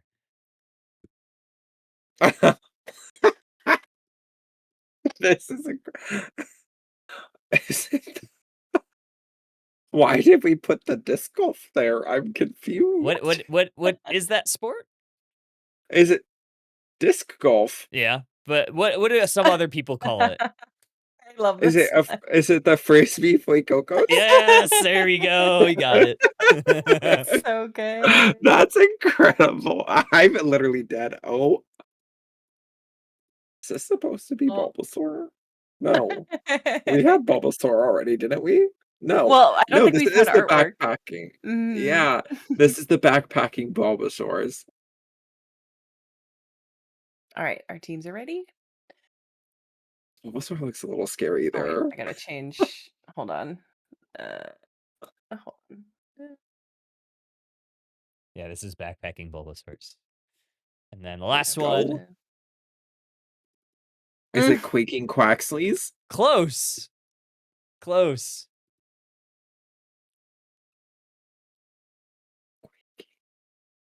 I- Oh, I should have to check who's in. Quicksand Quaxley. Nailed it. You got it. You got it. You're so good. Look at this. These are presenting to be very tough. Yes, it is. It is quite I tough. kind of cooked the first round. This round Yeah. was definitely harder. I'm was. excited for round 3 whenever Rex gets around to that. And who's on what side, Vina? Smarshwatz is first pick. I'm just letting them know. Okay. Did we get to see Surf and Squirtles today? I think we might have missed them. Not all team is going to be on broadcast. We did try to get as many as we could because we can only feature, well, we're doing 10 teams now and we had 14 teams today, so Got it. we did our best to show as many teams on stream as we could. And we didn't have any repeats, so we did get 10 out Yeah. of the 14. So surely Yeah. if we get some of the people that were on those teams that sign up, we'll keep an eye out for them. Absolutely. Okay, And, we are yeah, ready we're to ready go? whenever. And what's the second? All right. Tanning tape aches. Tanning. Perfect. All right, send it. Send Is it. that how you say it? How do you say tape ache? Tepig. I say Tepig. Because I like Wait. his Japanese name, which is Pokaboo. I think Oh, it's that's very cool. cute. Yeah, it's very cute. And in Japanese he goes Pokaboo, Pokaboo, Pokaboo, boo boo, and I think it's very cute. I is kinda like cute. that so much more than Tepig. Oh, Right? we've got I some actually familiarity. I'm really bad at which starter goes with which gen, but I can tell you that in the gen that he was in, I named him Pokaboo because I like that name so much more. It is pretty good. So real. This is gonna I be the believe last that's Gen last 5. round robin round of the night. And already off the bat, got Suicune Greninja. Oh, okay. This might be a targeted ban. I know Jackie Loves is a Yeah, known it Greninja 100% ladder is. player. So I think that is Yes. an appropriate ban. They're banning the Alcremie again. I just want to see one game. One game. So sad. The one Our game it wasn't mentors- banned, it didn't get played. They told them all, don't let Alchemy in the game. Kirby through. They all the mentors were like, ban that guy. Your life will not be fun. I mean, they're right. I mean, they also, are, yeah, big but shout out to all the mentors. These have been like really fun games, so we'll get to everybody by the end of the stream. But you know, it talked about a couple of them earlier, but Slimp, Ribbon, Vital Mike, Paladin, Master Gaming, Austin's Goats, Molinaki, JC, Spider Pig, I think IMAX or not, was it IMAX one? IMAX and AJ Dragon, both like very active in the mentor section. So yeah, big shout outs to everybody that's really participated and stepped up and everyone who's helped out with this event. We appreciate them all. We so appreciate much. Like everybody Yes. so much. Absolutely. We could not have run First Step without them. They were a huge part of all of this, and we really hope that they'll be with us for the rest of the summer and help us with the next sessions and meet a lot more new players who want to either continue playing First Step with us or join us for the next session. And like we said before, you don't have to enter them in order. You can join any session that fits your schedule. So if you haven't played before, join us for session 2 or session 3 or session 4 or come for them all, whatever you want to do. Do it all. Or no. I'm not your dad, but we appreciate you playing. Yeah. It's been a lot of fun. It's a very fun space. The recreation VCs in particular are extremely popular. We have a lot of really cool places to hang out and play the game.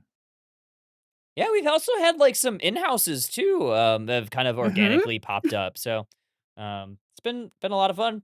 See a couple of players in chat. Hopefully we get to see some more people as well as we, migrate through this summer, and it's been super fun. I'm loving the idea, the concept, the execution by everybody that's been involved. It's been truly a team effort. Bina will never say it, so I have to say it, but Bina has been a power horse behind this. So um, everybody needs to give more flowers to Bina. Flowers. Am I Yeah. pollinating? Yeah.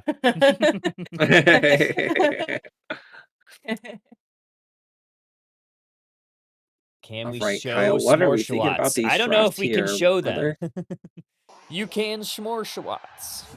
I love Smorshawats. That is my favorite, my personal favorite team name. It's Smorshawats. That is it's really good good. because you didn't even have to like do the entire thing. Oh, good. Juicebox, I'm happy that you're able to join session 2. We'll gladly have Yay! you. It's been super Yes. fun. Hopefully The everybody's water's like fine. learn. If like the goal here is like everybody learns something, everyone gets a little bit better, everyone gets to have some fun. I think that's like the Together. biggest thing. Yeah.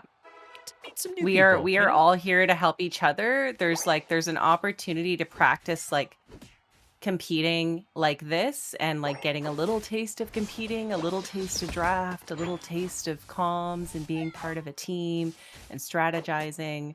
But at the end of the day, we had a lot of first steppers choose to create their own teams and play Underdunk yesterday, which was phenomenal. So we're building a little community here of players who maybe didn't feel like they could take a seat at the table and cross that line from playing solo queue to playing competitively, and we want to help you guys get there. This is our first step together, right? Yeah. Absolutely. Did you see? Made up with that one. Bina 8 right there.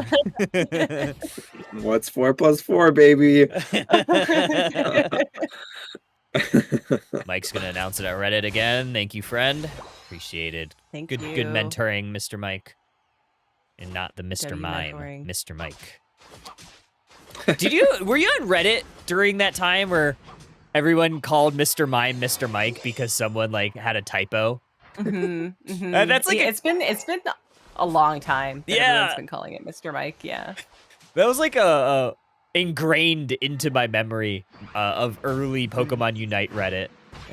Of like the entire like comment section was just front to back, Mr. Mike, Mr. Mike, Mr. Mike, Mr. Mike. I'm just like, That's crazy so good. work. Sometimes Reddit's My a very little- funny place.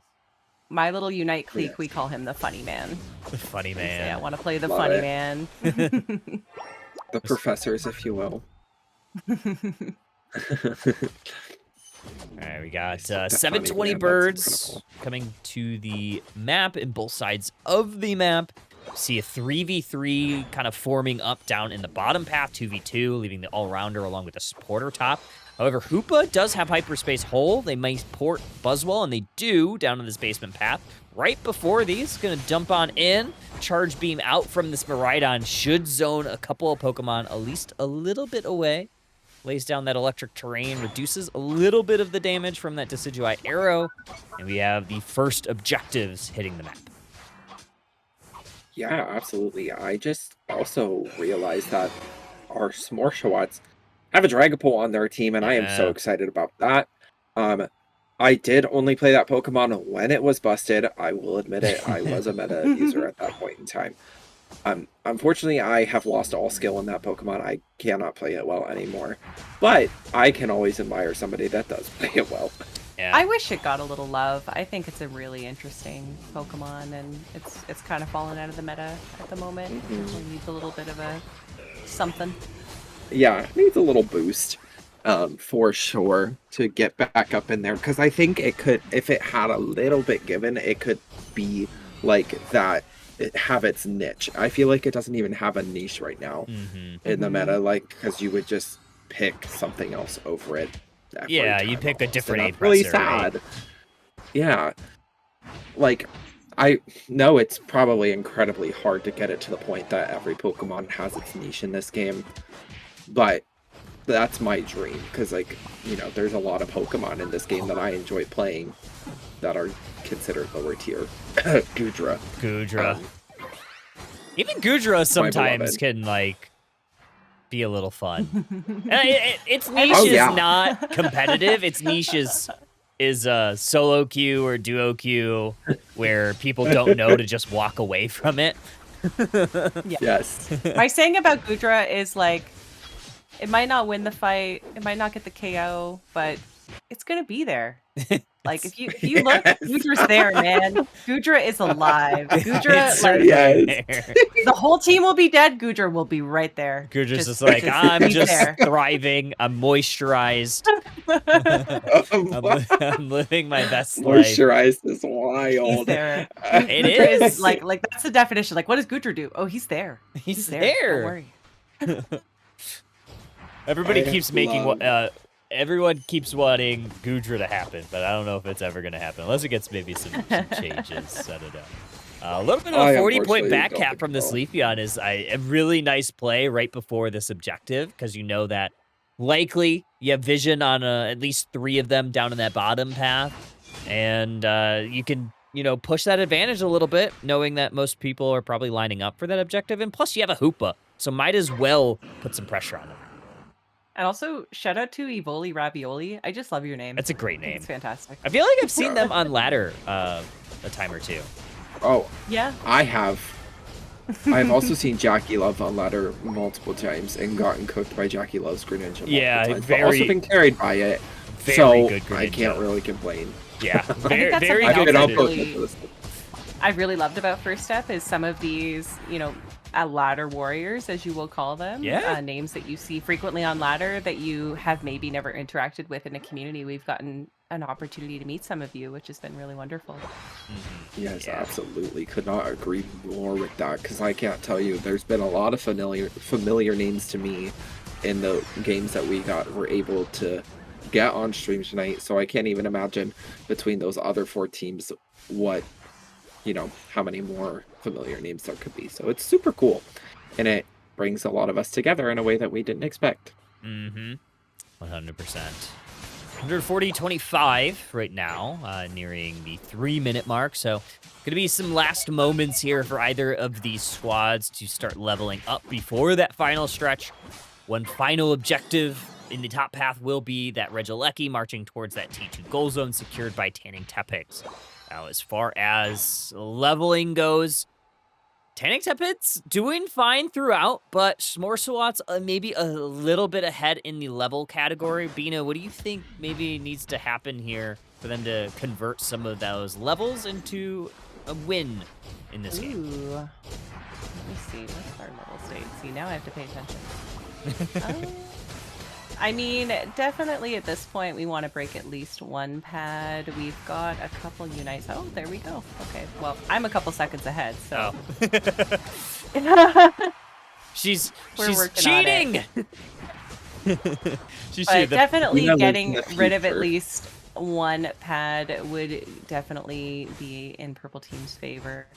Level-wise here, I mean, I'm waiting for the default to pop off. We're at level 14 default. Like, I'm excited to see how this Ray fight Yeah. goes down. Yeah, we already had that 4 KO right before Ray. I mean, they're ramping up. I'm sure, I think KOs, they probably have maybe maximized that or at least very close to it at this point. Level 14, maybe level 15 if we get towards, you know, that 1-minute mark. I do like the zoning, like, you know, poking those tall grass areas with that Psyduck Psychic. You do see that Leafeon on the backside, so you do have to worry about that coming in from a flank on the backside. So you see the Schwarzwatz kind of rotating towards the bottom side, but the rings are unbound. I have to give it. I don't know if anybody else was watching the Decidueye out of the corner of their eye. The Decidueye does end up going down, but it had 2 really huge leaf storms on that sword and was able to dodge the ult from the sword to stay up longer than it should have. So shout out to that Destiny player. That was really good work. Quite the close team fight here. Dragapult able to finish off some people. Leafeon and Snorlax still up on the side of our Tanning Tepigs, and with Buzzwole and Decidueye coming back, and Decidueye still has its Unite move, so Yeah.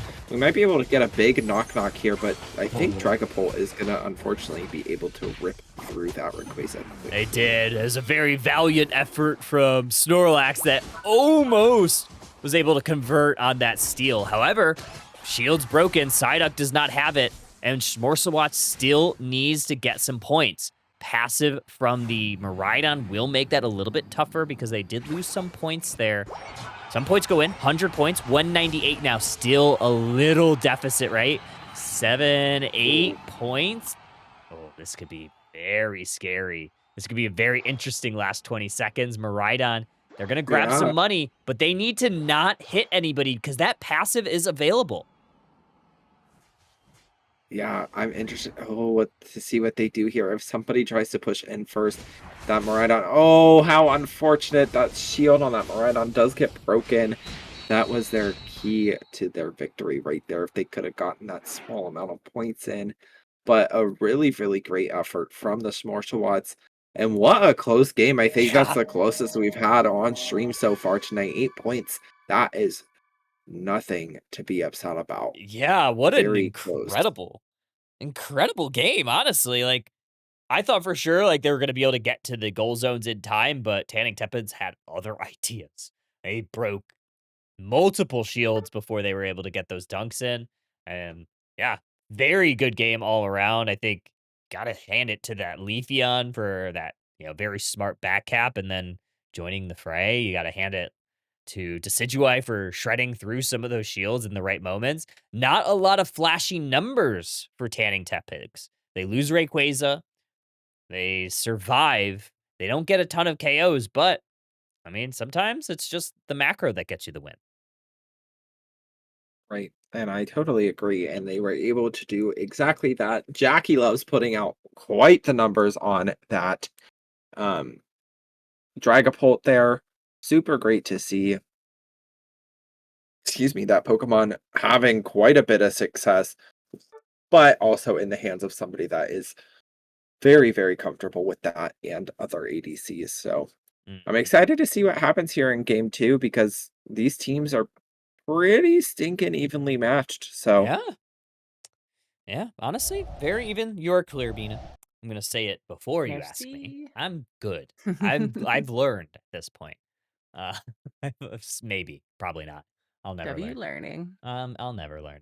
But yeah, that was a very exciting. That, like you said, Gary, that was the closest match, at least points wise, of the night. I think we've had several very close matches that came down to maybe a split second decision or a Rayquaza flip. I mean, even there, for sure. even though it says pineapple Piplups, I didn't change this overlay. See, I missed some things. You said I was good at remembering things. I did not remember to change this overlay. Well, The Schmor I slots. clearly didn't catch it either. This overlay didn't get changed, but the other one was right. The other one was. So yeah, the other one was fine. you This know, one, not it's fine. the little wins. We didn't come to this before the match though either. True. Yeah, Did we? we didn't because we were See, directly then- in the artwork section of Yeah. this stream. Make The sure. artwork. The art. We were in arts and crafts. And honestly, Gonna change. They're the gonna artwork's stay. so I good. think on their sides, we're gonna change priority for oh, them. okay, perfect. All right. Perfect. Perfect. We're good to send it. Yeah, we're good to send it. This is the All right, last match they're of the night, so ready. I'm not updating this overlay Yeah. because I don't. Okay. Oh.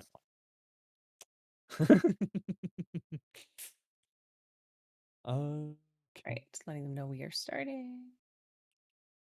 Last match of the Go. night, first step, session 1. It's been a fun night. Session 1. It's been a very, very chill vibes stream, and I've enjoyed it. Yeah, it's been fun. It's been nice to just also like, I mean, we've obviously cast it, but we've also just talked Mhm. about different portions of the game and like meta and that kind of stuff. And it's been kind of nice to like have a little bit of a different cast. It's more of like a round table, if you will. Mm-hmm. Just conversating about the game and about the players and about like all these different things. And I've thoroughly enjoyed it, and I hope everybody else has. Yeah, I hope so too.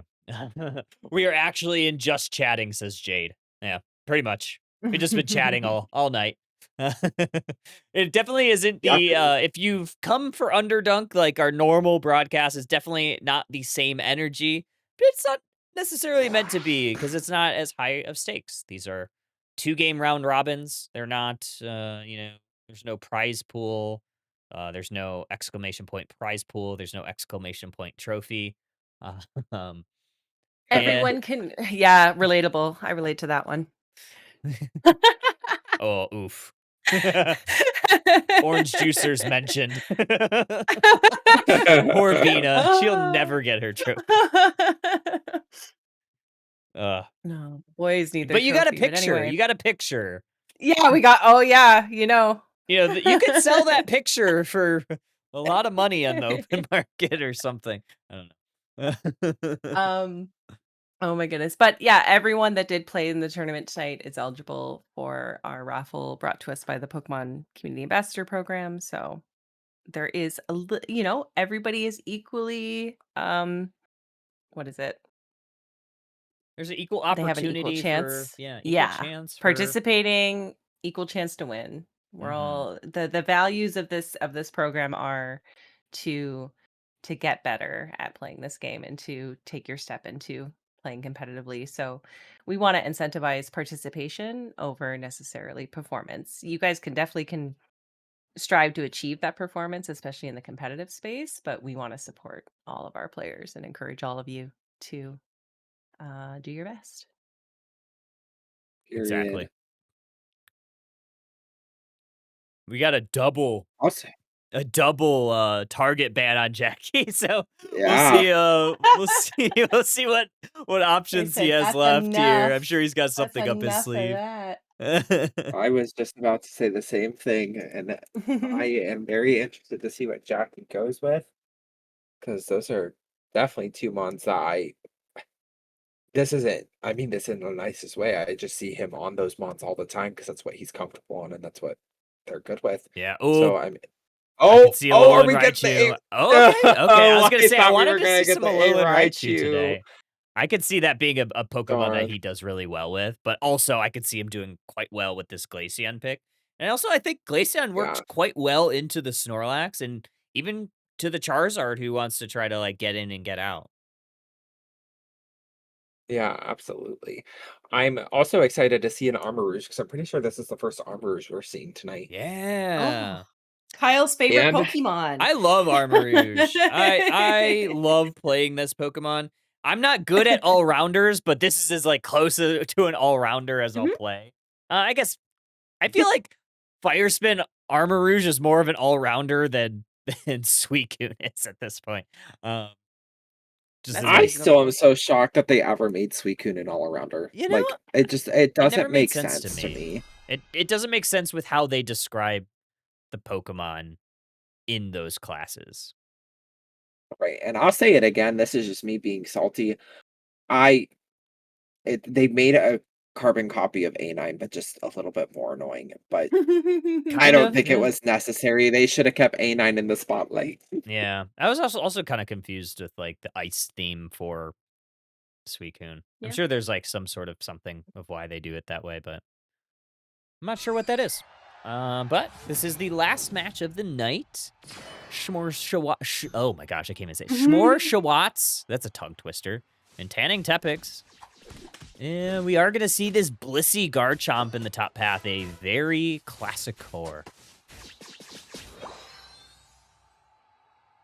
Yes, what a scary duo. It I never is. like seeing that in the Me top neither. lane. Of her. Jade bringing up Tepix being a very late scaling comp. No lie, they are hopefully they are able to get online early. I'm sure these might be some comfort picks for the people playing those Pokemon, because I can't imagine that people would just pick Charizard without, being comfortable on it. I know I wouldn't. There's a reason I don't play it, because I don't know how. But yeah, very interested to see how this all plays out here for them. I personally think Garchomp Blissey is a cheat code to Unite. I think you're exactly right. Honestly, I think that, and I think just Blissies that truly understand helping hand safeguard. Like, it truly, like, I know it got quote unquote, Blissey got quote unquote nerfed, but let's be so for real. Yeah. Safeguard Blissey is still really good. You just have to have a little restraint.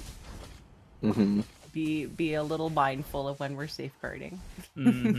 That's exactly You right. don't press it on cooldown.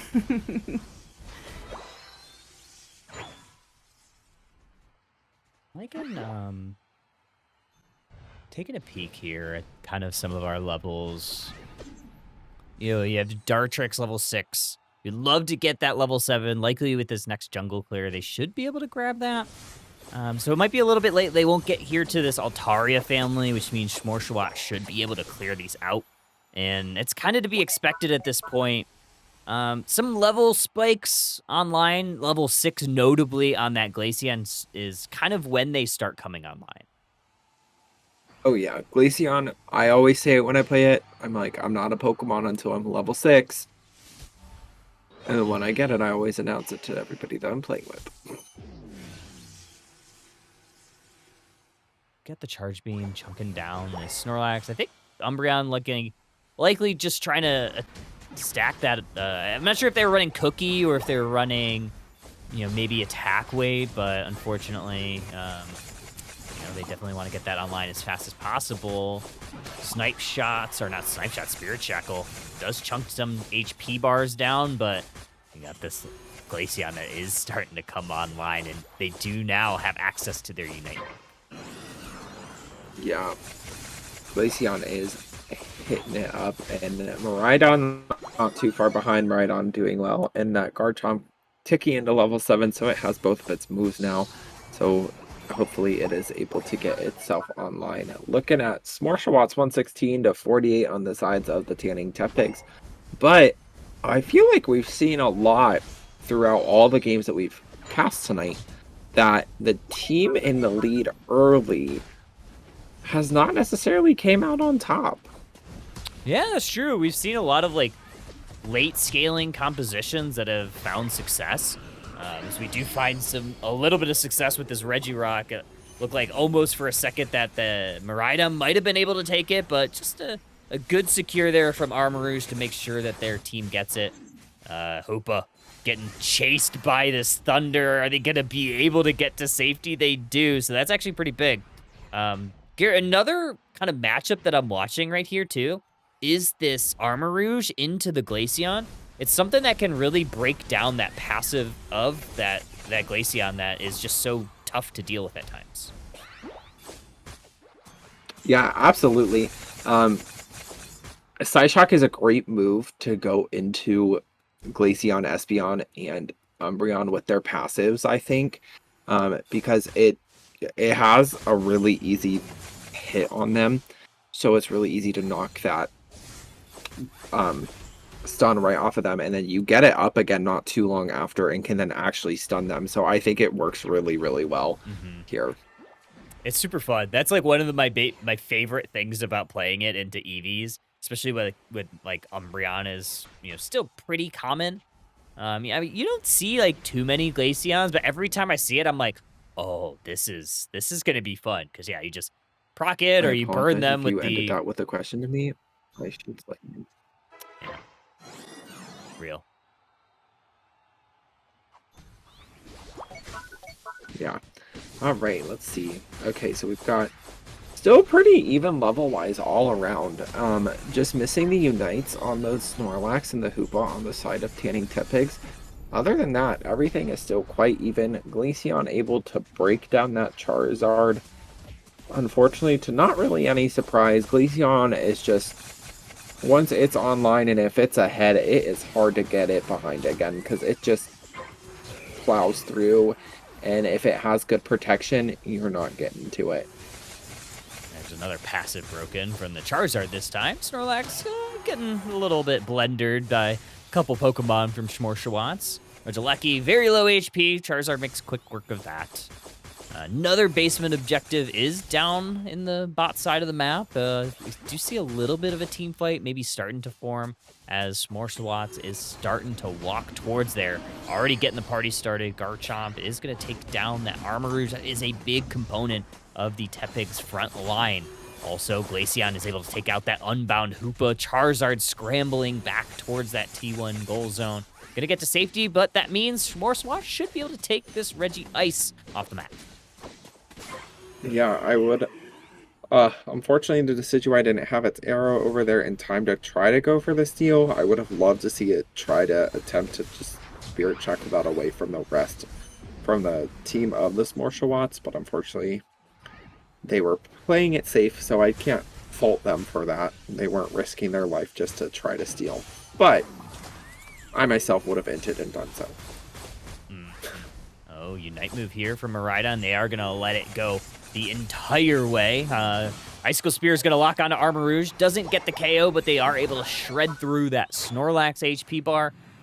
Smorshwats, much better early game in game number 2, opposed to game number 1. You see a pretty significant score lead here going into Rayquaza.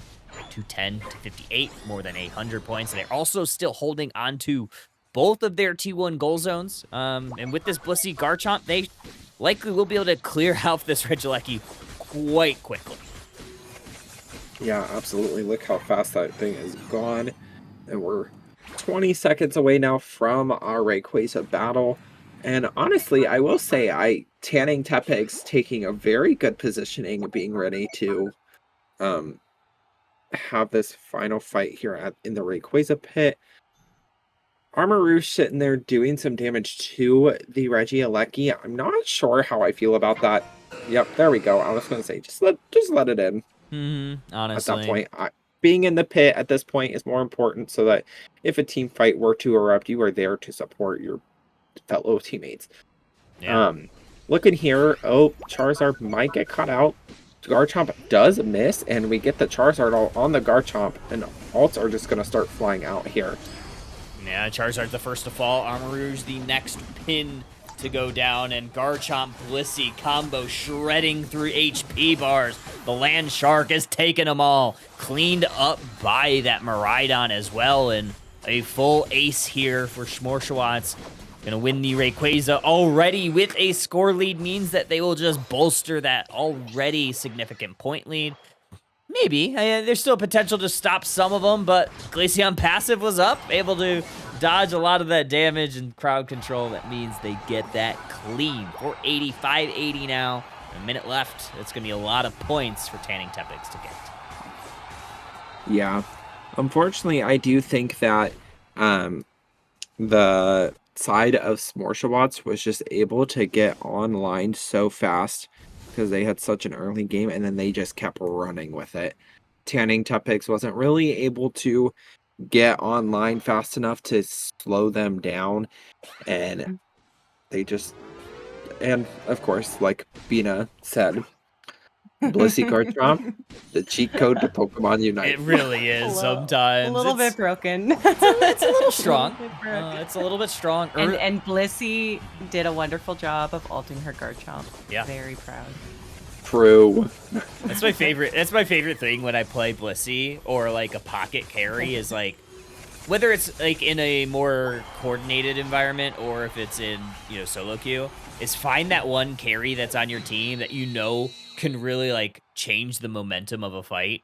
And especially as Blissey, like I'm always looking for a Garchomp, I'm looking for a Ceruledge, maybe a Zoroark, somebody that can really be impactful and take down multiple targets in a scuffle. It's just really, really, really strong in pretty much every meta that we've had. Yeah. Blissey will forever be relevant. Nobody can convince me otherwise. Yeah. Unless they nerf it completely into the ground, which They could. they aren't going to do it. They could. The only Pokemon they ever did that to was Serena. True. Truthfully, they took Serena from the but even very though, top but even then, like to the very bottom. Serena is like still like picked frequently enough in competitive to where they're not gonna like make it even stronger. They're playing it in Asia a lot. Yeah, they're right playing Yeah. it. Well, they a did lot. like buff it back Yeah. a little bit That's true. after, because Yeah. after the initial. I'm talking about when Serena was busted, and then they took it and they really said, "You're going to the bottom of the barrel for a long time." Mm-hmm. But then they said, "Okay, fine, we'll give you a little bit of your game back." And I think Serena's in a fine state now. I think so too. I think it's like you know that you're kind of playing from behind for a bit, but you know that eventually it's gonna flourish into a beautiful butterfly. Not really a Yeah. butterfly, but essentially. A beautiful onion. Beautiful onion. Let's do our last drawing of the night. Fantastic work from all these teams. I think we only had 1-2-0. Everything else was 1-1. Love to see it. Sometimes that's more competitive than some of the games that we get on Underdunk. Sometimes we see a lot of 2-0s, so very good showing from a lot of teams to kind of make things very even. And also, shout out to Bina for seeding these players into teams in a very equitable way. We did our best. Did you want to show the match pairings on stream? Or sorry, the match records? Oh, If do I we can get you have that the too? graphic? Yeah, I just need to input them for the last round. Let me see here. Oh, and I have another round of creations, some mascots. No. Oh boy. So we will let's do our final see. drawing, and then we could do our records, and then we will do our some of these are really good. Some of these are really good. Oh gosh, I'm scared. All right, so this one is going to be I'll be right back. for this one's going to be for the Alolan Raichu license. Raichu. And then we have one more coin pack. Alolan Raichu license.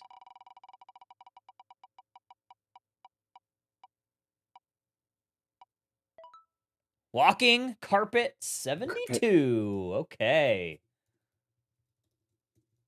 What a name. Cool. We got that one. And then final drawing of the night. Thank you, Pokemon. Thank you, Pokemon Community Ambassador Program, for helping out with some of the codes today. One final one. Laprisu gets 4,000 coins. Excellent stuff. GG's, Jackie Love. Insane work. Double ban. You got target banned twice. You got a single ban in the first game, and then you got the double target ban. Is crazy. Insane stuff. Alrighty. Let's get to once you upload that, we'll do that. But for now, we have some of our mascots to present and guess on. This is the one we know currently. This is the next one. Let me get the next one loaded. Next one loaded. This one is. Oh, not that one. Bang. There we go. Kyle, we have this content is no longer available. I pressed the wrong button. Period. Oh my. I'm assuming this is Chespin. I think so too. Yep. And I'm gonna say coconut Chespin or Chespin coconut. I think that's right. Bina, is that right? Coconut Chespin? Bina has stepped away for a second, Bina, but I'm almost 100% positive that I think it is too. Right on the nose with that. Nailed it. Good job, Rex. All right, got another one here. Rex can also confirm in chat because clearly he knows the names. Free up, please. Oh, Litten Lemonade. That is incredible. This one's so good. Hurry up, please. This is art. I love this. Coconut tree Chespin. Okay, I was close. This is Lemonade Litten or Litten Lemonade, one of the two. Lemonade stand. I'm pretty sure. This is Picnic Table or Picnic Poplio or Poplio's Picnic Table. Poplio Picnic. Yes. That one's so good. Alrighty. We have where is it? There we go. I've gotten all 3 so far this You're round. nailing Bina. it. Oh.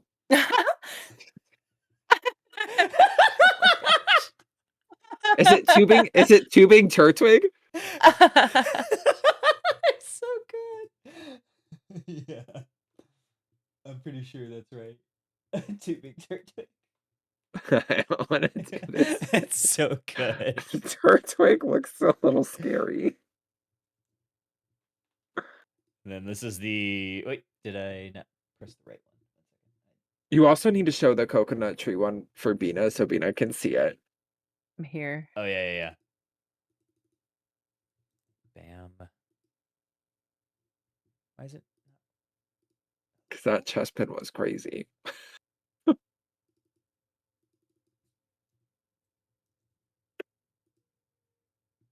This one's not showing for some reason. Let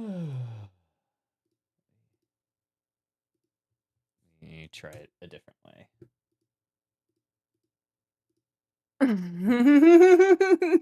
I love s'mores, man. Although I Yeah. eat the saddest version of a s'more. That's like my favorite treat. So I'll take a rice cake and I put marshmallows on it and some little chocolate chips, and that's my version of a s'more. This one's so good. These are going in the s'more, mascots. You should have put the graham crackers on top and on bottom. Oh my god, of put the the Oshawott. put the Oshawott inside Oshawott. the s'more? I would love Yeah, that. I would that'd love be that. incredible. That would be really good. That would be really good. I don't know if we have had a Froakie one yet. Yeah, I don't Jade, think so. Not did we yet. do this Oh, one there yet? is a Froakie name. It is Froakie's Floaties. I love that. That's so cute. Let me make this a little. Please see bit. some of the names we didn't see this week next session. I will definitely prioritize the ones that were not used yet. Make this a little bit bigger. So yeah, overall, Beauty. look at this. Look, yeah. Pretty even across the board, honestly, it looks like. Yeah. Yeah. One. Yeah, we just had like a couple of O2s. Not too many. Yeah. Yeah, ties are on the far right, so it goes win-loss tie. Oh, there's Is the order. ties? Yeah, because we have ties, yeah, because we think were only about all playing the 2 1-1s. games, so the 1-1s Oh, are I ties. see what you Yeah. mean. I see what you mean. Okay. Yeah. Yep. Heard. Yeah. Okay. So it goes win-loss twice. This is actually, for those of you that are looking at this kind of information for the first time, this is the tournament organization software that we use at Pokemon Regionals when you're playing traditional VGC or TCG, and also for the side events. So we wanted to sort of apply Unite to the software and experiment with it and try something outside of Cool. StarGG to put it together a little quicker. So I love that's that. what, yeah. I love it. Yeah, awesome stuff. I mean, really good showing all around. I think hopefully everybody had fun. Hopefully everybody is ready to rumble for session 2 because signups Look at are that. open. Because today Woo! is, or I guess today is the 12th now, at least if you're in Eastern time or in the UK.